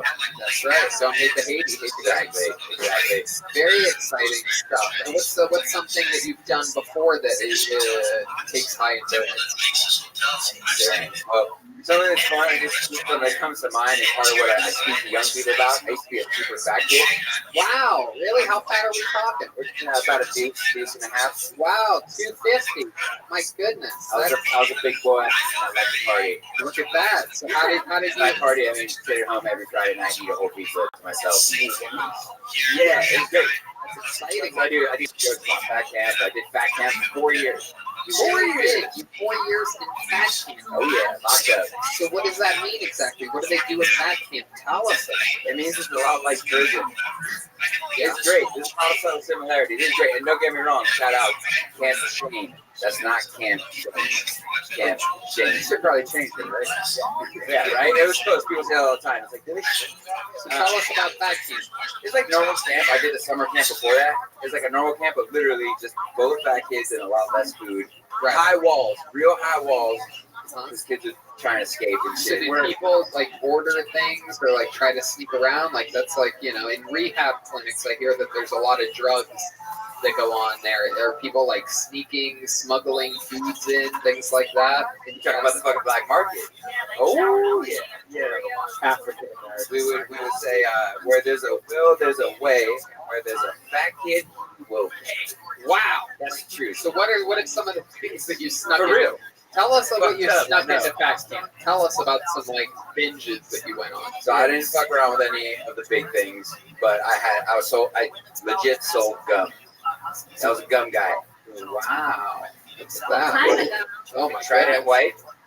Wow. Literally in my back pocket. I'm brand loyal. You said it was like I would say 4 out of 5 dentists recommend you pay me $5 for that pack of gum to get the fuck out of my book. Flint. Now you said it was like a prison. Was there London bars on the window? We wish. No, there was like they search your shit occasionally or and high walls because like kids would. This is comedy. If a kid would show up to fat camp, but his parents wouldn't tell me he was going to fat camp. Oh my god. So now all of a sudden there's just this giant fat crying kid. It was like, you know that scene in Shawshank Redemption? Yeah. When all the new fish come in? Yeah. Exactly like that. Wow. So yeah, but no, it was great. I had a great time. Lost weight. But like prison too, it's like a system, right? You lose weight, but they don't teach you how to be healthier. Yeah. It's cool, So you just come back. Yeah. And also, They just kind of starve you for like a week or two, right? basically. You're in there for like 3 weeks, 6 weeks, 9 weeks. You lose You weight. stayed for go back. 4 years? I don't understand. We went. Oh, repeat offender. I lost like 200 pounds at fat camp. Oh my god. Over 4 years. But you Just from crying. right? I gained back the weight in between, and Oh it's a my vicious God. cycle that gets you. And so you see their buddies the next year and be like, Oh my god. Now, is your diet different? Obviously, I mean, other than you riding your bikes and shit like that. But Now you eat "You just open red man," and I'm like, he still eats mac and cheese. It looks good, right? No, no, I do a lot of vegetables. How about bacon wrapped cream cheese stuffed jalapenos at 3 a.m.? You ever do that? It's the plan tonight. Sounds good. How old are you? 32. As of 2 days ago, but no, I just ate for my birthday a fucking giant thing of mac and cheese. You really Shout out did? to my girlfriend. Yeah, for real. I'm a fat kid at heart, man. I will eat. I'll prove By the it. way, so Give me one of those I feeders understand. and I understand I'll prove it completely. right I've now. just never gotten fat. I just eat like a fat kid all the time. We I respect get that little belly though. You know what's so funny? A photo came up on Facebook, where it says your memories, and it was like me, you, I think Jeremiah and Josh Martin were standing in the middle of the highway, and you had the biggest little pot belly. Yeah. You remember that? Yeah, probably. It's, I mean, on the road, you know what I mean? Like, it not only lasts, like, literally about an hour or two. You poop No, and then it's really. gone. It really does. Like, it'll just sit there for a second if I eat fucking In-N-Out with cheese sauce and animal style. But it immediately just consumes itself. I know you've heard this before, where there's like millions of fat people listening, just fucking hating you right I now. know. No, I get it. Do it. I ate I ziti bet for just breakfast Tony. the other day. I mean, I'm a goddamn animal. I mean, talking about fat camps could be really funny. Yeah. I think there's so much there. I think that's a great subject for you to explore, and just the way that you're talking about fat camp, you just seem like I got a chance to hear the real you more. And the interesting thing is, you're such like the blatant thing about you is that you're a good-looking guy. You have a bunch of like skin that you keep tucked into your pants or something. Not that much. No, lose it slowly. This guy has foreskin on his body. Yeah, I got a fupa just tucked in with foreskin now. You lost the It lost skin. it slowly, so How long did it take you to lose the skin? 4 years to lose the weight, but I the lost. skin. Well, it's funny. I didn't like lose. I lost weight at like fat camp, but I still. This is the harsh thing. So I was. Then you had to New go to York. the extra skin camp. I was from New York. I lost a bunch of weight at fat camp. I moved to California, and I was like all confident. I'm like, I just lost a bunch of weight. And I moved to California, and I was instantly the fattest kid in my 9th grade class. I was like, fuck California, man. Yeah. Got to go back to New York where I'm just medium fluff. Right. But yeah, no, I do it in my stand up and good fat camp, and it was great though. It's good times. I love it, man. Well, this is very exciting. Go ahead. I'm curious. You said there was around 8th, 9th grade. What's the oldest age at this fat camp? So it was young kids all the way from up to like 17, 18. So do you think that some of the campers were sexually active during this time? 100%. Oh wow, you got laid at fat camp, huh? I did. It was a meat market. You put all these desperate, horny fat kids together in just a matter of time. Oh my god. Slapping skin and it was brutal. The only thing you could eat there was pussy. Exactly. Oh there, yeah. Exactly. Yeah. So it was pretty wild. Lots of oatmeal cream pies. Hello there. Lots of firsts at fat camp. Little Debbie, get over here. You know. Oh, dude, I dated a ho-ho or two.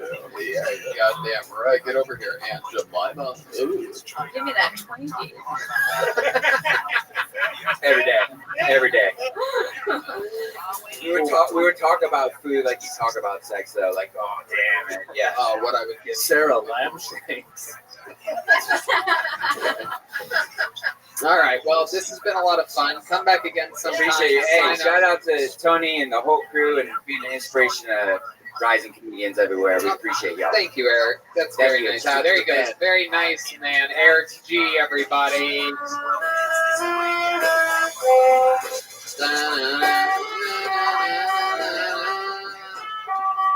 Jesus is a friend. I pulled another name out of the bucket. Ladies and gentlemen, your final comedian of the night out of the bucket goes by the name of Christy Bellich, everybody. Here we go. Christy Bellich. Here she is. It's Christy Bellich. Global warming is a thing. We all know this because retarded Nazi Greta Wild Thornberry told us that it is. But I was wondering if global warming is something else. I wonder if it's just Mother Earth going through menopause and the Pleistocene period or wherever where there were giant ferns and Jesus rode T-Rexes to church was literally the time when she was actually going through her period. And now we fuel our cars with the spooge period blood of Mother Earth herself that rains upon us when we fuel our cars, you know. And maybe that's why there's a psychedelic movement going on, because Earth is sending out signals because she wants us to get conscious, because she wants us to build better spaceships and move to Mars with Dad. She's like, fuck you, get these Chick-fil-A wrappers off the ground, get out of here, never did anything for me anyway. Fuck yeah, exactly a minute. Christy Bellich. There it is. Christy, I love that performance. Very enthralling. Very, very charismatic. You took us on a trip. You were lost in your set there, and it feels good watching someone that doesn't look like they're thinking or trying to find words or looking at their notes. I mean, you really gave a true performance there, and very, very awesome. Remind us, how long have you been doing stand-up comedy? 6 years. 6 years. All of it here in Los Angeles? Now, East Coast, New York City, Maryland, and the road. Very cool. Absolutely. Awesome stuff. Did this go better than your last time? You've been on the show once before during this pandemic. Yeah, I was on, but I did not get my minute. I went over the minute. That's right. Yeah. That's right. Okay. And tell us more about you, Christy. Remind us of your backstory a little bit. I'm a former primate researcher in Baltimore, Maryland. I worked for the Department of Defense under contract. I was supposed to be a veterinarian, but I ended up here instead. That's right. And I'm an astrologer by day. Whoa. Uh-oh. I love that. I'm into Do that. you have any questions? You want her to astrologize you? Yeah. Go right ahead. What do I do? What do I even ask? Oh, when's your birthday? April 19th. So you're an Aries. Yeah. I'm a birdie. There you Does go. that mean anything to you right now? Well, I'm an Aries as well. You're a fire sign. What I feel, you're at the end of Aries, so you're probably like 28, 29 degrees of Aries. So that kind of makes you sort of Taurian as well. I'm a cusper. Sort of, yeah. You're a cusp sign. For Aries this year, we're going through something called Mars retrograde, which will end on November the 13th. That I know. Which is going to be kind of a difficult. Keep going. It's okay. I like the music, but yeah, it's going to be a difficult time for you. But it's regarding career. Obviously, we're all going through the COVID bullshit. But for Aries this year, it's up to us to like find our warrior, our kind of like our, what is it, Xena, the princess warrior. Yeah. Okay, I'm a Gemini, June 8th. Tell me what's going on with me. June 8th, you are. Same birthday as Kanye West. You're a mid-Gemini, so. It's the day Anthony Bourdain hung himself. That's well, you're a very karmic person. You're just not a Gemini. You're a little bit of something else. You're a deeper Gemini than other Geminis. You have but also the North Node of Fate is going to take you into 2021. And I think the last time we did talk about like how, your job is to help a community, but your job is to also change the voice of a community as well. That's right. So with that, it's like the Kill Tony platform that you're bringing other people towards. You're going to have two different things because you're a Gemini. So that's one of the things. So did any of these horoscopes see COVID coming, or what the fuck? Yeah, 2020 is the year of the Great Conjunction. That starts on, there's a couple different ones. January 12th, April 4th, June 30th, and then the next one coming up is November 12th, the day before Mars goes direct. What about a vaccine? What do you have for a vaccine coming up? Okay, so this gets into conspiracies and weird stuff Let's that I saw on. I saw that your people are going to come after me. They're gonna be like, There is no my people. We're split 50-50 here. This is a very centrist podcast. So the biotech industry is going to be pushed in the year of 2021 through 2024, but because of the biotech industry, what they're going to start doing is gearing vaccines towards more genetic markers, something called mRNA markers, which so people who invest look at something called mesoblast because that's going to help you. But yeah, they're going towards more biogenetic messenger RNA markers. Right. So I think it's like they're changing the game basically. Yes. Yeah. What about August 4th? Oh, that's my mom's birthday. It's also President Obama is the best president in the world. And also In the whole wide railroad. and I think it's also the Queen of England. So you're a 7-degree Leo. 7 degree, wait, 7, 8 degree Leo. For you, with the compassion that you hold, the hardest part of you is having to cut away the people that sit on your back, if that makes sense. No, it's easy for me to do now, but Like the People that sit on the back of gazebos? Is that what you're seeing? Are you seeing it? Yeah. I just go over a month. I see an electric motor on a bicycle. I see 2 unused pedals. Can you guess what my sign is? You feel like a fiery spirit. There's a lot of fire around. Like He's a flaming homosexual. You feel fiery. What are you looking in a mirror? I feel fire, but I don't know your sign right now. I'm a little Yeah, it'd be nervous. so cool if you said I'm it. so nervous. Give her the sign. Tell her what you How about month? I need a little more. I'm skeptical. Sign. I'll do Well, one. with astrology, what we do is we read curious. birth charts, and when I read birth charts, I look at time. Yeah, she's not clocks. Mrs. Okay, Lee. my birth chart is no, I'm a Capricorn. You're wrong. So It's like Capra street corn, though. She's Mexican. I'm December 15th. That was good. Oh, you're the fire. Okay, so you're Sagittarius. You're fire. So Capricorn is where the year of the great conjunctions that we're going through right now are all in the sign of Capricorn, which is basically Yeah. capitalism itself. Which right now we're seeing fall or change Right. or transition. Over 70% of the COVID cases in Los Angeles is Or Capricorn. Latino people. The Capricorns, if you will. And what about our Sagittarius friend Flynn over here? What do you got for him? So, for you, Flynn, with your lime green shirt, you're going to be experiencing eclipse cycles that began June 5th that are taking you through June and November of this year, end of November, early December, and through May of next year. And what that's doing is that's basically remagnetizing you and redirecting you. Because you're a Sagittarius, you do have to take the fool's leap into your own sort of like way. Your journey. Wow. Look at that. Like, I want to take mushrooms with her. Yeah, it sounds like fun. Get Reiki.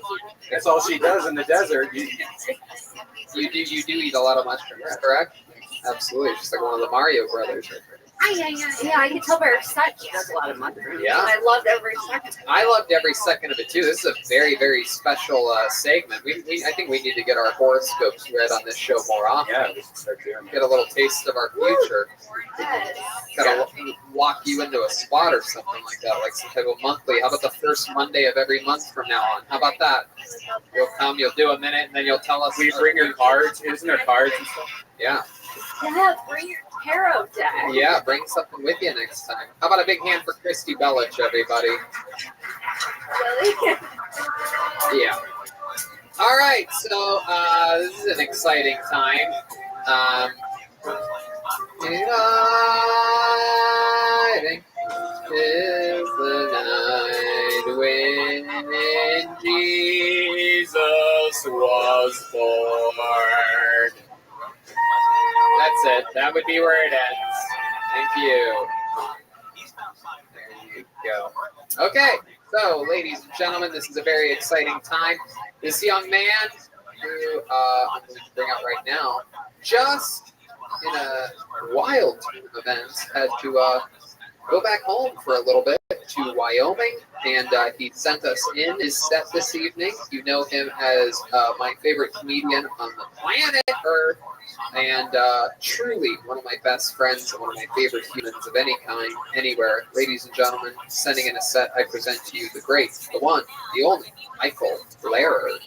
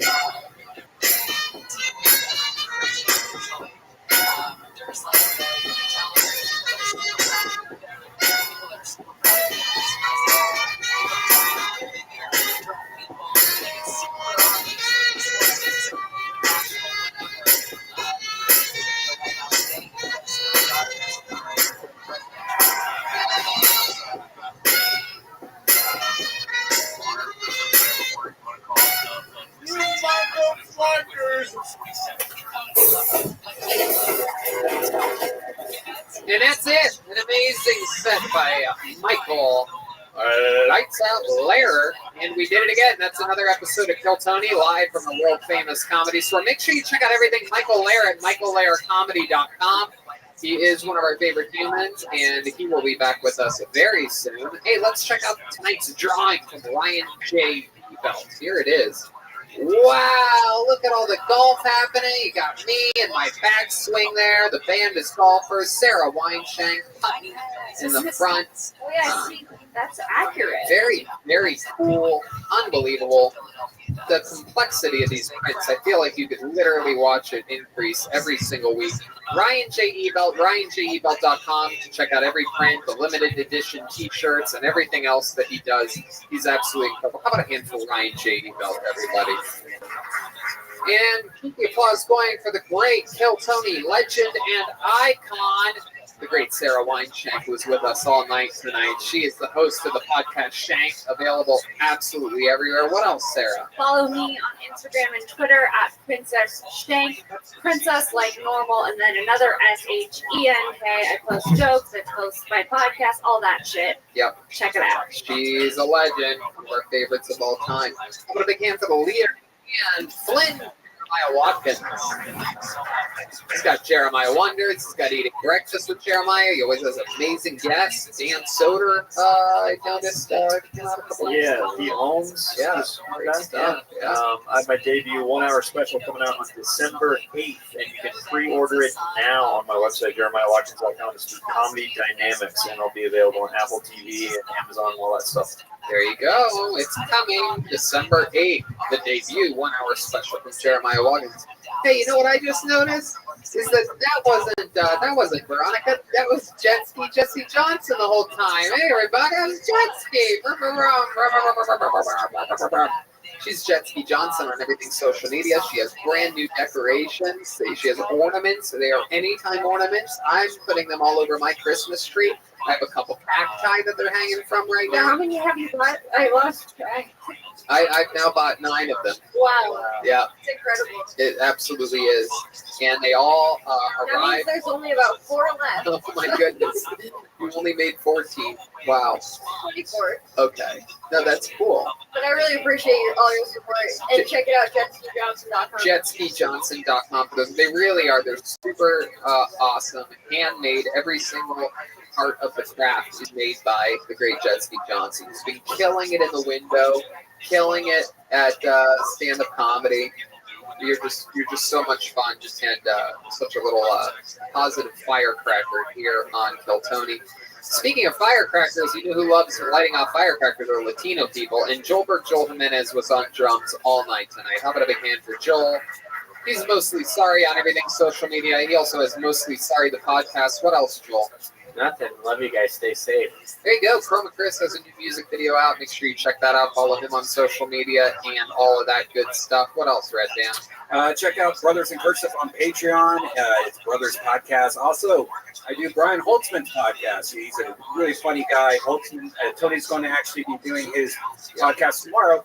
Check it out, DeathSquad. Wednesday. Wednesday. DeathSquad.tv. And I have a Patreon as well. Patreon.com/Hinchclef. And a lot of fun stuff happening there. In fact, I just recorded a recent episode with the great Jeremiah Watkins. We talk about our entire history of roasting.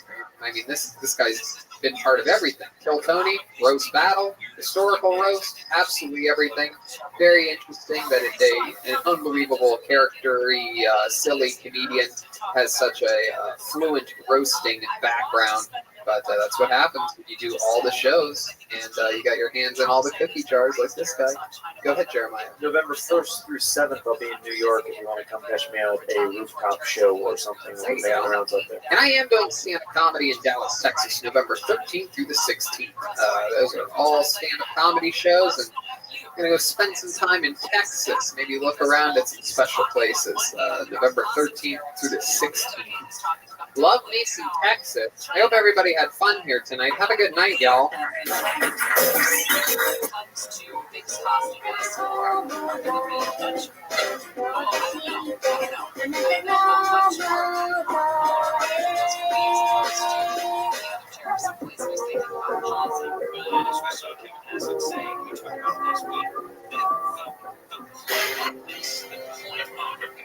Tariffs at all was to drive those other countries to the negotiating table. Right, and they've come up, according to Trump and his team, other countries have picked up the phone. They've come to the table to be like, okay, let's work this out. Whereas China has not. China is standing firm. And so that's why he's hitting back with this crazy ass number of 50% more.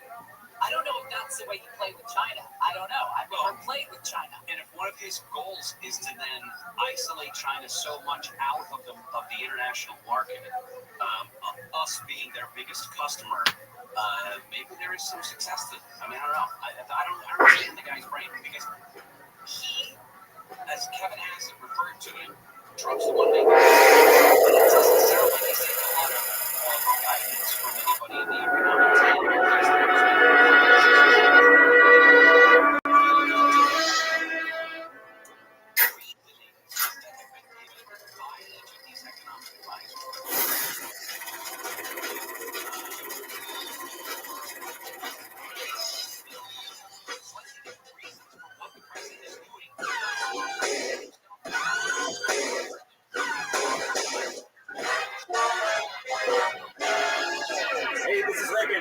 from the world famous Comedy Store main room for a brand new episode of Kill Tony. Give it up for Tony Hinchcliffe.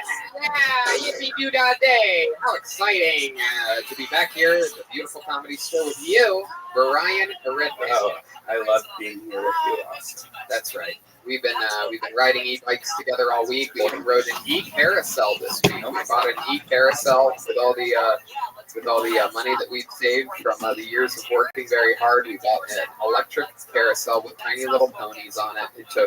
We got to ride it for 10 minutes, and it took 7 days to charge. And very exciting stuff. I am all stuffed up with delicious Vito's Pizza. I've been going there all week. I tried a bunch of new stuff this week. I tried the lasagna. I tried the Romeo sandwich. Is that right, Charlie? The Romeo. Oh, my God. I ate half of it, took the other half on the golf course with me the next morning. Yum, yum in my little tum-tum.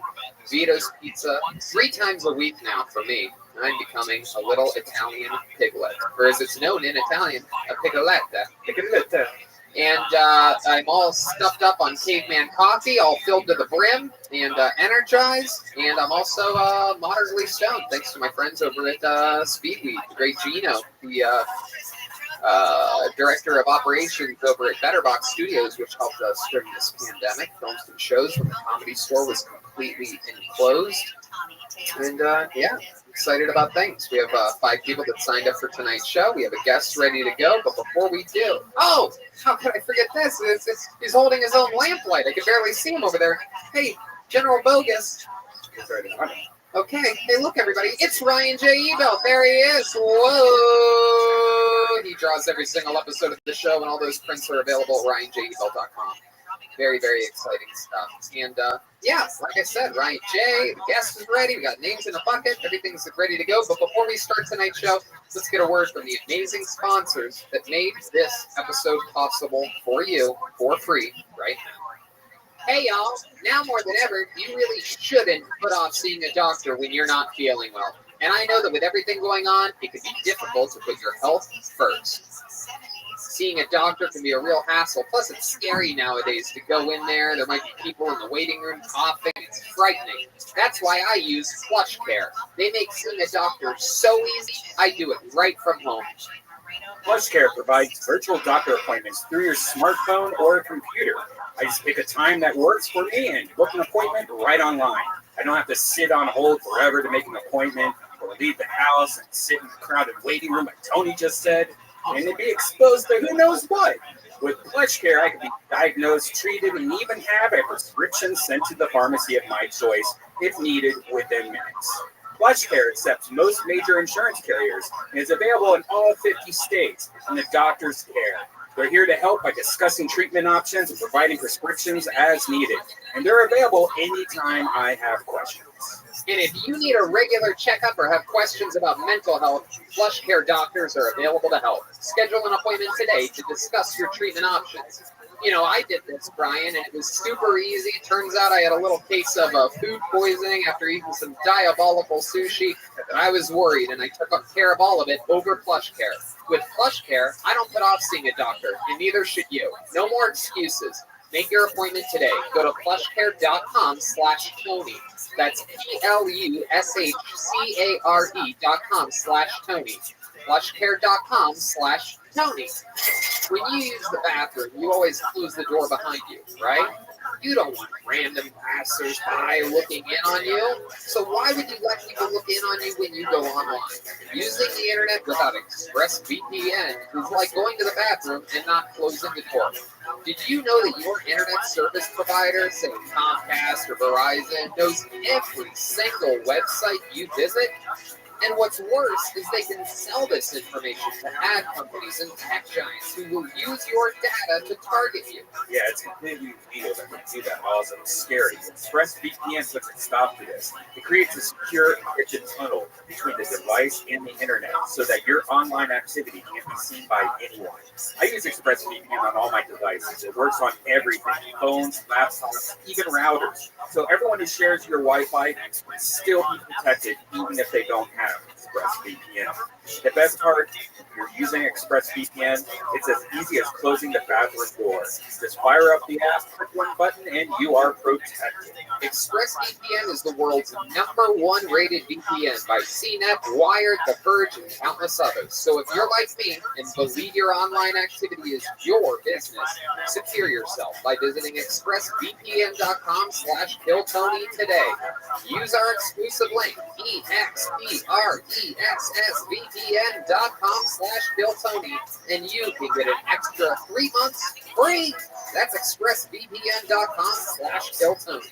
And we're back. What an exciting time. Thank you to our sponsors. I love them. I use them. I know them. They're great. You can contribute to the show by using our sponsors' products. Let's start tonight's show. You guys excited about this? There are, I don't know, maybe 12 people in a room built for 540, and I just could not be more excited about that. Let's start tonight's show, ladies and gentlemen. Your guest tonight, one of my best friends, the guy that I started with, an unbelievably talented comedian. His new album is out and available everywhere now. It's called Take the L, his debut album. Truly one of my best friends, former roommate, and me and this guy got hired right around this exact same time at the Comedy Store. So we were Comedy Store co-employees, we're co-paid regulars. Truly, my brother from another mother, the great Matt Edgar, everybody. Here we go. Matt Edgar. This is a guy that I got into smoking pot 13 years ago. I took him to his first Pink Floyd concert. I lived with him. I was on the couch. He had his own bedroom. And look at us. Here we are, just two brothers hanging out. Skinny little metrosexual looking dudes. We've been called gay numerous times. Especially when you had really long hair whenever. Yeah, I was way gayer back then. Yeah. Very, very tight jeans. Yeah. We once got kicked out of a Whataburger in Texas because the cop thought that we were gay. Yeah, the cop thought that we were gay our first time at a Whataburger, and the next day our buddy took a call from the chief of police of that police department to try to figure out what happened, and the chief of police goes, yeah, my guy said there were a couple faggots fighting in a Whataburger, so he had to kick them out. And we were like pro wrestling fans. We were like goofing around, like slap boxing each other or something. We were young bucks. Yeah.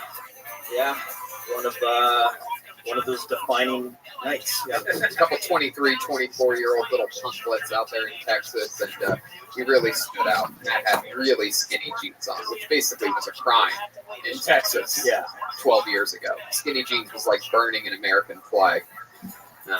Very excited that you're here, Matt. The album Take the L is available everywhere, and very, very cool stuff. I'm excited about you. You recorded that in New York? Yes, I did at the New York Comedy Club. Sweet. For friend Amy's joint. That's right. A great place. Another great person, another great club. Did you do it during quarantine, or was this like before? Nope, I did it about this time last year, actually.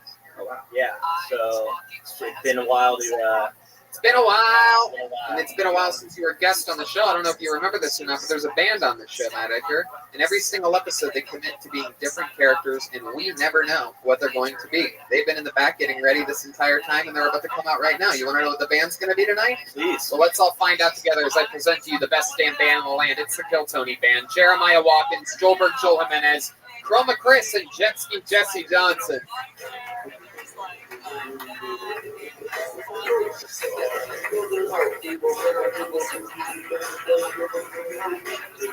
All right.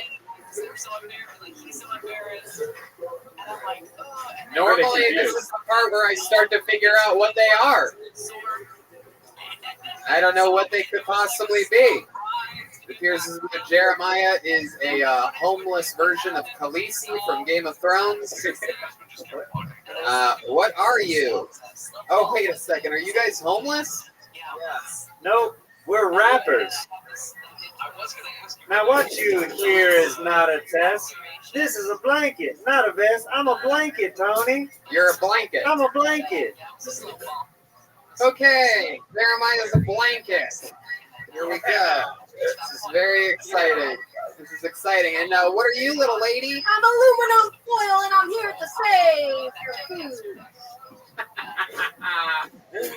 Aluminum foil. I'm writing down your names. Aluminum foil. And then clearly back here we have, what are you, a Christmas present? I'm wrapping paper. Bust out the Bacardi. It's time to party. Wow. I can tell you guys spent at least minutes preparing for these rolls tonight. I love it. And then I have no idea what this could possibly be back here. Why don't you give us your name, young boy? I'm freaking saran wrap, dude. You can't tell from looking at me? You don't have a wrap or anything like the rest of the cast? I am wrap. Okay. Wow. It's official. As we near episode 500, the band is running out of characters. Do you hear this, man's rap? I'm saran wrap. How about that? Hey, there he goes. He did it. There you go. All right, so we have a blanket, aluminum foil, wrapping paper, and saran wrap. Everyone. I'm a blanket. Yeah, we know. We got that part. And we have Matt Edgar with his new album, Take the L, available everywhere. We have Red Band, Ryan J. We have Rick Cossack, David Deary, and Lieutenant General Zach Bogus all running around ready to go. So let's start the fucking show. You guys ready for this, huh? Going first tonight, you're about to be absolutely shocked, as kicking off tonight's show is a man that a lot of people say is one of the greatest regulars in the history of the show. This is a young man coming fresh off of his first ever headlining gig this weekend. This is a man that writes a brand new 60 seconds every week, has his own defined style, brand new jokes. His work ethic has not taken a single break during this entire pandemic, and we're about to get a new minute from him right now as I present to you, ladies and gentlemen, the big red machine, the one, the only, the great, the powerful, the slow walking, William Montgomery, everybody. Here he is. Really nice to be here tonight. Can you imagine this being a VJ on MTV, which is sort of for music television, and then being fired because they no longer play music on television? Bad news, my show on BET got canceled because they're going to start airing reruns of the Andy Griffith Show.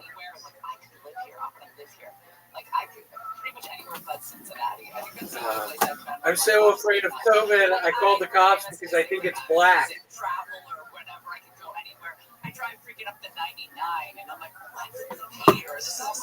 You know the craziest part about Elliott Smith's suicide? Courtney Love did it. That's a good joke. I don't know how many people get that, but if you get that, that's a hell of a joke. I'm a big baseball fan, and by baseball fan, I mean doing drugs in my parents' carport. Ladies and gentlemen, William Montgomery. All right. Wow. Incredible. I could barely hear you over the sound of the band moving around. Yeah, what the fuck? In every direction. It is a lot of noise back there, except for you, Blanket. I'm just a quiet blanket over here. There you are. Absolutely. William, I might have to edit in a new intro. Maybe I made that a little too good. A killer minute every week, headlining weekend, and all that. That was a really good set. And you come in guns a-blazing with an MTV. Everything was like your misdirect today. It was your one awkward hard hitter with no real. It was cool though. You know, it's a tough position that you're in. Did you get cable this week? I noticed the MTV, BET references. I did. My favorite network is BET. Because he's a blanket. And blankets go on the bed. William, what did you do this week? Had the headlining set in Eureka. So tell us about it. I'm sure the listeners are excited to know. They've been following your growth for years now. Your first headlining set. Tell us the truth about how it went. It was fun. I was able to managed to do 45 minutes. I brought my synthesizer, which I brought on the show before. My synthesizer was malfunctioning. I tried to make it work. It kind of worked. I want to warn y'all, nobody had masks on. I'm pretty sure it was a super spreader event. So whoever is talking after me is fucked. I've already started feeling sick. They changed the microphones between everything. Oh, okay. Was this outdoors or indoors? It was indoors. What? Yeah, it was nothing like LA. They're more lax in Eureka. Yeah, for sure. They're more relaxed everywhere than LA. Did you hear people coughing or perhaps having symptoms of the coronavirus during the show? Were there people sweating and taking their own temperatures? Yeah, there were a couple of black people who were really sick. Will, I don't think we could put you in the one spot. No, I mean that's not even a joke. They seemed really sick. I like how he said he managed to get through 45 minutes. Well, one of the repeat problems, he's a repeat offender, William.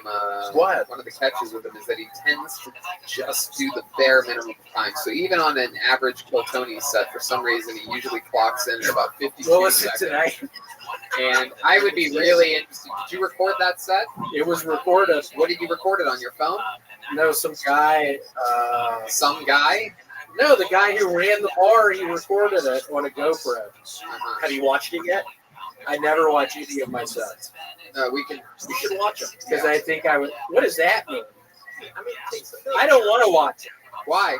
Because I think I quit comedy. Why? I don't know. Because I never, when I go back over my notes, I think they're not that good. And I think, what am I doing out here? I need to be back in Memphis as a teacher. Why? Is that because I think it's because he's sober when you watch this sets, right? Yeah, you got to get as fucked up as usual, then watch it.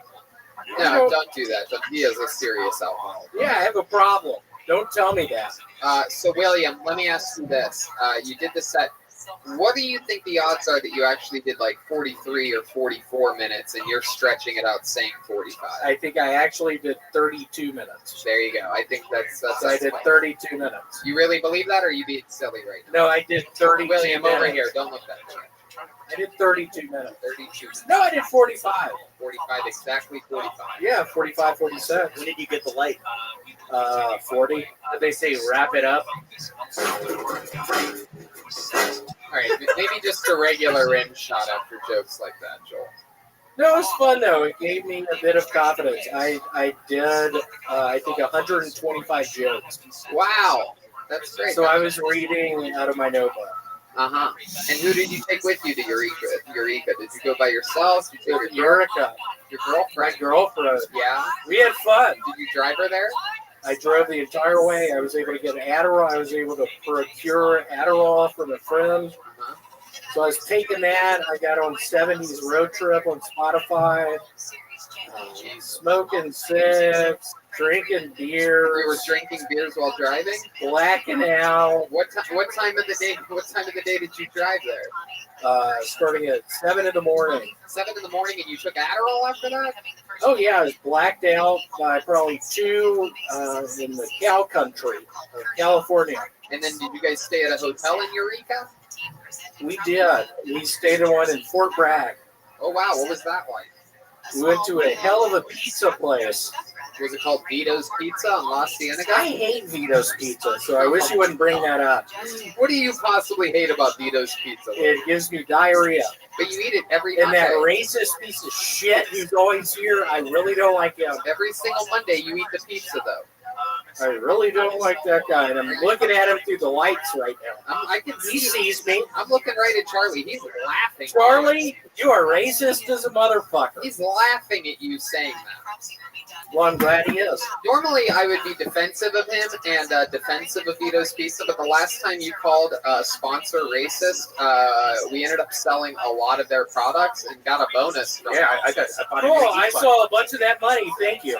Well, yeah, no, you're not. You don't get to see the money. I saw a bunch of that money. Thanks. There's no way would you ever get a touch of any of that. Yeah, I get it.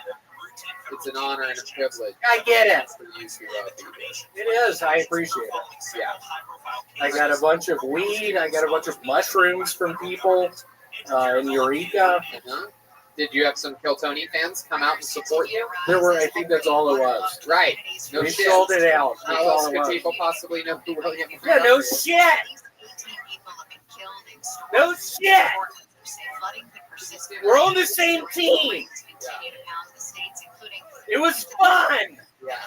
How come you never bring your girlfriend here to kill Tony with you with the comedy stuff? I think it's because David Lucas talks a bunch of shit about her. Oh shit! Your own brother in person.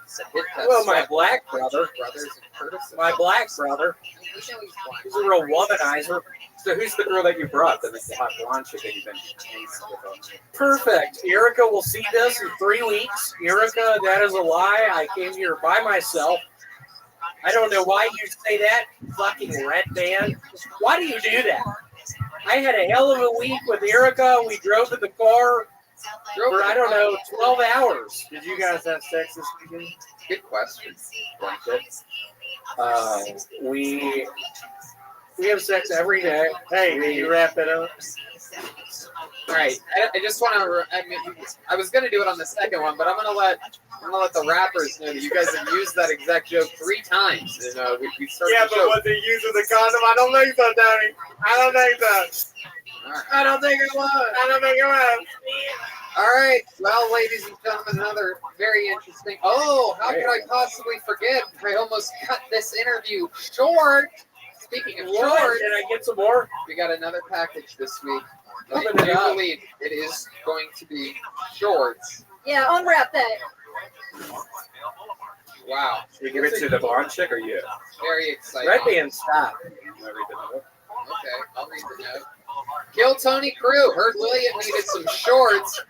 Wow, look at that. Did we get that on video? Yeah. That was incredible. Did you get that on camera? They got it. Heard William needed some shorts. I figured I'd take this opportunity to ask for a shout out for my business. I sell streetwear and vintage at Feeners Precious. Feners Precious on Instagram. Huge fan of the show. Love y'all. Keep killing it. Edward. Appreciate it.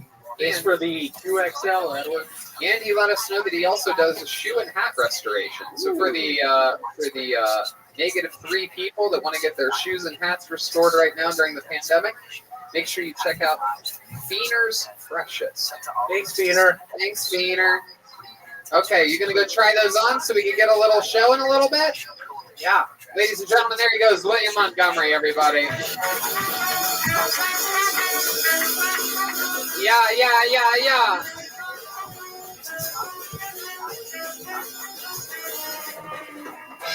Some of my favorite moments of that interview was watching my good friend Matt Edgar's face at the very interesting diabolical ways of William Montgomery. He's what we call an unorthodox creature. For a second, am I dumb? Am I not? Wow, the blonde girl and William are fighting right now. Pull the name out of the bucket. Your first comedian of the people in the bucket being pulled out tonight that we're going to see goes by the name of Nikki Hughes. Nikki Hughes. Here we go. 60 seconds uninterrupted. Nikki Hughes. Okay. Hi. So my dad is a Vietnam War veteran with PTSD. And I'm working on this joke right now. Oh my god. You make me so nervous, Tony. Anyways, so the PTSD dad story is how's that supposed to go? Fuck! Oh my god, I can't believe this is happening right now. I hate my life. What should I do? Read. Okay, so I'm Nikki, and this haircut is called the Peter Pan Sexual. In case you wanted it. Yeah, I don't know. This haircut's fucking gay. That's what I found out most of the time. It's so fucking gay that, guess what? Bisexual people can have this haircut too. You know? Look, I really ruined this. Totally did. Yeah. Okay, that's exactly a minute. Nikki Hughes.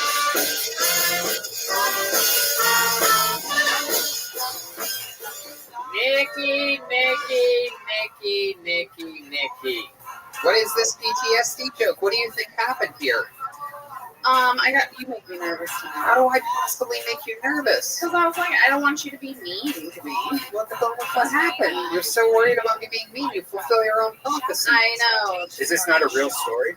No, it is. Then how can you not remember a real story? Because it has like What do you think is going to be worse, the PTSD from whatever happened with your dad, or the PTSD from talking about PTSD on this show? Well, I actually also have PTSD. Yeah, Tony, she really sheet the bed. Oh shit, that's a blanket. If you're wondering why that's funny, sheet the bed from a blanket that stays on beds. So let's try to figure out. By the way, you know what? I gave you a 10-star recovery there. Keep pansexual, gay as fuck haircut. Absolutely, you recovered. You spun right out of it. You lowered expectations and got a big laugh. In fact, that was a bigger laugh than William got through his entire set. Yeah, but I was like really determined to tell you this. Well, let's get it out of you right now. Go right ahead. You've had a moment to think. You've taken a breath. You've had months to prepare for this, perhaps years. How long have you been doing stand-up? 6 years, and you blanked out. No, I know. Okay, so my dad. Blanketed it up. What? Blanketed it up. Oh my God, blanket. I got this covered, blanket. Okay, all right. All right. Blanket's just warming them up. Whoa! Whoa! Okay, I do remember it. Go ahead, I Nikki. do remember it. So I have he's a Vietnam War veteran, and he has PTSD. He's my dad, like I mentioned. And honestly, having a dad with PTSD is a lot like having a regular dad. I know that sounds crazy, but like back in the day, we didn't know that shit was PTSD, so we just called him fucking weird. You know, we were just like, Dad, stop being fucking weird. Stop talking about those dead people. You know. And the deal was, when we would go to bed at night, this was like the deal with the family. If you woke up in the middle of the night, don't go downstairs and go pee, or Dad might choke you out. That was like the deal. It didn't happen to me, but I didn't realize at the time that it was just like my version of the Milton Bradley's board game, Don't Wake Daddy.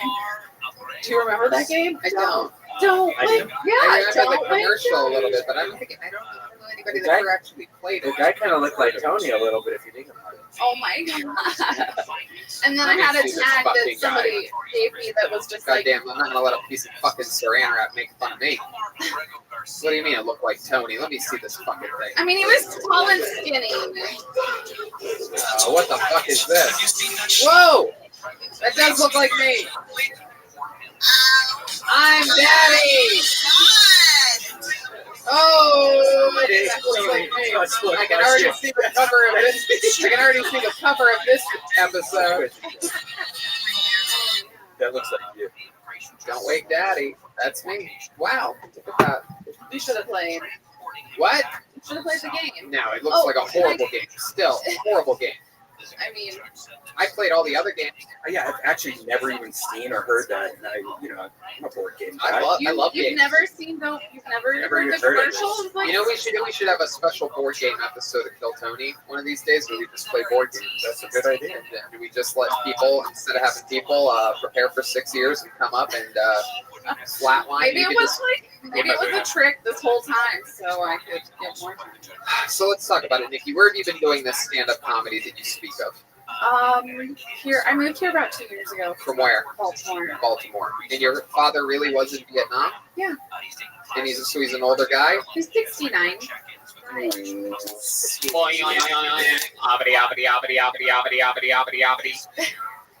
Okay, so he's 69 years old. Is he still with your mother? No, my mom's dead. Whoa! Did he choke her? That also makes me hard when I end up at a mom's dead. No, I'm kidding. How did she die? So she actually died of a drug overdose. Wow, what kind of drugs? She mixed Valium with a cat tranquilizer, phenobarbital. Yeah. Wow. Yeah. Cat tranquilizer. Put that pussy to sleep. Oh, that's a good one. But she was a veterinarian, so it made sense. It made sense. Wait, what made sense? She was a veterinarian. She must have done a lot. Wait, she was in Vietnam too? No, she was only 34 when she died. So. Oh my goodness, how old were you when that happened? 11.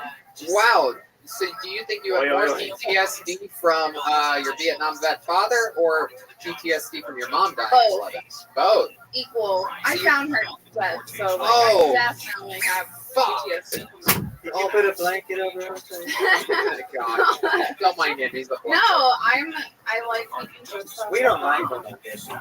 Did she have that dap, that dead ass pussy? Oh my God. That's actually pretty good. Was she freshly dead, or was she like Yeah. flu or something? Yeah, she died on Valentine's Day, and she didn't feel well, so we like went off for like a whole, like our regular thing we were gonna do for Valentine's Day, and we came back, and me and my brother were like, "Mom, we have presents," and we went up there, and she was like in her bed. Yeah. Jesus. Yeah. Fucking Christ. Yeah. So don't be fucking mean to me, bitch. No, I mean, what can I? Yeah, I mean that actually means that I should be mean, right? Well, It means that you can handle it. You've been numbed by the pains of God roasting you. Yeah. First, that's a great way to put it. I know. All right. Hey, you two kind of look alike too. It's true. I also have been called Peter Pansexual. Oh, you have? No. But you know what? It's very interesting. 6 years. How do you make money? I'm a scientist. Well, I'm an engineer now. Okay. Were you going to say scientist there? Yeah, I was a scientist before I moved here, but then I took a job as an engineer. What type of science were you doing? I make drugs. Oh, what kind of drugs? Full circle. I was making biologics, but now I actually make oncology cell therapy drugs. Okay. So you're treating people's cancer. Yes. But they treat themselves. Basically, we take the cells that cure their cancer, like our natural body actually does that T cells, right? And we genetically modify those T cells to kill their cancer after they've received chemo or radiation. And it hasn't worked.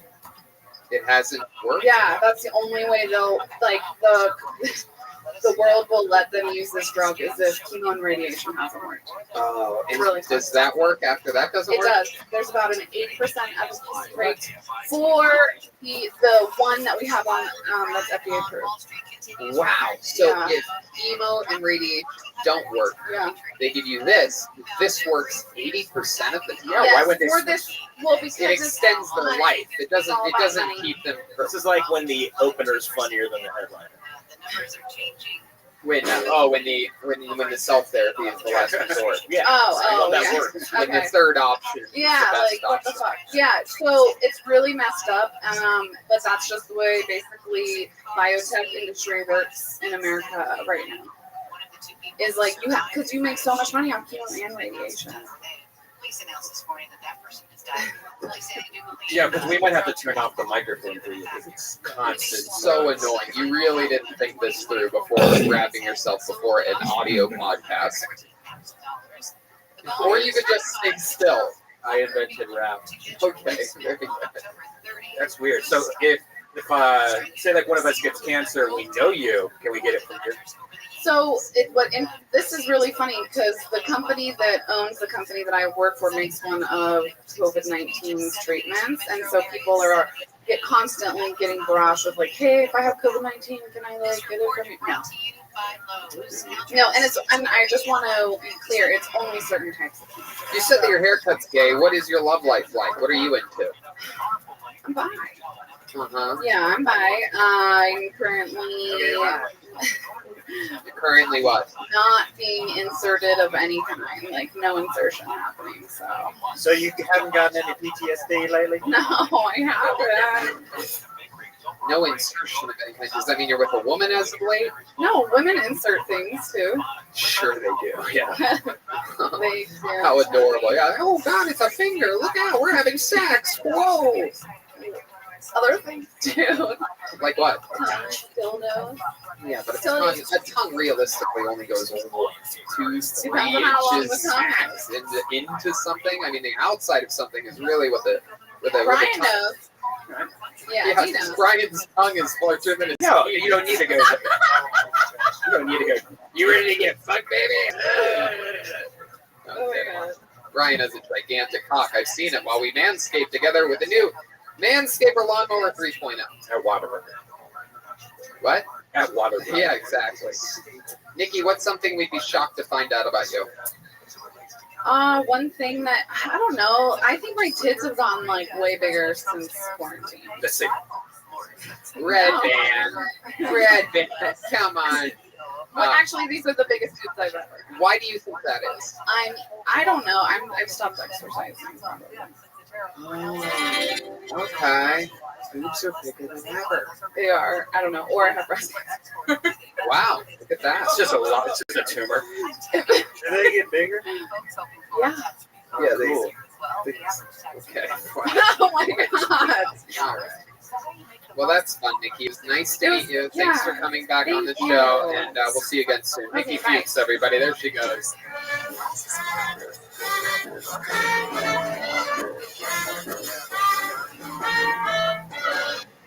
All right. Look at this. Another young lady, ladies and gentlemen. Your next comedian goes by the name of Sarah Ross. Here comes Sarah Ross.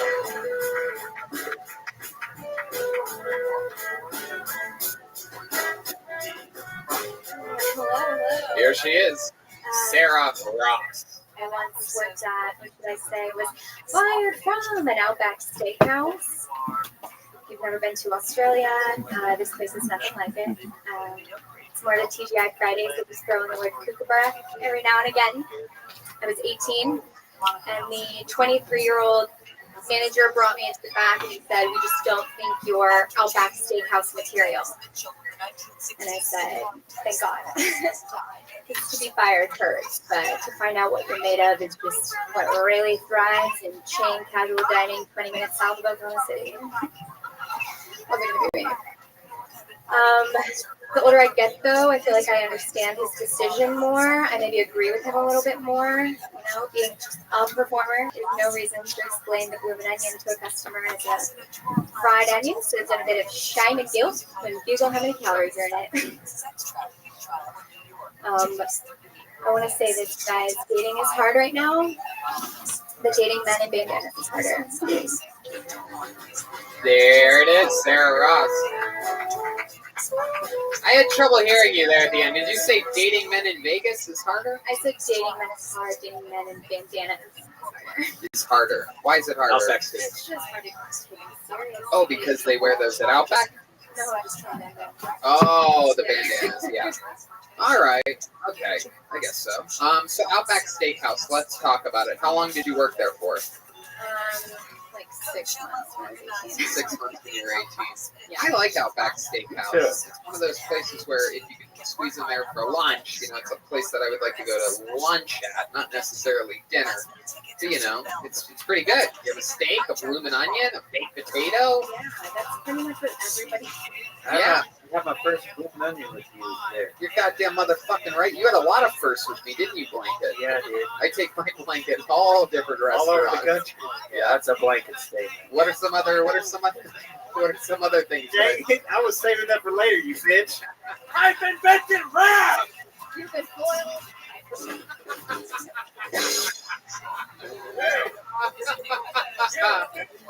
There she is. All right. So, Sarah, 6 months and then you got fired. What other jobs have you had other than that?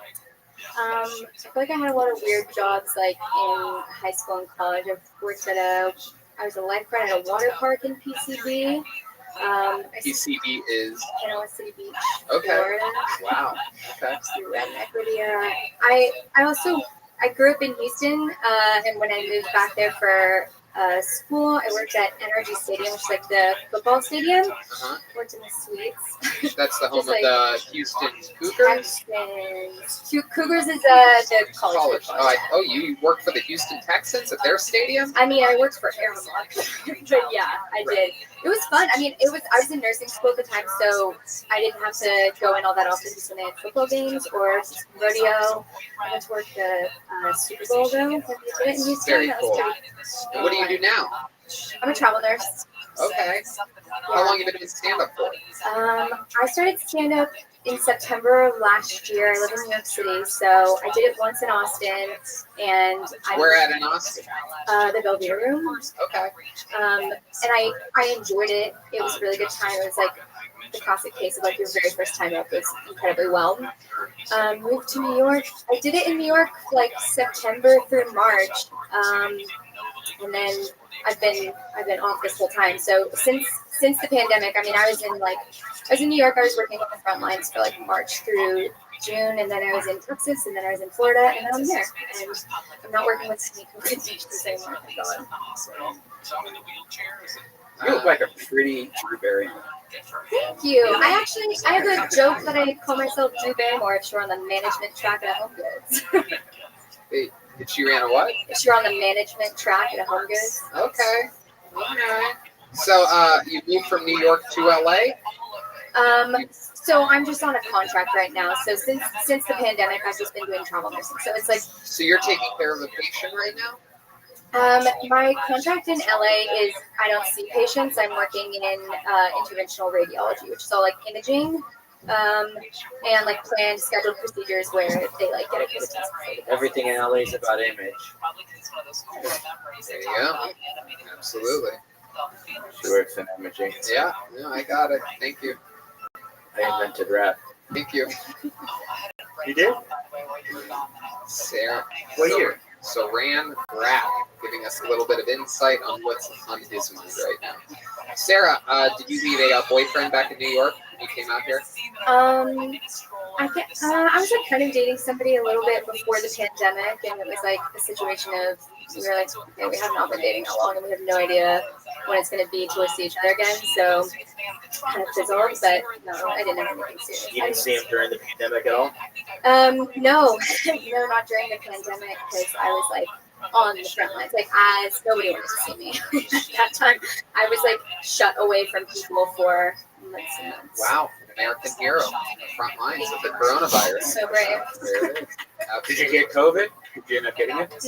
No, I haven't had my antibodies tested, but I haven't had COVID. I mean, I've been tested so many times I can't even tell you, but it's never come back positive yet. Very cool. How about hobbies or fun facts about you? Anything fun that we'd be surprised to find out about Sarah Ross? I don't know. Maybe my mom's British, so there's been like a British family, which I can literally hear Joel when he just grabs the mic. I can literally hear his thoughts. Yeah. You should try wrapping the boiler around your head, my friend. Block that shit out. Oh my God, Joel, what were you gonna say? Now I want to know. It's always more interesting to find out what you didn't say than what you. No, I did say. I said hello. She said her mom's British. I said hello. Why? Because her mom's British. Idiot. All right. I invented rap in '79. So your mom's British. What else? I know. I'm like rather boring right now. You feel like you're what? I just feel rather boring right now. I don't have like something incredible. How about sports?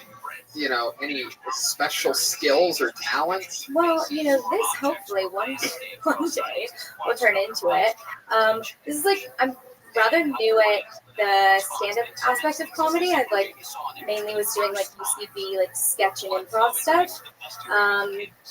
So that's like, I mean, I have family in New York, but that's like kind of what made me decide to move up there. I moved up there with a couple of friends from Austin, who were like also trying to get into comedy. In the city, you moved in the city of New York City.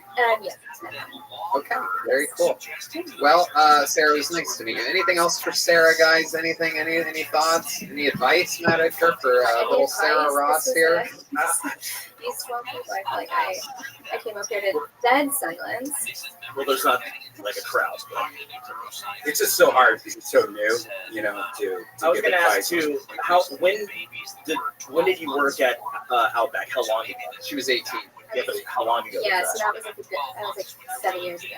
So long, so like 20 years ago. More than years ago. Do you think you're going to move back to New York or go back to Austin? No, New York is the thing. Yeah, like New York's my home base. I've just been traveling. Why New York over Los Angeles? I must know.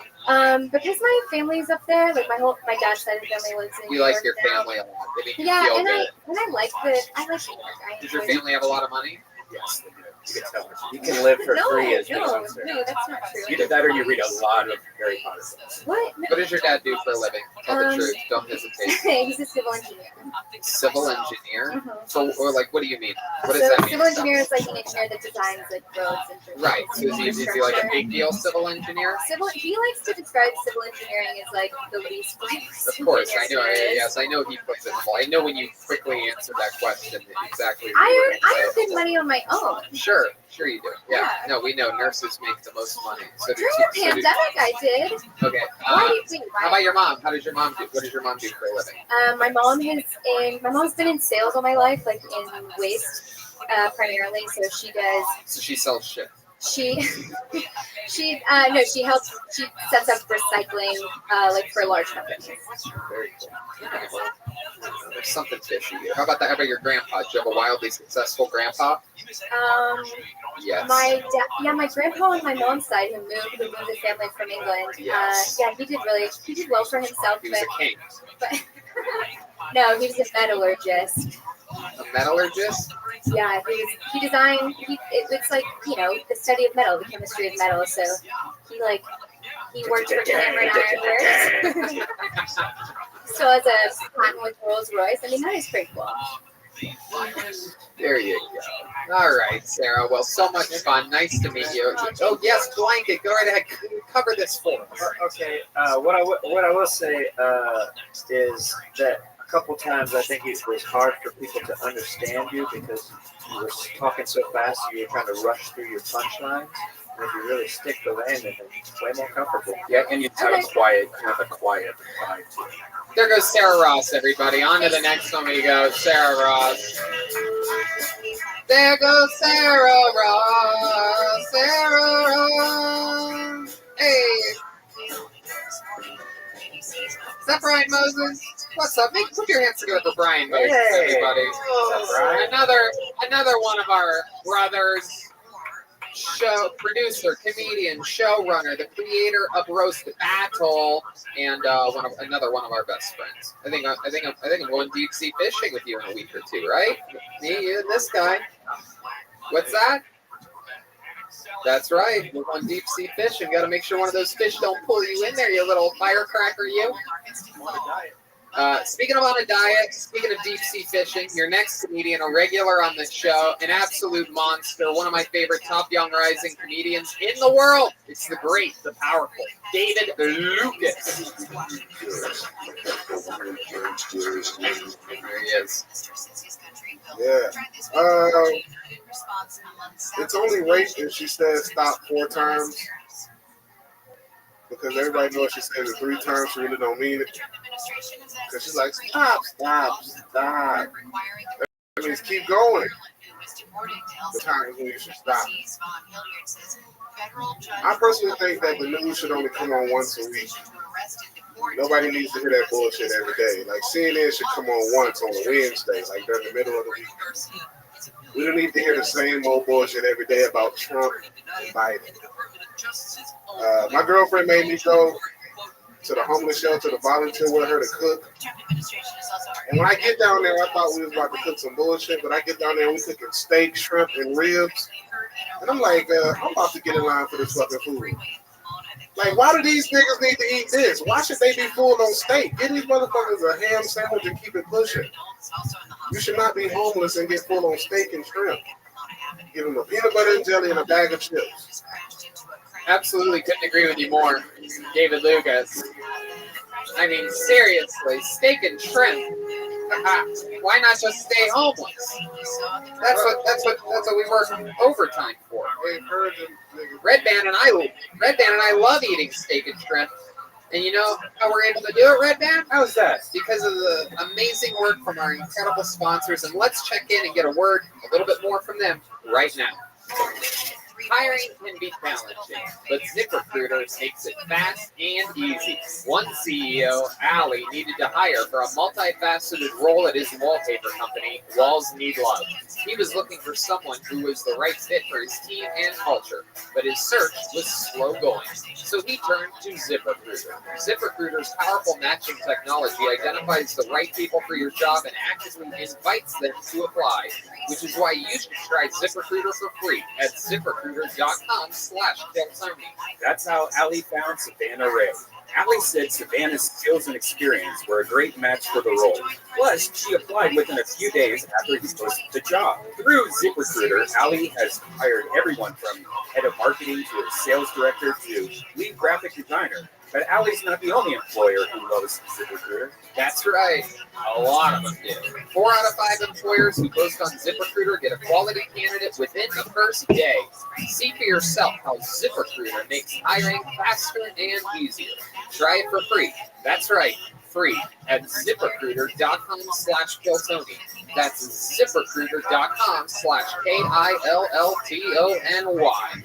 ZipRecruiter.com/Keltoni. And we're back here with the great David Lucas. He's talking steak and shrimp. He's serving up homeless people. So, did you really do that? Yeah, I went to, well, it happened before. Right, it's a soup kitchen. Yeah. But I went down there to cook. And they had all this good shit. I'm like, damn, I thought I was about to come here and make some sandwiches. I didn't know we was grilling and sauteing. Well, that's probably old steak. Yeah, but still, though, It's mafia meat. that's motivation for these people to keep on striving for the bottom. There you go. Here's the first N-word from Shit, David my Lucas. You're not allowed to say it. Well, we'll work on it.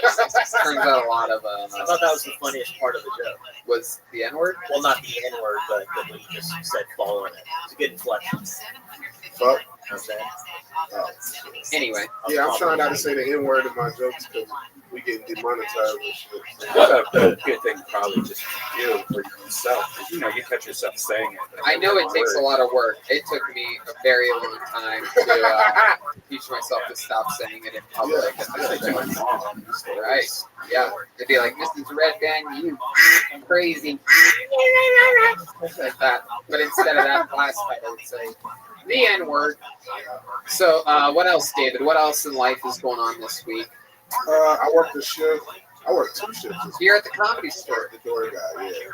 Back at the door. Yeah, man. He worked the shit out of us right now. God damn, we got to put tables up. This is it. Take tables down. You're paying dues at a time here at the Comedy Store, which is accelerated dues. The Comedy Store documentary is out. You're getting to find out a lot more about people that have worked here before, the history of the club. What do you think about that? Bro, like, I got to see Argus Young. That shit was crazy. Yeah. I remember the first time I saw Argus. He wasn't even the Duke of Abercorn yet. He was the Commissioner of Abercorn. And what I'm learning is, I thought Richard Pryor was like the first big person to be here, but it looks like it was JJ from Good Times. Oh, yeah. Yeah, I was Without a doubt. like, oh, damn, man, this documentary teaching me something. Oh, yeah. Yeah, Richard like- Pryor just popped up 40 minutes into last night's episode. You know, the club's crazy when you don't start covering Richard Pryor until an hour and 40 minutes into your history. Right, right. Freddie Prinze. Learned a lot about Freddie Prinze. He was 19 out here killing shit. Robert Williams. Right. And Edgar. Well, he shot New the album, arrows. Take the L, available everywhere. He shot the arrows at John Travolta. You know, like John Travolta. So I learned a lot, man. Because, you know, like, on the urban side of comedy, we don't really learn a lot of history, but I feel like that's necessary to evolve as a comedian. Without a doubt.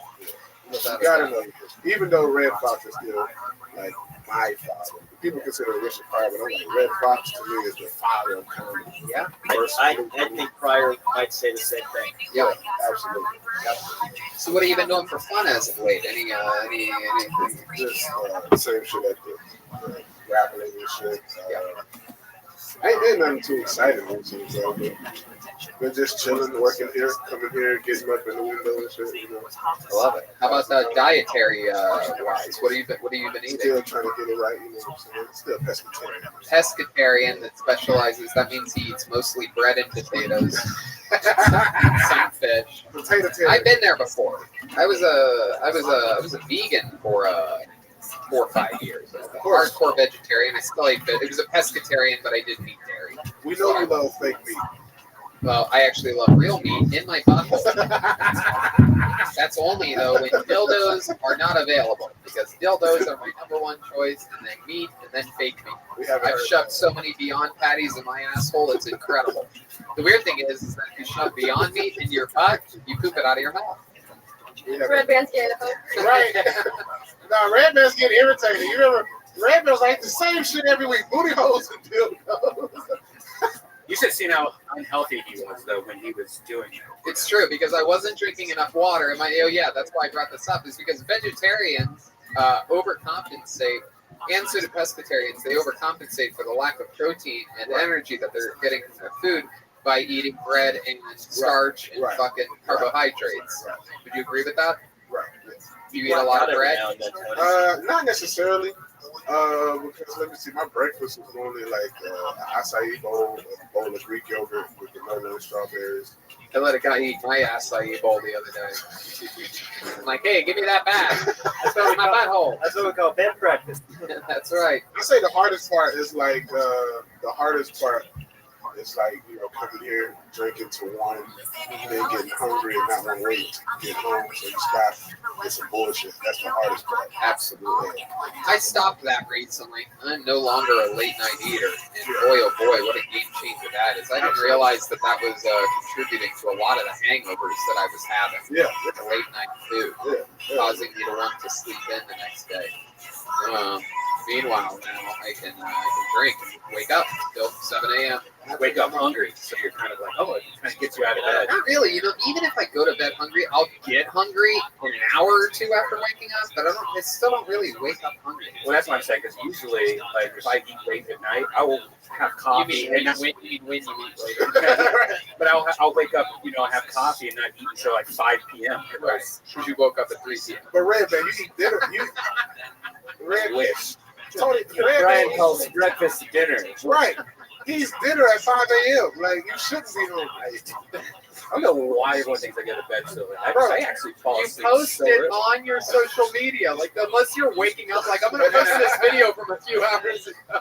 No, I wake up all the time. Like I'll wake up at 3 a.m. 7 a.m. briskets. I'll wake up at 7 a.m. and just like be up for an hour or so and then go back to bed. David, what's the unhealthiest thing you can remember eating as a kid? Today I had cheese puffs. That's why. Oh shit! How many cheese puffs did you have? Just a little. Look at you! You're turning into one. You're like the kid from the long time. You look like Cheese Puff Daddy tonight. Puff Daddy. It's hard for me to roast without the N-word. Crutch. So much fun, David. As always, we're gonna have more fun this week coming up. There he goes, the great David Davis, everybody. On to the next one we go.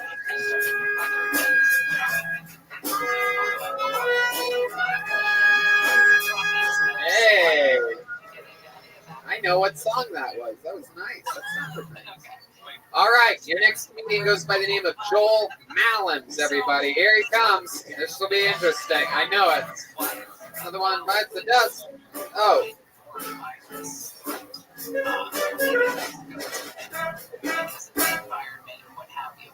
Handball on Ancestry.com.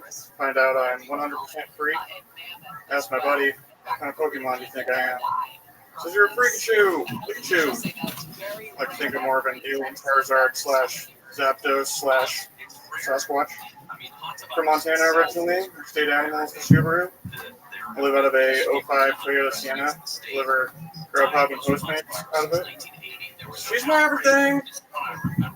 Driving around, can't help but to read deeper into signs. No U-turn.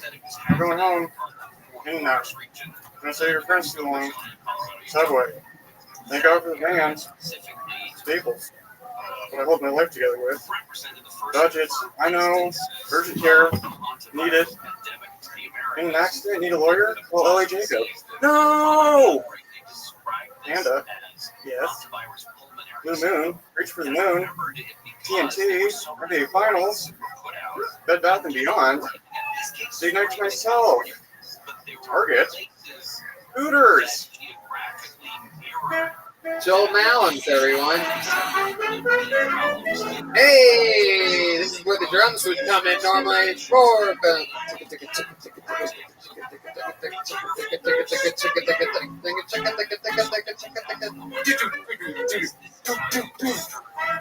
would be it. That would have been normally. All right. There's no drummer here. Hey Tony, I've seen this guy before. Oh, you have? He's been on the show. Where have you seen him before? Freebasing. Oh, that's right. You're foil. That's right. Joel Malins, you have a very interesting, unorthodox, really everything. I mean, performance style, look, writing, delivery, everything. You look like me if I was drowning in COVID. It is an interesting look. Joel, let's talk about it. Tell us about your life. How old are you? Just turned 29 2 days ago. 29 2 days ago. Where are you from? Whitefish, Montana originally. Whitefish. Wow. All right. Delicious. Go ahead. How long have you been in LA? A little over 2 years now. What have you been doing here? Right now, delivering food. Oh my goodness. Living out of the van. Well, living in a van, and you're delivering food in the van that you live in? Yeah, Grubhub, mostly. Just driving around Long Beach. Okay. Grubhub, in a van, mostly Long Beach. Have you been on the show before? Yeah. I was gonna say. Oh, yeah. Well, I mean, your hair's a little different. You got it in like pigtails. Yeah. Joel, you live in a van. How long have you lived in a van? 2 years now? I don't live. Yeah, 2 years out here. I lived in a year in Arizona. This guy's name is also Joel. I know you. What the fuck? I know you weren't here because I know for a fact you were in the back green room talking very loudly about Oh, it's peeing, man, but it's cool. I had been. Who were you talking to when you were peeing? William Montgomery, dude. Oh, that's right. You know what? How can I forget that William's been back there waiting this entire time? I can't believe I forgot, but now I remember, which means it is time to see a little bit of a fashion show. Here's William Montgomery. Here he comes. Here comes William. Oh my goodness, look at this guy. Yeah, play it slow. No, William. Like this. God, absolute moron. It's almost impressive. What do you mean?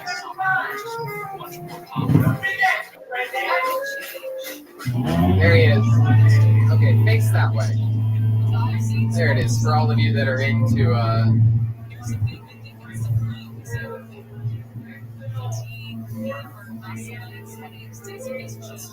this is for all you ladies. This is for all you ladies that are into a man that looks like your uncle that still owns a waterbed after all these years. You do, yeah? You still sleep in a waterbed when it breaks? You repair it? The angry Trump kind of version of William's back. It's very exciting. Someone definitely only did 38 minutes this weekend in Eureka. Wow. This is a guy who clearly just bought his first El Camino. No? He's here. I think this look is called train wreck.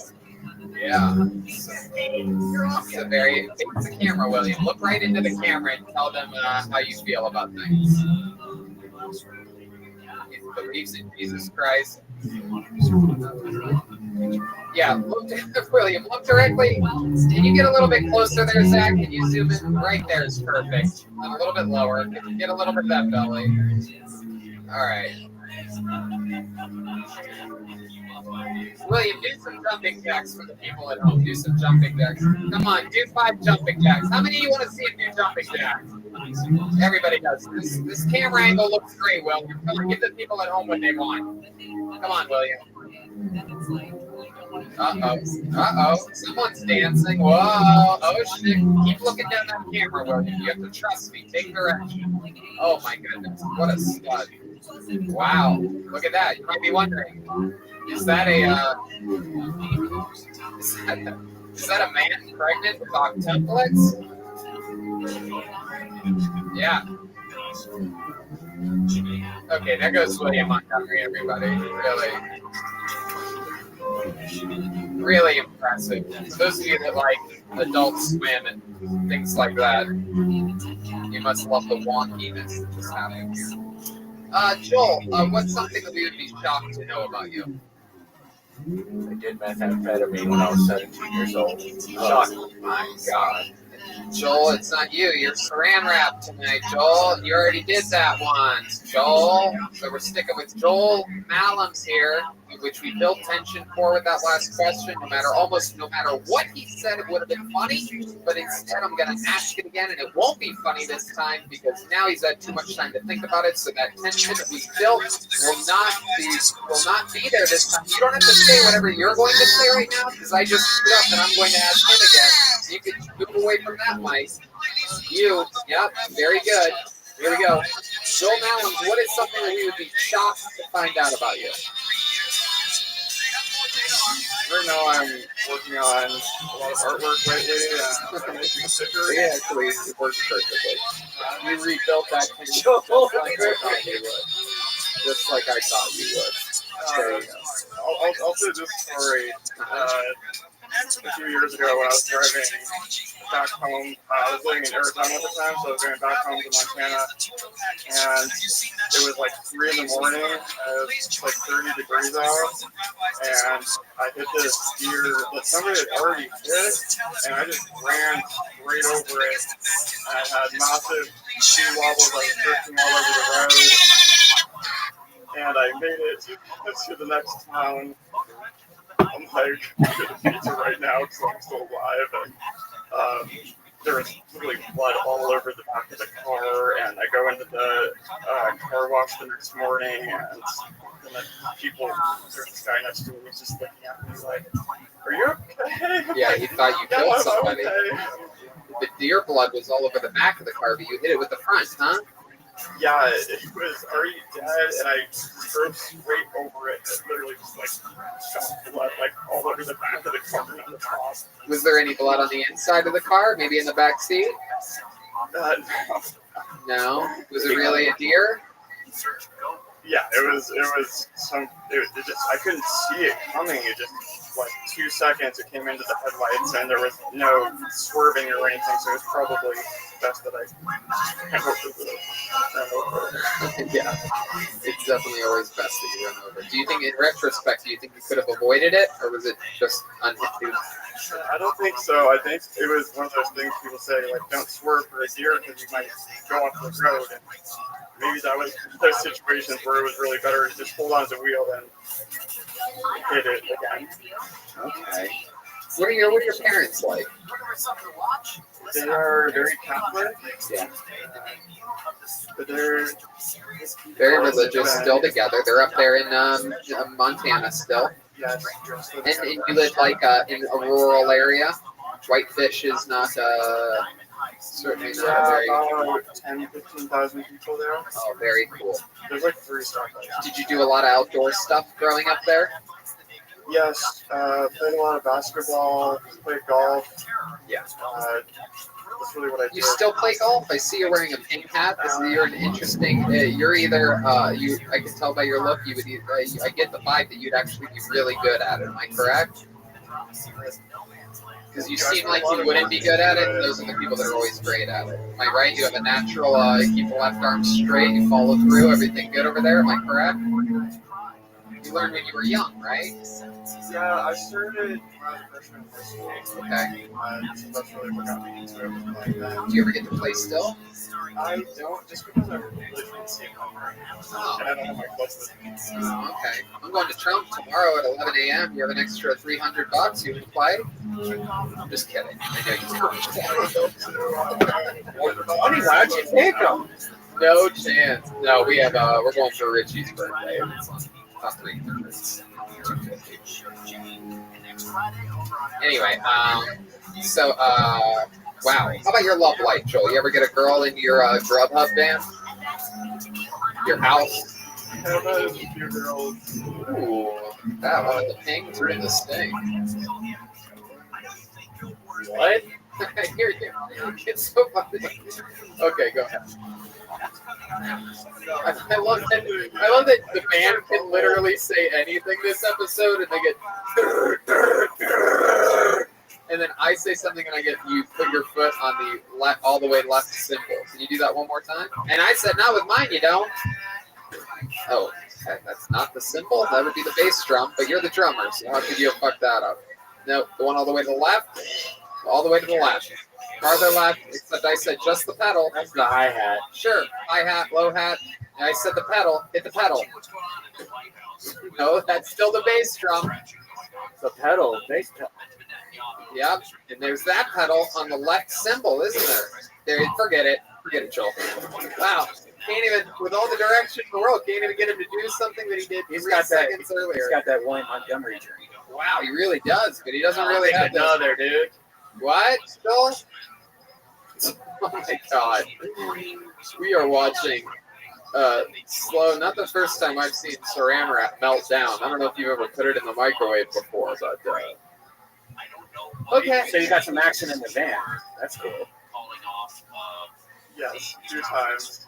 When you're delivering Grubhub, are you ever like really hungry and sometimes somebody will take like only 2 or 3 minutes and you're like, fuck it, this smells good. You keep it? Okay, so a few weeks ago, this person, and I really try to be just the best person I can be, and I don't want to steal or do anything like that, but this person bought Sapporo sushi, and they didn't tip me, and I was looking around for their apartment for 15 minutes, and I called them multiple times, they weren't answering. I'm like, I'm taking this. So you could see the tip before you even deliver it? I always thought that was afterwards. But that was after. They didn't tip you because they didn't get their sushi, correct? On Grubhub, you see your tip first, so it's all. Whoa. That's the I'm loyal to the soil. I'm a Postmates guy all the way. And I tip well as long as I get the food. Right. I like that aspect too with Postmates because you have that incentive to.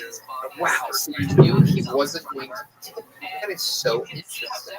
And It's like a sushi, $50 meal and there's right? Yeah, that's ridiculous. That's crazy. I say if everything is horrible and the guy was a moron and didn't follow any of the directions that he was clearly given, really did the worst job he possibly could do in his very simple job, I still, throw him something. But it's only if they don't deliver the food at all. What? Right. You know what the worst shit is? They do that porch where they drop it off on the porch, which is fine, But they would put it right in front of my door. My door opens out. So I'll have drinks and shit like that. So I have to go around the whole entire house from the back door just to get my fucking. You ever take your e-bike around the house to do that? Yeah, bro, I said you take the e-bike. All right, Joel. Man, you are so interesting and so I don't even know how to describe it. You're like a Nicolas Cage character. Yeah, you seem like a real character. You're 29? How long have you been doing stand-up for? Just the 2 prior times here. That's it? You only perform on Kill Tony? Yes.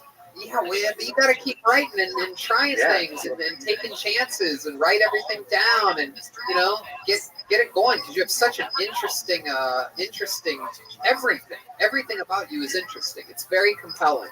So keep writing and doing it and find some open mics and do those and stay healthy and safe during this wild time. Was it you that saw that had the one wheel? Or are you riding a one wheel? No. One wheel. What did you see? Somebody out front. One of the people here. It's you. It's you. Oh, okay. Yeah. There you go. All right. Joel, thank you so much. There goes Joel Mallins, everyone. Hey.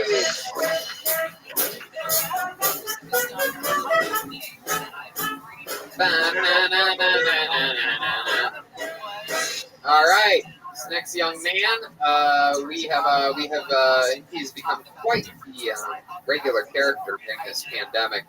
His incredible jokes, and then we found out about his incredible passionate relationship with a Latina woman, and we've been following up on it. It's been a few weeks since we've seen him, and he's back here, an unbelievable joke writer and teller. Here he is, a new minute from Ryan Joseph.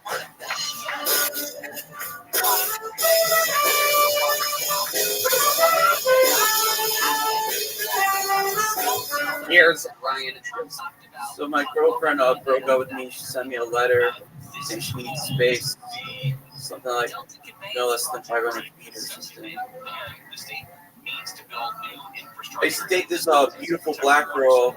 She broke my heart, so I've been trying to avoid her. But I saw her walking towards me on the street the other day, so I crossed the other side. And then she calls me. She's like, "Why did you cross the street when you saw me walking towards you?" I was like, "I told you, you're not my girlfriend anymore. You're just black."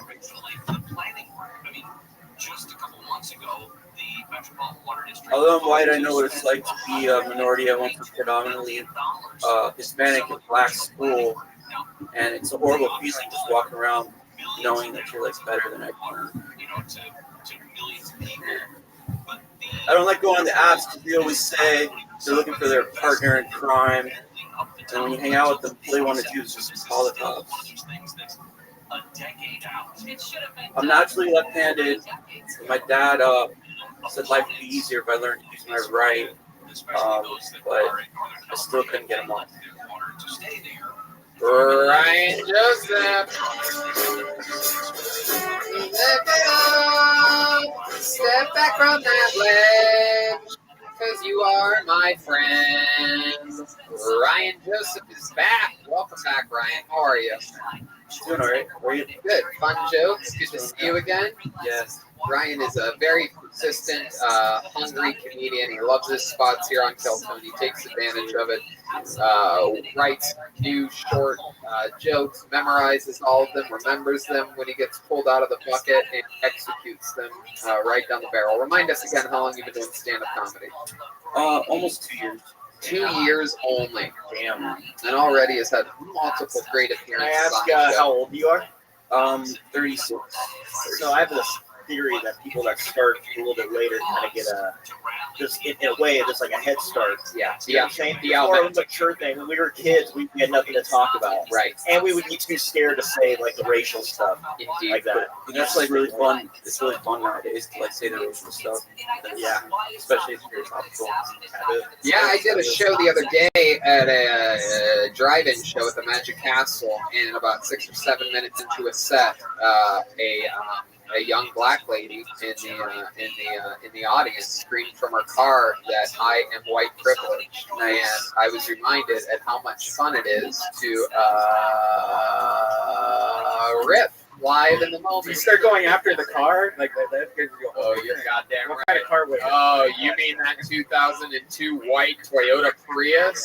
Fucking garbage car. Yeah. And really laid into it. It was so much fun. Did she get more upset and they had to like kick her out? Oh, it was unbelievable. It was unbelievably great. She got more and more upset. She said, I go, I'm dominating you. You're gonna fucking behave yourself. And she's like, that's because you had a microphone. And I'm like, that's right. I have a microphone because you didn't chase your dreams. Starts turning on the windshield wipers. Yeah, nothing helped. Yeah, I went to this ocean mic. It's kind of like PC, I could tell. So I Pacific Coast? Yeah, PC comics on the PC. And I could tell it was like pretty, it wasn't my crowd, so I tried to do my most offensive jokes. One joke did not go well. Yeah, sometimes it's fun to lean into it if you detect it. Yeah, I knew it was good for me to do it. Did I tell the joke? You guys tell me the joke? Absolutely. She goes, I don't like girls that wear lots of makeup. I like them if they just talk like they're black. I guess so. Yeah, it's a good joke. Yeah, so let's talk about your actual love life. Let's catch up. How's that been going? Well, you know, man, it sucks. What's the new updates on it? We're broken up. Okay. Yeah, we're broken up. It's just been like off and on, fighting and all sorts of shit. But she pulled some shit that, like, I'm addicted to. I've been going to Codependent Anonymous meetings, taking care of myself. Really? Yeah. Okay. But I left my journal over there the other day. Dude. Oh my god. The other day? Wow. Well, not the other day, but like, I don't know, a couple weeks ago, she fucking read it. She called me, she's like, I'm reading your journal. and I had a list of like pros and cons of why I should do this. Oh my God! First of all, why do you have a journal? Second of all, why did you take it to her house? Third of all, how do you forget that amongst all things? It's like I left my safety deposit box over this girl's house who I have been fighting with for Wait, months. so you write your jokes in the same journal as you write like your diary. So you'll have a long thing about like the day and what you went through, and it's like emotional, and then something about black people. Yeah. No, I don't write like when I write, it's the stream of consciousness, and whatever joke pops out, then I'll write it down. But I was told I should write pros and cons because I'm like kind of confused. So, and she did not like what she saw. What were some of the cons that you had written down for her? One was, well, I've written something called like she has a weird P. Like P, the letter P, and I think I was trying to say personality, but she thought I was saying because of weird pussies. Oh my goodness! And so I had to convince her that her pussy's fine, but it's her personality. Well, right? Yeah. Look, babe, it's not your pussy. She'd rather it's your whole. It's who you really are as a person. Like you promised. Wow. So she was less offended that it was her personality than her pussy. She knows she doesn't have a great personality or pussy. Yeah. The pussy's the only thing that keeps. That was in the pro column. Yeah, sure. Yeah, there was like straight head. That was in pro. So you gotta consider that was first. Wow. Hell yeah. Yeah. Absolutely. But no, man, like she lied again about some shit. Like she's just like one of those people that just look at you in the eye and lie, right, and totally be okay with it. And it freaks me out. She's like sociopath. But like I didn't find out she was a liar until like I was already into it. So get your journal back. Oh yeah. Well, first she's like, I'm gonna throw in the dumpster unless you come over. So I was like, it's over. You read my jokes. Those are my secret jokes. How you been surviving during this thing, Ryan? How do you make money again? I work from home, working for this liberal university. That makes me like create courses on like fucking intrinsic bias and all this bullshit. And yeah, I don't think in any of it. And I make money that way. And yeah, fucking lockdown sucks, dude. I hate it. It needs to open up. Hate it all. I've learned to hate Democrats. Yeah. There you go. I'm sorry. Love that you said it with me on this episode. Very good. Where are you from? Originally Florida, but I started stand-up. Actually, 4 years ago, I did like stand-up at the Comedy Underground. Oh yeah. And I always wanted to do it again, but I didn't do it every day, and so I came back out here like 2 years ago. So I went back to Florida to like. And you're pushing as hard as you can. Yeah, even during the pandemic, man, there's been all these like so-called comics wearing their masks and jerking off on Zoom, telling like giving us shit. Like, we've been performing during lockdown. Right. Like death threats, bomb threats, like craziness. Yeah. People are getting shit shut down, so no one have been reading about it. Yeah. Absolutely ridiculous. It's like That's why it's important to vote on November 3rd. You're scared of a virus. They've never seen a virus before. Right. What would be something like, what's a hobby or something that you do when you're not having arguments with your girlfriend or writing stand-up comedy? Like, what else? One more thing that you're into. You cook? You do anything? I play guitar. I Oh, sing wow. horribly. Oh, really? Can you Yeah. sing us something? Sing us a little No, song. Just give us one line. I sing horribly. Just give us one line. Just sing a song. You know, look right into that camera and sing just a cappella, absolutely any line of any song, any. If you're watching this, fuck you. I know who you are. You read my journal. Sing it, Ryan. Sing it. That's as good as it Oh, gets. Jesus, Ryan. I thought you said you sang terrible. I wanted to hear terrible singing. All right, Ryan. Well, fun times. Good to catch up. Great jokes. There goes Ryan Joseph, everybody. Ryan Joseph. He does the jokes and then walks away. All right. One last name in this bucket. And Michael Lair. But before Michael Lair, let's get this guy up here. This should be interesting. Ladies and gentlemen, make some noise for Phil Iwinski.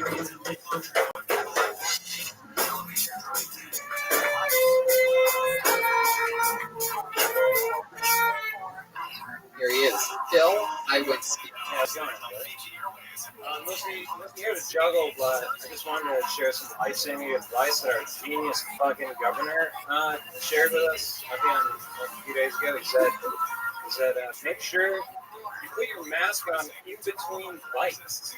Like, are you fucking kidding me? Like, no, we're not doing that. What if you're eating wings? Can you imagine, like each wing takes about 2 to 3 bites, and then, like, the mountain of paper towels is just, like, fucking blow it out your ass. We're not doing that. And it's not backed by science at all, either. Anyway, fucking Ryan got me fired up. Here's some juggling with Phil Lewinsky. This is very exciting. Whoa! Wow! Look at that! Through the leg. Oh my goodness, that is impressive. Yeah, zoom out there, Lieutenant General Bogus. Look at that. Whoa! Whoa! This is Kill Tony during a pandemic. They said it couldn't be done, but we have a juggler here. Glow in the dark bowling pins. Hey! Look at this. Absolutely incredible. Wow. My goodness. Wow, that is some incredible juggling, Phil Lewinsky.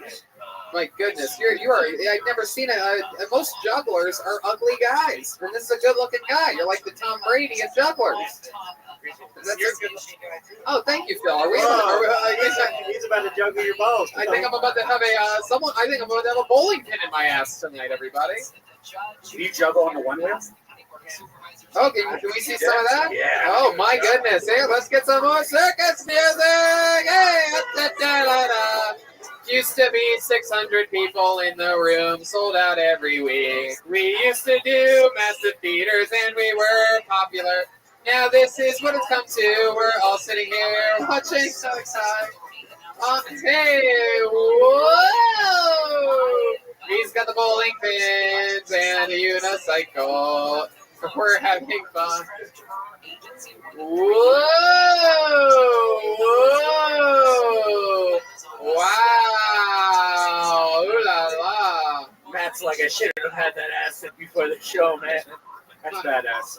My goodness. Well, times have changed. Brian just says that's badass, man. Well, pretty sweet. Yeah, those one wheel things are scary as fuck. Do you go on a lot of group rides? Before the pandemic, It's a unicycle. Broken a rib, Yeah. broken all kinds of bones. Because those things go fast. I know there's like some of them go faster, like 60 to 80 miles an hour. Oh yeah, Russians are like jailbreaking these things. Yes. 80 mile an hour unicycle? Yes. Wow. That's incredible. How fast have you gone on a unicycle, Phil Lewinsky? Well, this thing tops out at 30. So Really? Oh my gosh. Where do you do that at? You go to like or something? No, I take it to the beach. I'll take it here. Yeah, a lot of e-bikers and those things get together and like have these group rides, and they'll just like take over, Sunset Boulevard and like go around everywhere. Wow, it's pretty awesome. They're so fun, and it's like a penny to the mile. Yeah. As like energy efficiency goes, all the hippies like Rothschild, man. Wow, a penny to the mile. Look at that. So, Phil, what's your love life like? You're a good-looking guy. You're out there juggling. You're on a unicycle. I mean, I'm drowning in it like usual, but I mean, even during the pandemic, no, it's weird. But I've gone on some hinge dates actually. So I've been talking with this one girl who I like a lot. Yeah, what are you guys been doing? You've been hanging out? You've been watching Netflix together? We went and picked up trash on one of our dates. Believe it or not, it was like the most sappy shit ever. But it was like the world is burning. We're like, all right, let's just like do something. We're so helpless in this fucking thing. It's like, so yeah, we picked up trash one date, and then movie night. We went to Bakari's for a what? Isn't that a place? Bakari. It's like a beer garden. Oh man, I didn't know a juggling unicycle could do. So when you picked up trash, did you get any action after that? You blanket it out. Yeah, no, we hooked up. But we took it slow. That's the way that you make love slowly, romantically. The right way. You look at her in the eyes deeply in the missionary position. Wow, look at that. I don't want to be a third wheel, but. So Phil, tell us how you learned to juggle and unicycle and all that. What ended up happening there? Well, I was homeschooled, so there wasn't a lot to do. I was rollerblading, juggling. Like I wasn't allowed to play video games, so I just got really good. Is rollerblading the gateway drug to unicycling? Yes, yes, it is. But it was like I was always wanted to like. Welcome. How are you? Be better than everyone at everything. So, juggling. So when I got stomped on in basketball, the sport of basketball was too fast for me. I was like, I gotta find something. Hello. How are you?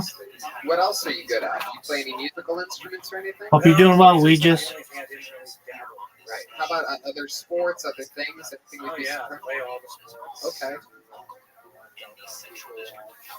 They took the rim off the hoops. I know. Because they don't have a bunch of healthy basketball players. I know. That's my part. It's very, very disappointing what's going on over there.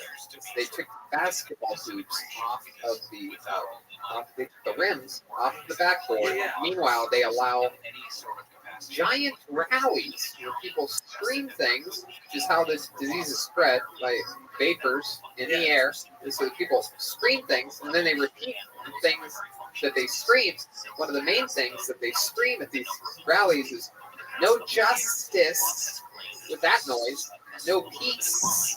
Both of these things end in sounds that create vapors, except they're yelling it. But you're not. They took the rims off of backboards so that people that exercise. Wait, in America? Can't exercise. I thought they were chanting "Go Lakers." Well, they chant that too. Funny enough, the same people that chant those things also chant "Go Lakers" and "Go Dodgers." Can you imagine Arnold is still governing? Soviet Russia. Telling people to get sunlight and eat well and be healthy. And it's like this mask is like, the best protection from this virus is your fucking immune system. Yep. And they're like, hey, sure you put the mask on. What's up? How are you? CDC just released. I'm well, thankfully. No News Network. How are things in your neck of the woods?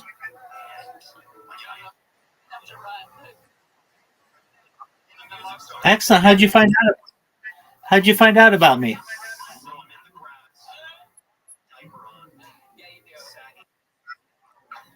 Okay, were they on YouTube? Were they from Discord? Were they from Twitter? Can you give me a clue? It was what?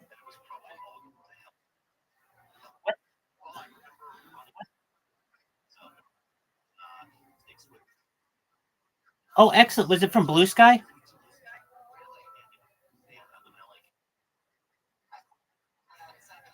It was by a letter in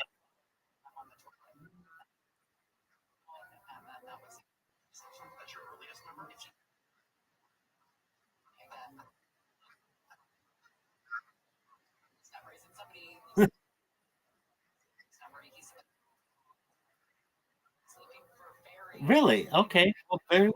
So someone sent you a letter about me?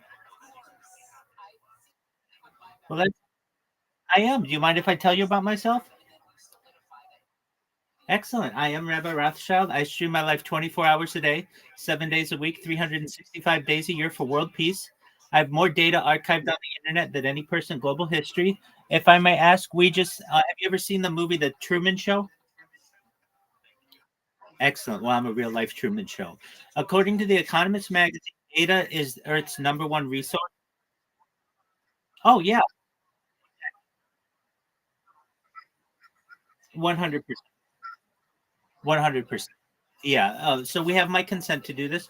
According to the Economist magazine in 2019 or 2017, data overtook petroleum as Earth's #1 resource, and I have more data archived than any person in global history.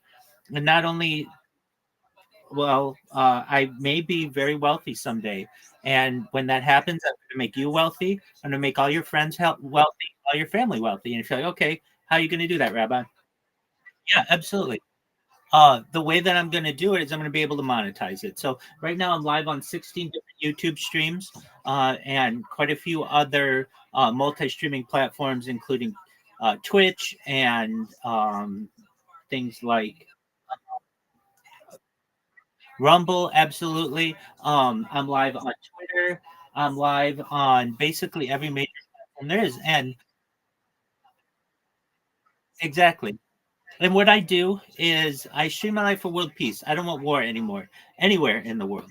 And I want to be able to use this is how we're going to do it. I'm glad you asked. We just the way we're going to be able to do that is once I'm able to have more of an audience, we're going to talk about things that are going to change the world, like ending world hunger through the use of technology such as agricultural drones, floating greenhouses, saltwater greenhouses, hydroponics, things like vertical farming and cloud seeding. Just those half dozen ideas would revolutionize agriculture and the way that we're able to feed people. Additionally, I want to end world thirst. We'll be able to do so through data. Additionally, I want to help end world thirst. And we just be like, okay, Rabbi, how are we going to end world thirst? Well, first and foremost, there's good old fashioned digging of wells. And I'm actually part of a cryptocurrency project. It's known as Harry Potter Obama Sonic 10 Inu. I know that's a mouthful, but it's worth tens of millions of dollars.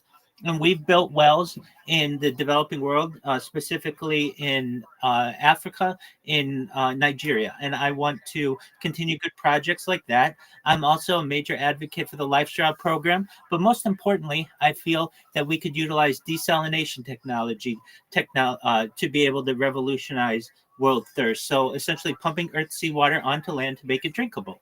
Those are some innovative ideas of which I'm a major advocate, but that's not all of which I'm an advocate.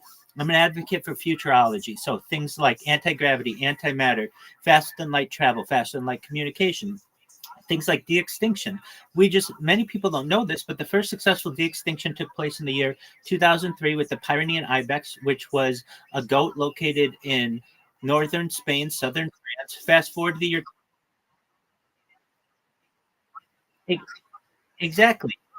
Exactly. Fast forward to the year 2021, a company out of Dallas, Texas is founded, known as Colossal Scientific. They've made it their goal that within the next 3 years or by 2028 to reintroduce the woolly mammoth into the Arctic Circle utilizing African elephant surrogates. I just think this is mind blowing information, and I want the world to know about it.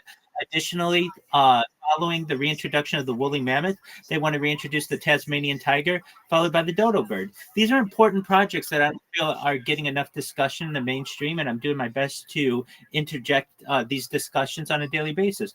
Other things that we talk about, things like alien disclosure, dark matter, dark energy, things like nuclear power, nuclear fusion, nuclear fission.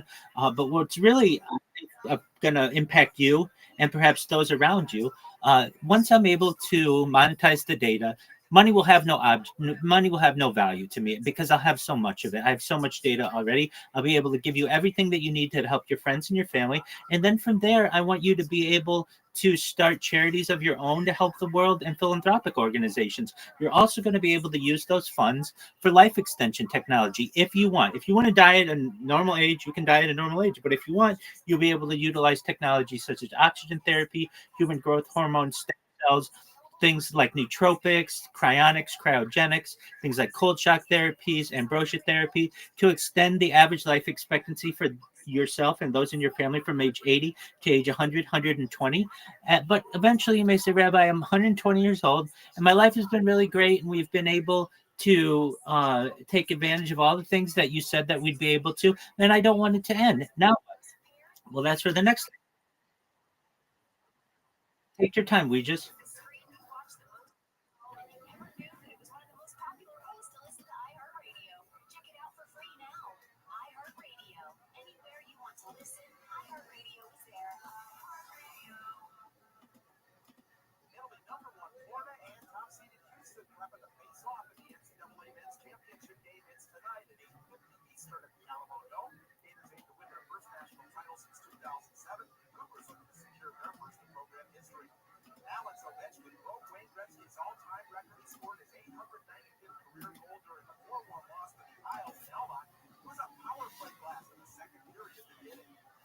unforgettable moment. It's fun time.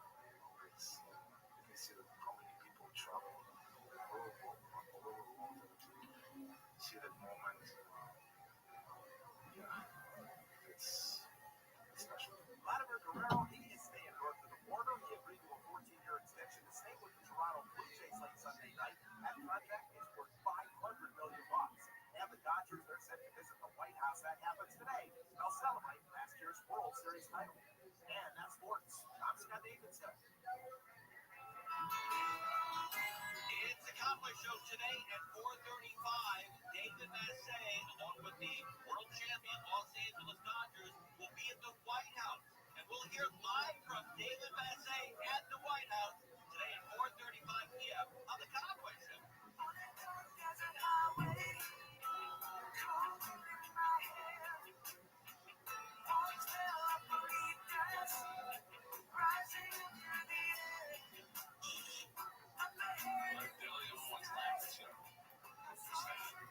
Gary and Shannon, KFI AM 640 live and everywhere on the iHeartRadio app. Swamp Watch comes at the top of the hour, and there's a development coming out of the White House. They have said that they are not going to do a news conference today with Prime Minister Netanyahu and President Trump.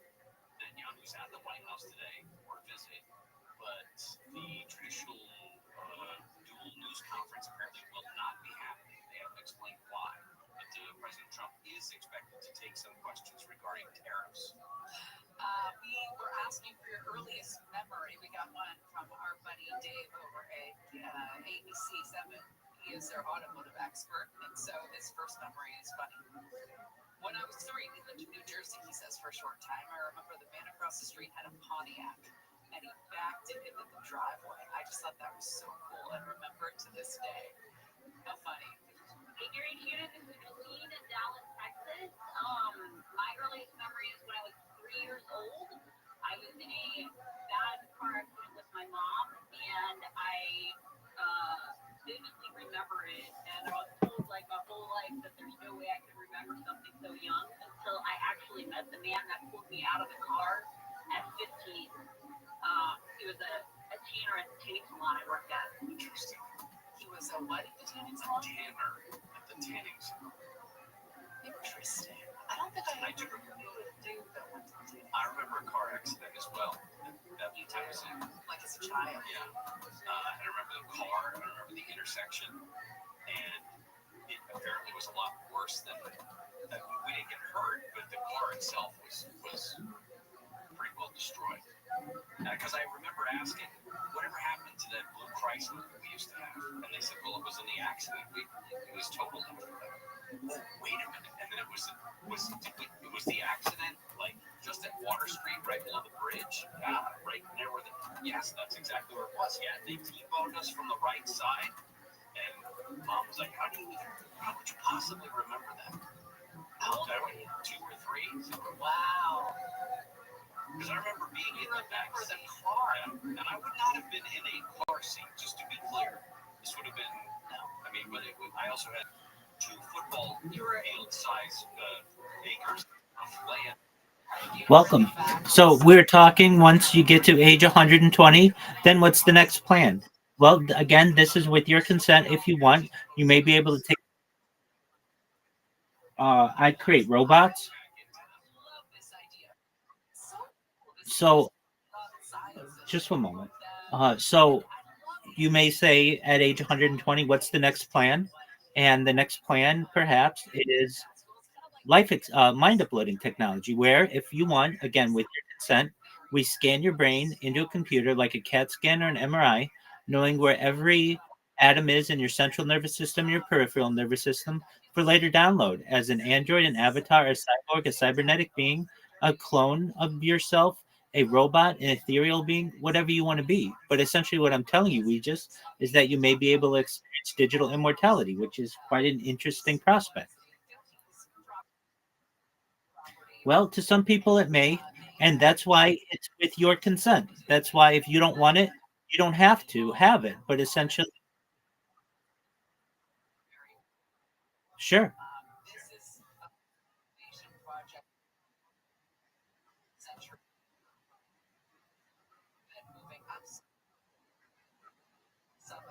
Patrol.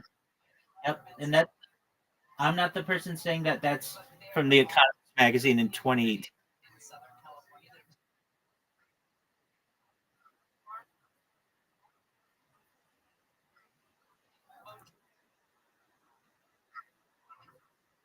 Well, essentially, I have more human data, which is specifically what is important, according to the Economist, and people will be able to study my archive. Essentially, it's a time capsule for society.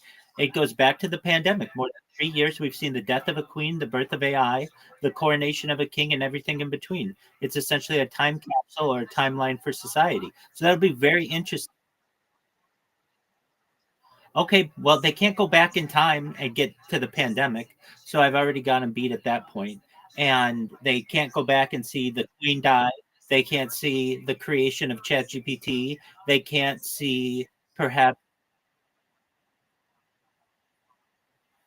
Yeah, I mean, I remember exactly when it happened and when it broke on the radio. Oh, I don't know off the top of my head. Yeah, it was around then. Yeah. And then the coronation of King Charles, which was, I believe, like May of 2023, something like that. Um, and we,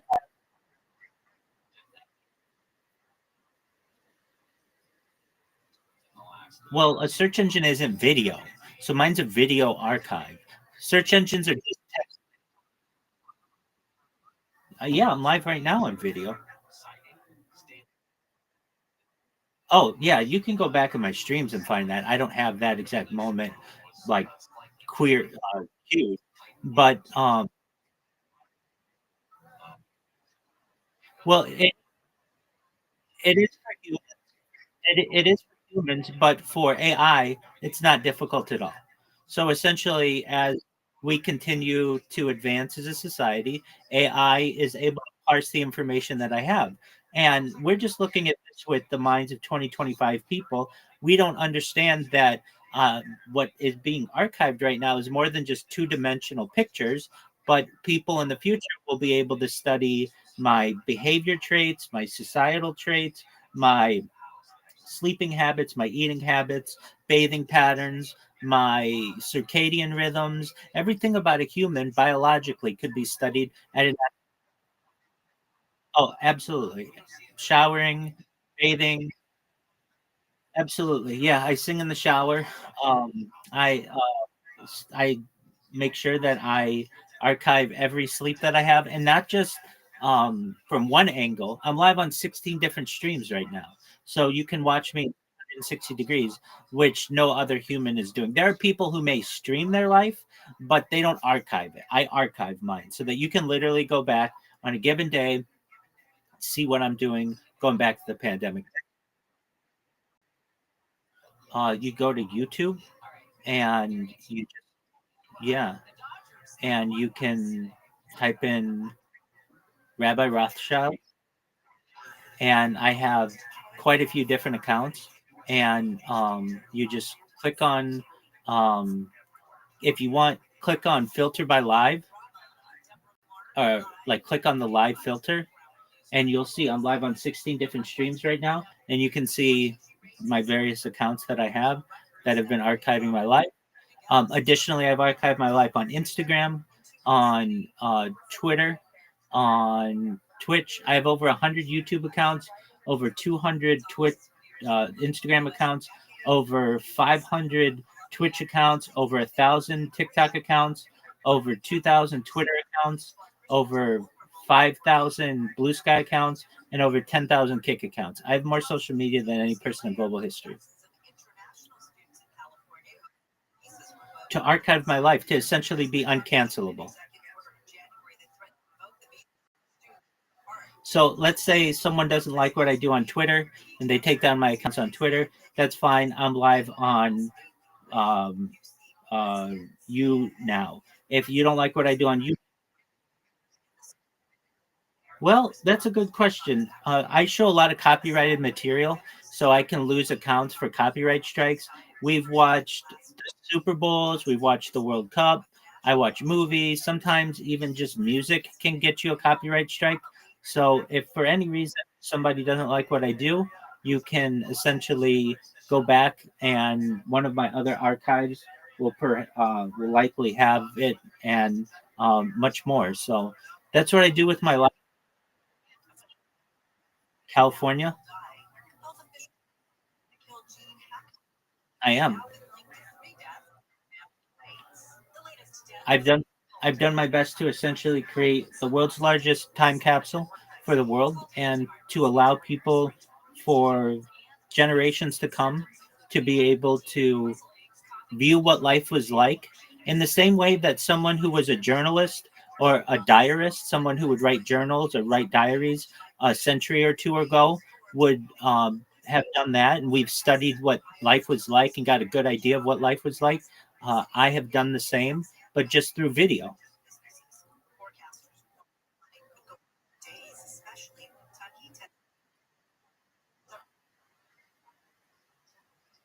Perhaps. Yeah.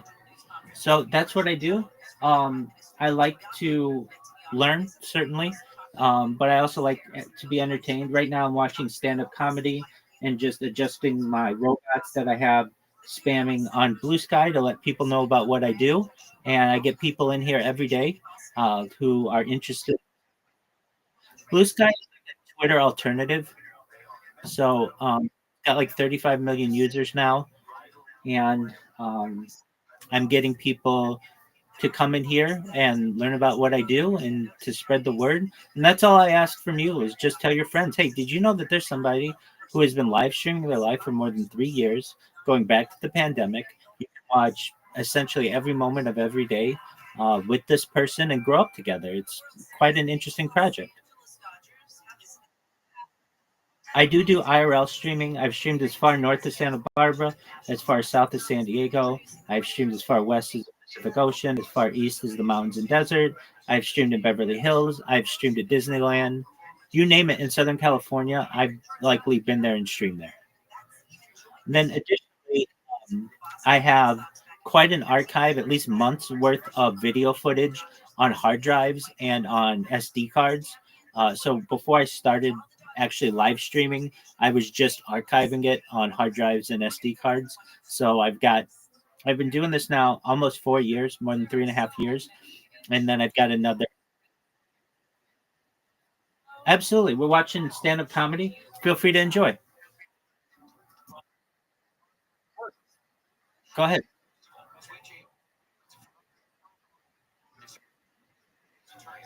Okay.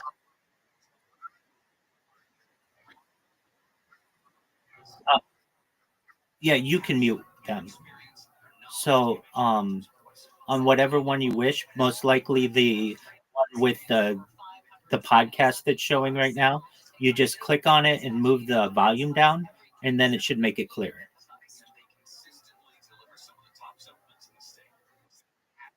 You're welcome, my friend. Thanks for being here. Talking about my favorite news network, No News Network. Over, I think it's 75 to 80% of all the most recent COVID cases, 75 to 80% of them are people that always. It's Nazi Germany? What the fuck? Yeah, it's pretty crazy. The people that are wearing the mask. Well, it's probably because they're constantly touching their mouth or like moving it. It's also because they're probably not applying common sense, thinking that this piece thing bio laboratory. Exciting stuff, though. It makes people feel special, doesn't it? Yeah, I want to know when Tosh is coming back. Well, why? What does that have to do with it? He looks like Daniel Tosh, but like kind of fucked up a little bit. No, I think I'm not really sure. He's a good-looking guy, Joel. You all right? Yeah, thanks, Joel. Yeah, hey, you're welcome. When did juggling become cool? I also do a hack around the other jugglers because your shit lights up. Honest to God, I think Phil Iwinski made juggling cool. Before this, I'm like, I don't know, man. And then, I like the style of shitting on Newsom and falling. Yeah, yeah. Very rarely do you have a young Republican juggler come in here, and I know. I'm just kidding. But anybody with any common sense would say that this current. Has your the girl you're dating seen the drug line? Oh yeah. Oh hell yeah! You mean when she fell in love? That's awesome. And you go to Pan Pacific Park. That's your park. That's beautiful. Well, I'll probably see you around there sometime. So I'm gonna be in the bush. That's me. I'm in the bush. What am I doing in the bush? You got a little cup right outside the bush. You put a little money in there. You throw it in the bush. Get some. Oh, you're saying that I do gay sex things in the bush at the park? Okay, I'm just trying to get a grasp on exactly what you were into. So you put. I have a cup out, and there's a bush. And you see, so if you see a cup sitting next to a bush, you put money in that bush, and then I come out from behind the bush and I suck your cock. Come on in. Oh, I invite him into the bush. Come on in. I invite him into the bush, and then we do gay stuff. And then, but I keep the cup out there for some reason. No, you collect it. I take. So you put some money in the cup, and then the cup disappears, and then I come out and I go. Because you put the mask on in between. The best part is after the whole bush sequence, he leaves on the unicycle. Yeah. That's it. That's it. Well, Phil, I love your style. Anytime you have another minute that you want to talk about something passionately, I know that is this your first time doing stand-up? First time. Look at that. Absolute cherry popping fun we're having with Phil Iwinski, a juggler, a unicyclist, and any other tricks you ever want to do or talk about, come back anytime, Phil. Juggling knives, fire, Yep, knives and fire next. Even though you dropped 3 bowling pins in 60 seconds, let's raise the stakes. Let's go knives and fire here, everybody. There he goes, Phil Iwinski, everyone. There he goes. All right.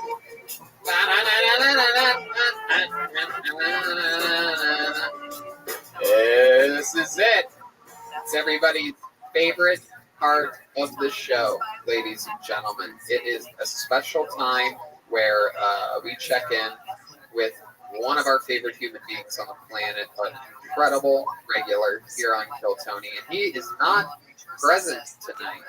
He is still in Wyoming, and he sent us in something to check in with. So this is the set that was sent in by the great Michael Lehrer. Here we go.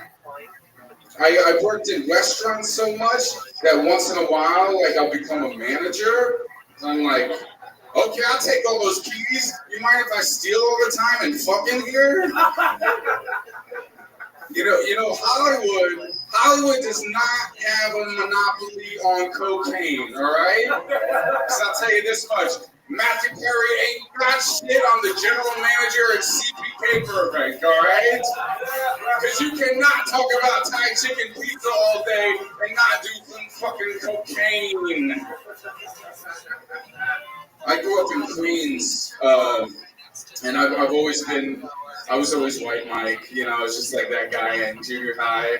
IS-237s in New York, the schools sound like jails. I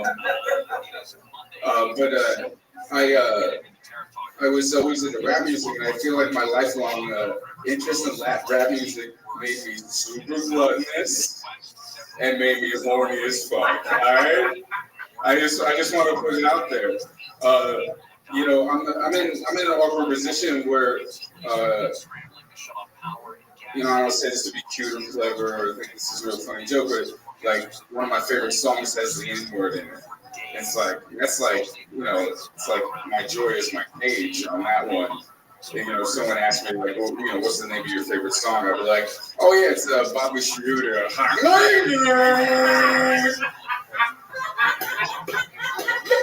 what's wrong with you? Like, I just asked you a simple question. You can't answer a simple question. No, it's not. No, there's nothing wrong with me. I'm sorry. My favorite song has the N-word in the title. It's just, but it's, I mean, I should have said it's my favorite song. It's obviously not bad. It's just, you know, it's Bobby Schroeder.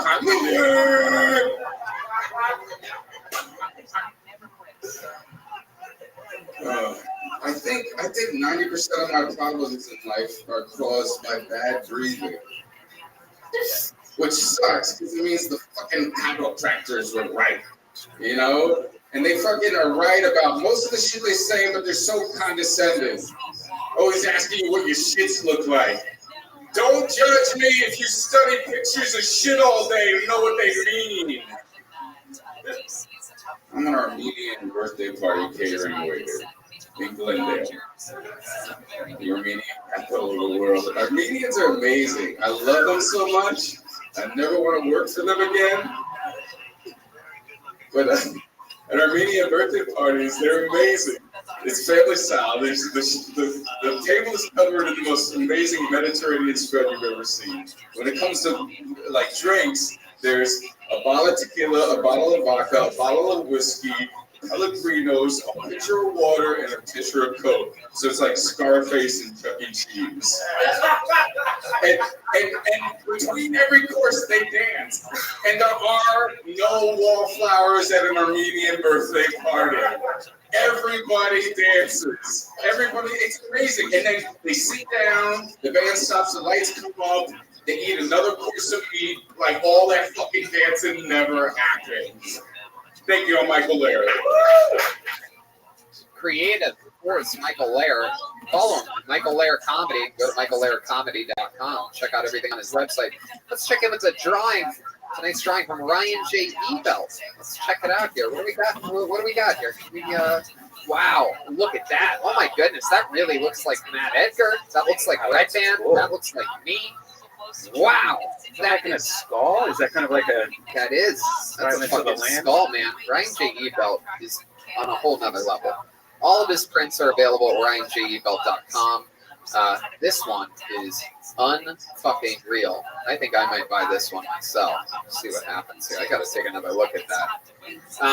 RyanJebelt.com for all the prints. That's the real bread and butter of Tell Tony merch. There's also some shirts available at his website at DeathSquad.tv as well, and RyanJebelt.com. Thank you, Ryan J. Ebelt. How about a big hand for Matt Edgar tonight? His new album, Take the L, available everywhere. This is a young man that I've worked with for a long time. What else, Matt? You want to plug anything else? Your social media or anything? Still at Matt Edgar on all things. And that's Matt with one T, M-A-T. Edgar. E-G-A-R. Thank you. Thank you. Thank you. One more time for Matt Edgar, everybody. How about a hand for Jeremiah Watkins, the leader of the band? Jeremiah, go ahead. Tell us what you have going on. He has a new album coming out, his debut album coming out in December. Yeah, debut special coming out on December 8th. And I have a new merch store at JeremiahWatkins.com. Check that out, and I'll be in New York the first week of November. Oh, yeah? What are you going to do in New York the first week of November? I'll be out there doing some podcasts and shows. Oh, cool. Yeah. Very cool. All right. How about a big hand for Jet Ski Johnson, everyone? Foil. Pick their moments tonight. Hit grand slams, as always. What else is shaking, Jet Ski? You have ornaments for sale available at jetskijohnson.com. I love the ornaments. I bought 25 of them myself. Just so. You bought 30 of them last week. 30? Oh my God, I gotta get back to the workshop. Take some more. JetSkiJohnson.com. Thank you. We love Jet Ski. Incredible stuff, Jet Ski. Thank you. How about a hand for Chroma Chris back there? Chroma, what do you think about tonight's episode? I think we about covered everything, Tony. Hey, Chroma. Chroma's got a new music video out for his sponsor, Orange Amplifiers. That's out there on YouTube. Yeah, it's super cool. That's awesome. That was some of the Kill Tony family helping out with that. The great Cossack, Keel Yulberg, Van Corona. And who else? Am I missing one there? Who's the other guy? Keel and, Van Corona. And there's Joel Jimenez tonight, everybody. At times, urinating while talking loudly in the main room, moving around a lot very loudly, not really picking the correct moments to speak or make jokes at all. Very awkward throughout the entire episode. What's going on, Joel? Nothing, dude. Bring back rock and roll, dude. Have fun. Love each other. Peace out. There he is. He's mostly sorry on social media and on the podcast and on tonight's episode. He's mostly sorry. Here's for Red Band. Check out my virtual reality podcast, Virtual Red Band or show. It's on youtube.com/redband. I do it about 3 or 4 times a week. Absolutely, he does. I have a Patreon. So, Roast School, very exciting stuff. Jeremiah was on last week. Just did a crowd stream yesterday. Fun stuff's happening over there. Patreon.com/hingeblood. And more fun Kill Tony stuff. It's got to get even better soon. I think good news is coming right around the corner as far as perhaps performing in front of a live audience in some capacity. I'm sure it can only get better. So stay tuned for that. Thank you, everybody. Good night.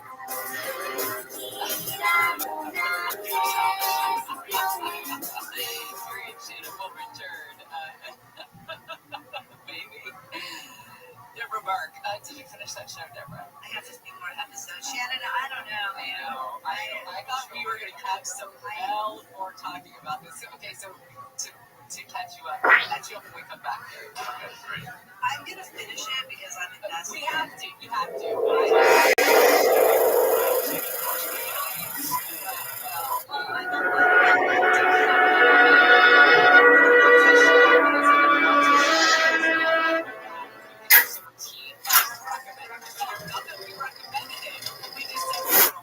Exactly. Is that sex in the title? Class. You go, class.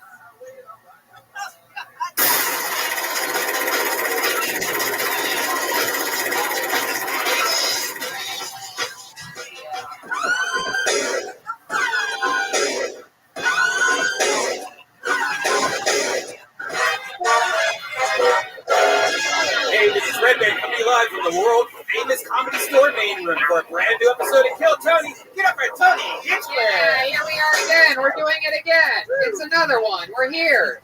Feels like a strong crowd. It almost feels like it used to be. It almost feels like 600 people all at once. Or belly room. It's very exciting. We're just chasing a dragon here. It's real fun. How are you, Brian Red Band? Absolutely awesome. Absolutely awesome. That's good. I'm glad that you're awesome. Very, very exciting stuff happening. Hey, look, everybody. It's the great Ryan J. Ebelt. He draws every single episode. Wow, look at him. There's the classic nod and point right to the camera that we love. He draws every episode of the show, every single tour poster, and a lot of the new cool designs for some cool shirts, limited edition shirts, and amazing every single episode. RyanJEbelt.com for those friends has been doing auctions. They've been doing really well. He's absolutely killing it. And he's already, I believe, starting perhaps the outline of what could be tonight's episode. RyanJEbelt.com for that. And you know what? I gotta say, I am just filled to the brim with happiness because I have pizza up to the McGillicuddies of my skull, thanks to our good friend Charlie from Vito's Pizza, everyone. What's your ZD count for the week? You know, it's funny you mention that. I'm actually at 0 ZD for the week. I went ZD-less. I went cold turkey instead, and by that I mean I got the cold turkey sandwich from Vito's Pizza. I didn't. They don't have a cold turkey sandwich. I got the Romeo. You do have a cold turkey?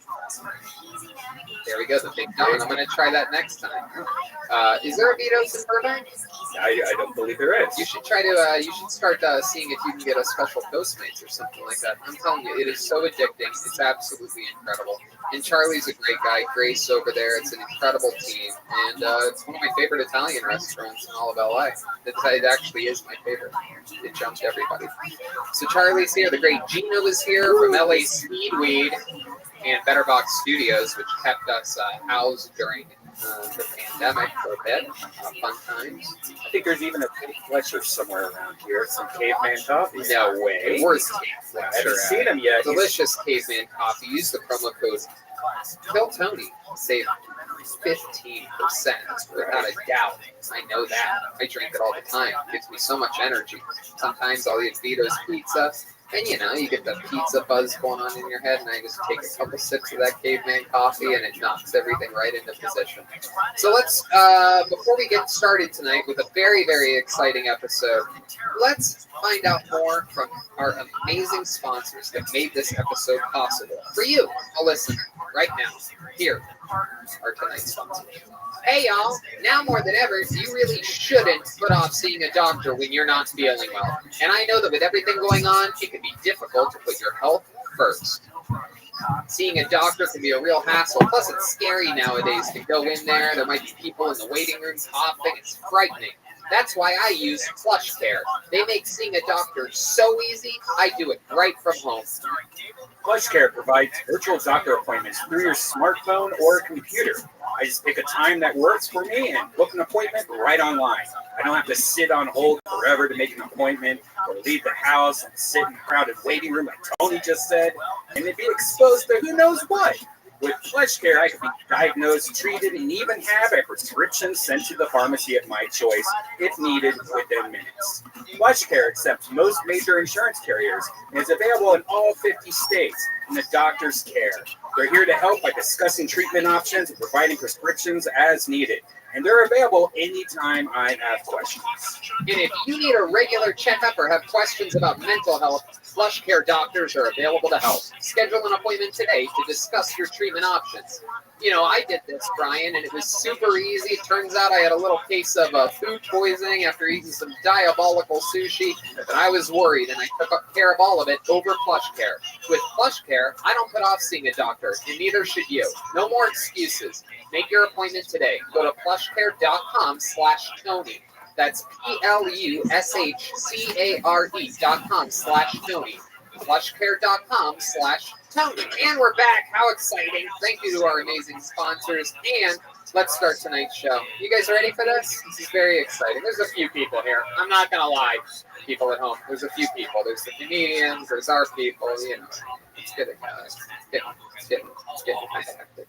We have a guest tonight, everybody. Very, very exciting stuff. I love this guy. I do too. I mean, truly one of my best friends in the world. This guy and I have been hanging out. We were door guys here together 13 and a half years ago. Me and this guy, just tearing tickets, letting people in, trying to do whatever we can to get 3 minutes or 5 minutes on the different stages around. And now we're both paid regulars here at the Comedy Store. He travels all around the world. He's an annual writer for the Comedy Central Roast. Also, the creator and star of his own show, Alone Together. Ladies and gentlemen, one of my best pals in the world. It's the great Benji Aflalo, everybody. Here he is. Here comes Benji. Wow, there he is. Hi, Benji. Hello. How's it going, man? I'm so happy to be here. I know, it's exciting, right? I've been here in months. I know, it feels like the old days. It feels cleaner here. It is. It feels cleaner. You can feel it. And you look so much buffer. I'm buffer. What do you do? I lift heavy weights. Oh yeah, that's the trick. Yeah. I was just telling my friend the other day, I go, the one thing that I'm missing is heavy weights. I'm losing muscle mass very, very quickly because that's the only type of lifting that I like to do. Heavy. Yeah. I think a lot of reps are for the ladies. It wears down your joints for no reason. You've been lifting a lot of these papers, though. That's right. That's right. That's what I have to do. I can't. All the Onic kettlebells are sold out, so I'm stuck lifting piles of paper. Okie dokie. So we have Benji, and Benji, you've been a guest on the show numerous times, and you know that there's a band on this show, correct? And you know that every single episode they commit to being different characters, and that we never know what they're going to be. They've been preparing. Oh, you saw them already? Wow, it's you sneaky little devil. But we don't know what they're going to be, and it might be new characters that we have never seen before. It might be the return of some old classic characters. We're all going to find out together right now who the band is tonight. Ladies and gentlemen, I present to you the best damn band in the land. It's the Kill Tony Band. Jeremiah Watkins, Joelberg Joel Jimenez, Chroma Chris, and Jesse the Jet Ski Johnson.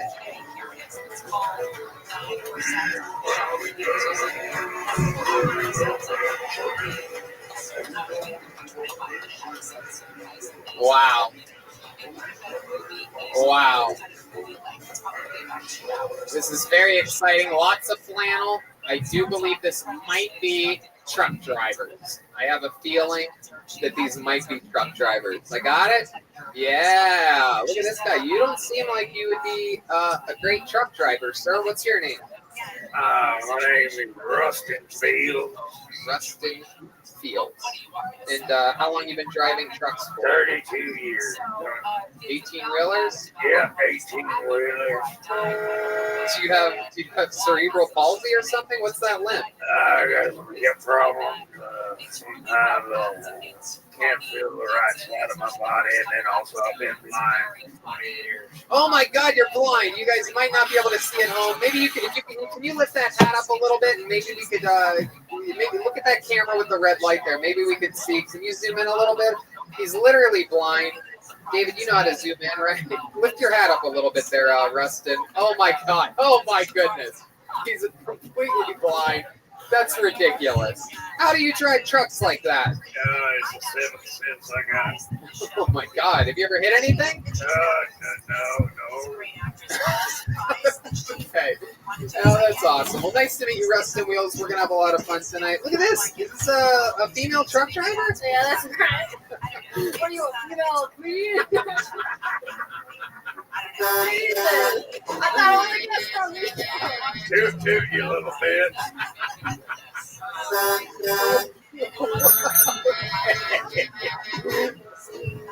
Okay, all right. What's your name? Listen, they call me whore-wheeler. And let's just say I call an oversized load a load. She should never take a load on too big. She likes to come. Thank you, Rusted Wheels. All right, and we have another little truck driver back here. Seems very polite, like he rides in the back of the cab sometimes. But you drive trucks? Get full license, CDL license driver, Tony. Wow, you said license like 3 times out of 6 words. That is correct. What's your name? My name is Finn Diesel. Is it Finn Diesel or is it Finn? F-I-N. Okay. And then back here we have absolutely what appears to be a Latino type of truck driver. 100% Caucasian. Oh. What's your name? My name's Truck Norris.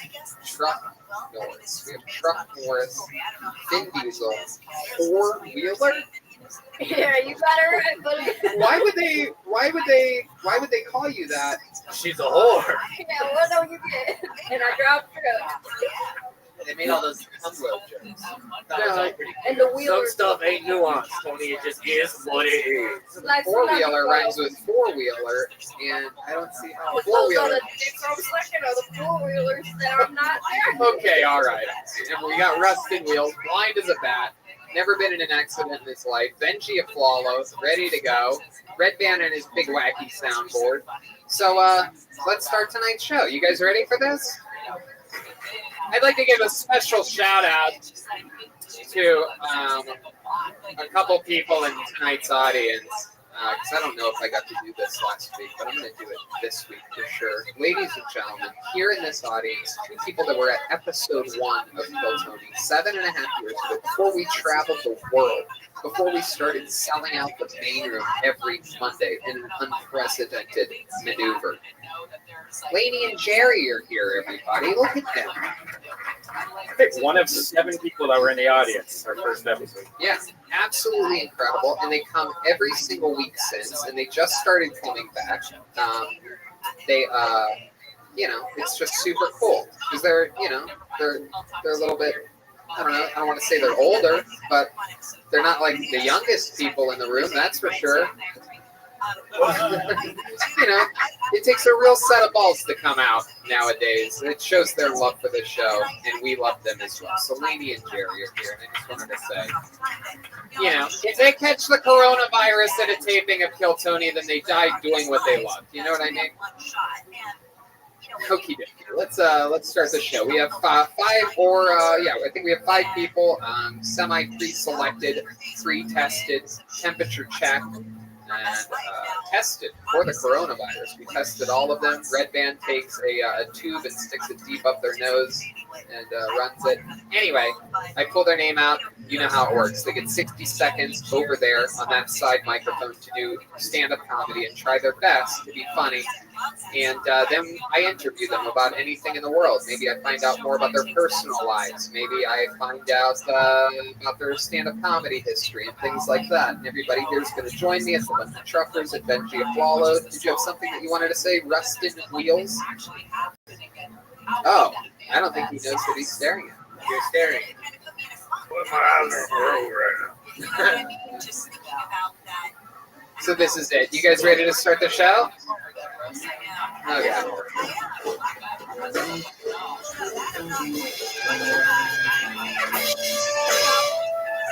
So before we go to the bucket, why don't we kick it off with something special? Ladies and gentlemen, there are regulars on this show, and this first comedian doing a brand new, never heard before minute of stand-up comedy is one of our favorites. This is the longest tenured regular in the history of Kill Tony. He's coming off of his second performance ever after his first headlining show in Eureka, California. Kicking off tonight's show. This is it. This is the beginning. Ladies and gentlemen, I present to you the Big Red Machine, the Devil's Child himself, William Montgomery.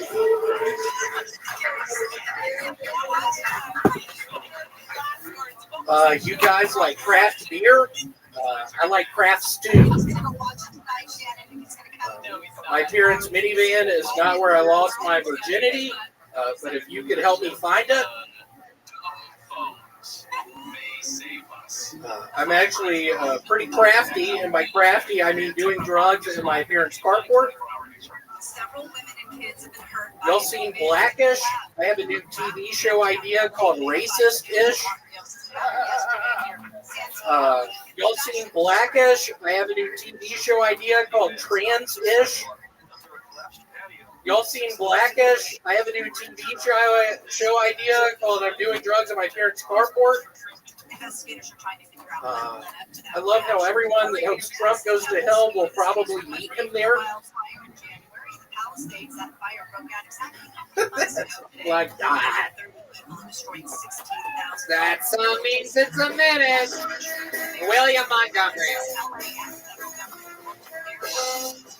William, how are you, man?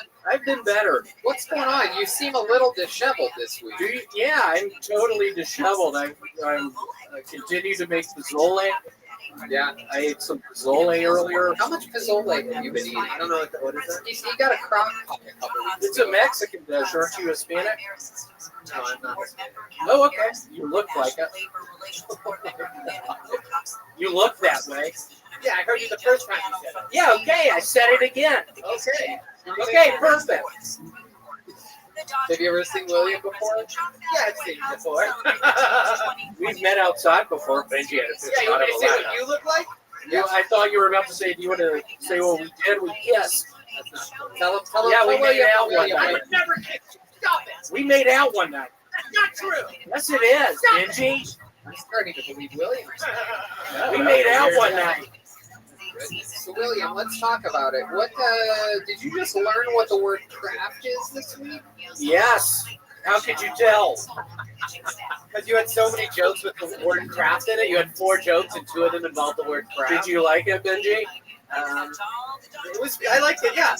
Cool. But still, like, it's why he brings it up. It's a little repetitive. There's, like, so many words out there. And you also split them up with other jokes. Yeah, that's called stand-up comedy. I think you have a craftitude problem. Craftitude, that's not a word. Have you seen the movie The Craft? Yeah. Have you ever listened to the band Craft Punk? I love Craft Punk. Yeah, what's your favorite song from them? Dance Yourself Clean. What is that? How does that sound? Sing it. That's an LCD sound system.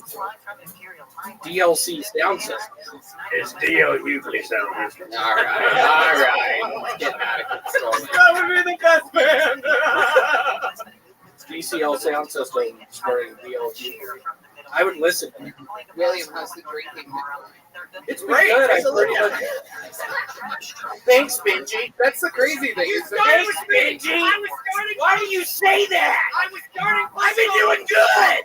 And you came at me. Whatever, Benji. We kissed that night. We didn't kiss. Yeah, we did. What kind of kiss was it? You put your tongue. I put my tongue in his No, mouth. we didn't. Stop. I'm starting to. You really get Come on, angry. Benji. I kissed you that No, night. you didn't. And you responded. No, I didn't. I didn't kiss the back. I didn't. Yeah, you did. Make believe. Yeah, you did. Stop it. Yeah, you did. Hey. We loved each other. No, we didn't. We loved each other. No. Yeah, you did. You loved me. Leave me alone. I loved you. I'm just trying to be a guest. We loved each other. Leave me alone. We loved each other. All right. Jesus Christ. I thought there would be like a big button coming any second. I thought you guys like maybe pre-planned something or something. It's literally the worst podcasting in the history of podcasting. It looks like the steroids are working on Benji. Yeah. I don't like your shit. Oh shit. So William, what else has been happening this week since the last time we saw you? Just a bunch of Fazole. Went on Jeremiah had a music video shoot. I went on there with him on a boat. My back is burned. Something tells me by the look on Rustin Wheels' face that maybe William like wasn't supposed to mention that or something, or is that just your face? Are you smiling? I can't tell what's happening. You missed some spots on my fucking back. I'm burned badly on my back. Can we see your back? Wait, you put lotion on his back? Did you rub sunscreen on his back? It was a spray! Don't look at me like that! I didn't touch him! My God. Can we see your back? You see the burn? Yeah, let's see it. How many of you want to see William's back, huh? Wow. Oh, no. Where's the burns at? Y'all see that? It's not really that bad. Right? How is your stomach the weight of your back? Huh? I've been losing weight. What are you talking about? Oh yeah, you look great. That's what I was just about to say. Thank you, Benji. Yeah, it was right about to say how awesome you are. And Benji, I was about to say how awesome you are. I've missed you. Oh, I think you guys are about to kiss again. I've missed you. Hold on a second. How have you been losing weight? What have you been doing to lose weight? Sit-up machine. Is that a machine you watch do sit-ups? How does the machine? The YouTube video, I watched somebody do sit-ups on a machine. No, really. I've lost, 15 pounds recently. How many sit-ups do you think you can do? God, like 400. Yeah, okay. Can we see you do 400? Can we get? It's gonna take a while. Can we get some sit-up music for William? It's gonna take a while. I'll do some. Okay. General Zach Bogus, you want to like hold his feet or something? Nothing better than holding William Montgomery's feet during a global pandemic. There's some good setups. Wait, square up to the camera, William. There you go. Yeah, like that. But William, every time you come up for a sit-up, look directly at that camera, okay? That one over there, the one with the red light. Here he goes. William Montgomery will now perform 400 sit-ups. Zoom in a bit. Oh yeah, look at that. Look at that camera. Look at the camera, William.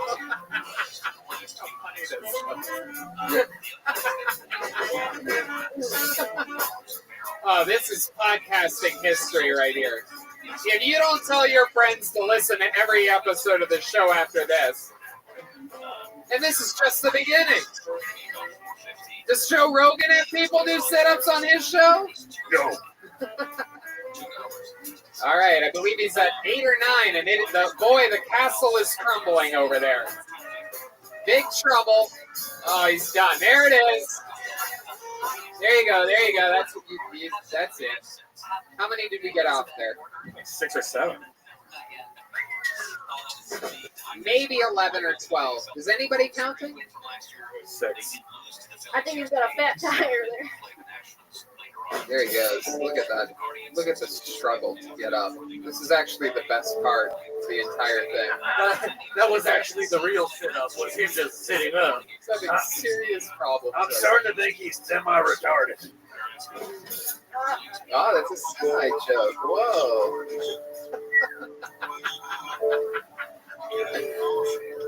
William, are you okay? He throws up a kidney. Who said that? It was your favorite lover boy, Benji. I'm kidding, Benji. I knew it was.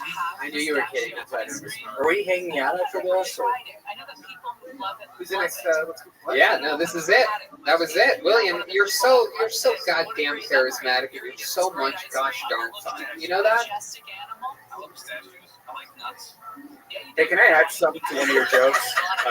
What? Your blackest joke, the third one, where you say something about the carport, you should be like carport. Okay, I'll think about it, man. Because everything was ish, and then you said something like, and hang out with I'll think about it. I'll think about it. Thank you. William, have you started drinking again? Or Nope. So you've been sober. You're the only guy that I know that gets sober and starts to look more drunk every week after. He was drinking. I'm not drinking. I stopped. Straight it up the No, I wasn't. Are you lying? No, I wasn't. Tony. Yeah. You know, last week when I was real loud in the green room, Yeah. I had brought Chris a gift of beers. Oh, and- come on. And William stole 2 of them. Come on. William, what the I paid you for that. Yeah, I know, but I just had to tell everybody. But not till you I got paid caught. you for that. Not till you got caught. All right. You're supposed to drink. Like, you're supposed to. It's okay. Thank you, Benji. Like, no one wants to look at you and think you don't. Like, you drink. What does that mean, Benji? It means like you drinking is the way the world works. What does that mean, Benji? It's like Niagara Falls is water falling from one place to another. And I love it. That was a good illustration of that. Niagara Falls. Benji's one of my smartest, funniest friends. I'm saying accept yourself. And I think he just nailed you Accept really yourself. well. If you didn't drink, I'd be even more worried than you look like that. Ladies God, and gentlemen, my that is the comedic stylings of the great, the powerful William Montgomery. There he goes, everybody. On to the next one we go. Da, da, da. Step back.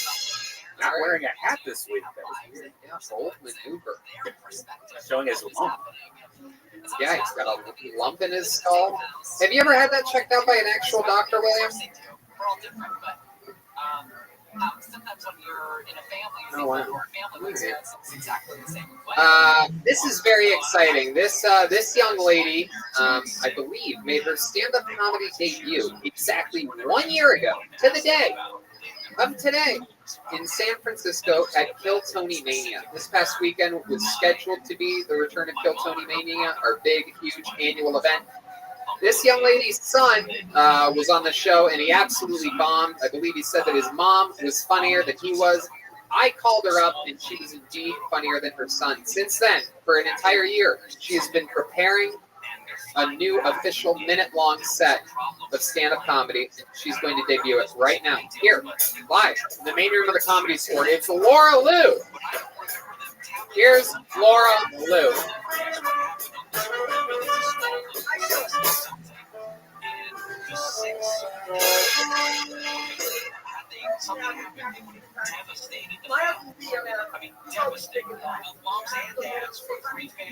Laura, stop. You have to talk right You have to talk right into the tip of that microphone. It's a clean microphone. Right here?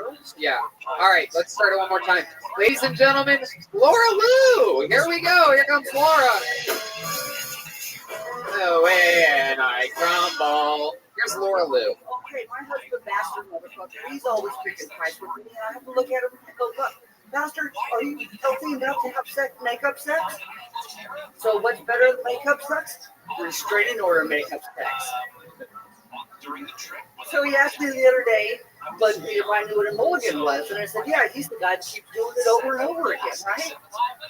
So back in the day, when you wanted to get something green to smoke, you'd have to go down to the trestle or somewhere sketchy. So I sent him off to get me something to smoke. And he comes back and says, open your hand. And I open it up, and he drops this big green back grasshopper in my hand. I looked at him and said, bastard motherfucker, I said big green bug, not big green bug.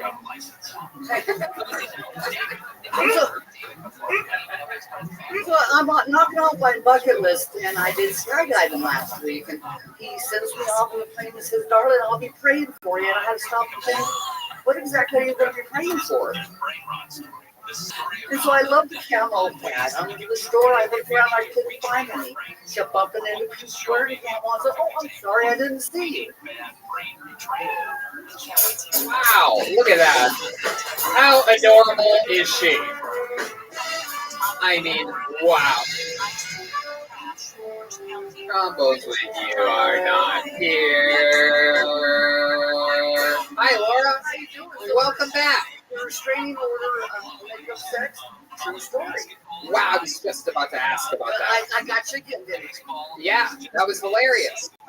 So you got a restraining order on somebody, or what? My ex-husband, yes. Yeah. And so he came over to get the rest of the stuff out of the house, and one thing led to another, and there we were on the living room floor going. Damn, on the floor. Is that carpet or hardwood? I believe it was carpet. Wow, that's nice. I got the burns to prove it. There you go. Absolutely. Wow, you still got him, huh? My goodness. So was there a certain distance that he had to stay away? I Or? believe it's 100 yards or 100 feet, but he was counting it. Right, exactly. And then after he was done, were you like, restraining order still on? I still better get his stuff and get out. Yeah, pretty much. Okay, well that's fun. How long ago did that happen? 35 or a long time ago, 35 years. And what's your love life like now? You're beautiful. For those of you just listening to the podcast, I mean, she is a beautiful young lady. Laura Lou looks like Elizabeth Warren was actually Native American. It's true, Tony. She's the most beautiful woman I've ever seen in my life. Well, last time you said it was across between Warren and Bernie Sanders. You do. You look like both Elizabeth Warren and Bernie, so you look like the Democratic super god. Goddess, thank you. But at the same time, you sort of look like Mitch McConnell as well. Oh, you So. get out of town. Look like Tom Petty and Samuel Adams. So when the band came out, I feel like you look like you've been getting molested by the same guy for 70 years. 40 years. I'm sorry, 25 years. What did you get the restraining order for originally? Something you're familiar with, over drinking and, you know. Oh, over drinking. You know about this, right? Hell yeah, dude. This is my future company. Have you ever driven a truck before? No, no. What do you do for work? Or what'd you do? You What work about at a a stick shift? You work at a cigarette store. No, I work for a Safeway in the deli. Safeway, I was so Exactly. close. Right. That Safeway is a place where a lot of people get their cigarettes. Yeah, she grabbed a flat roll.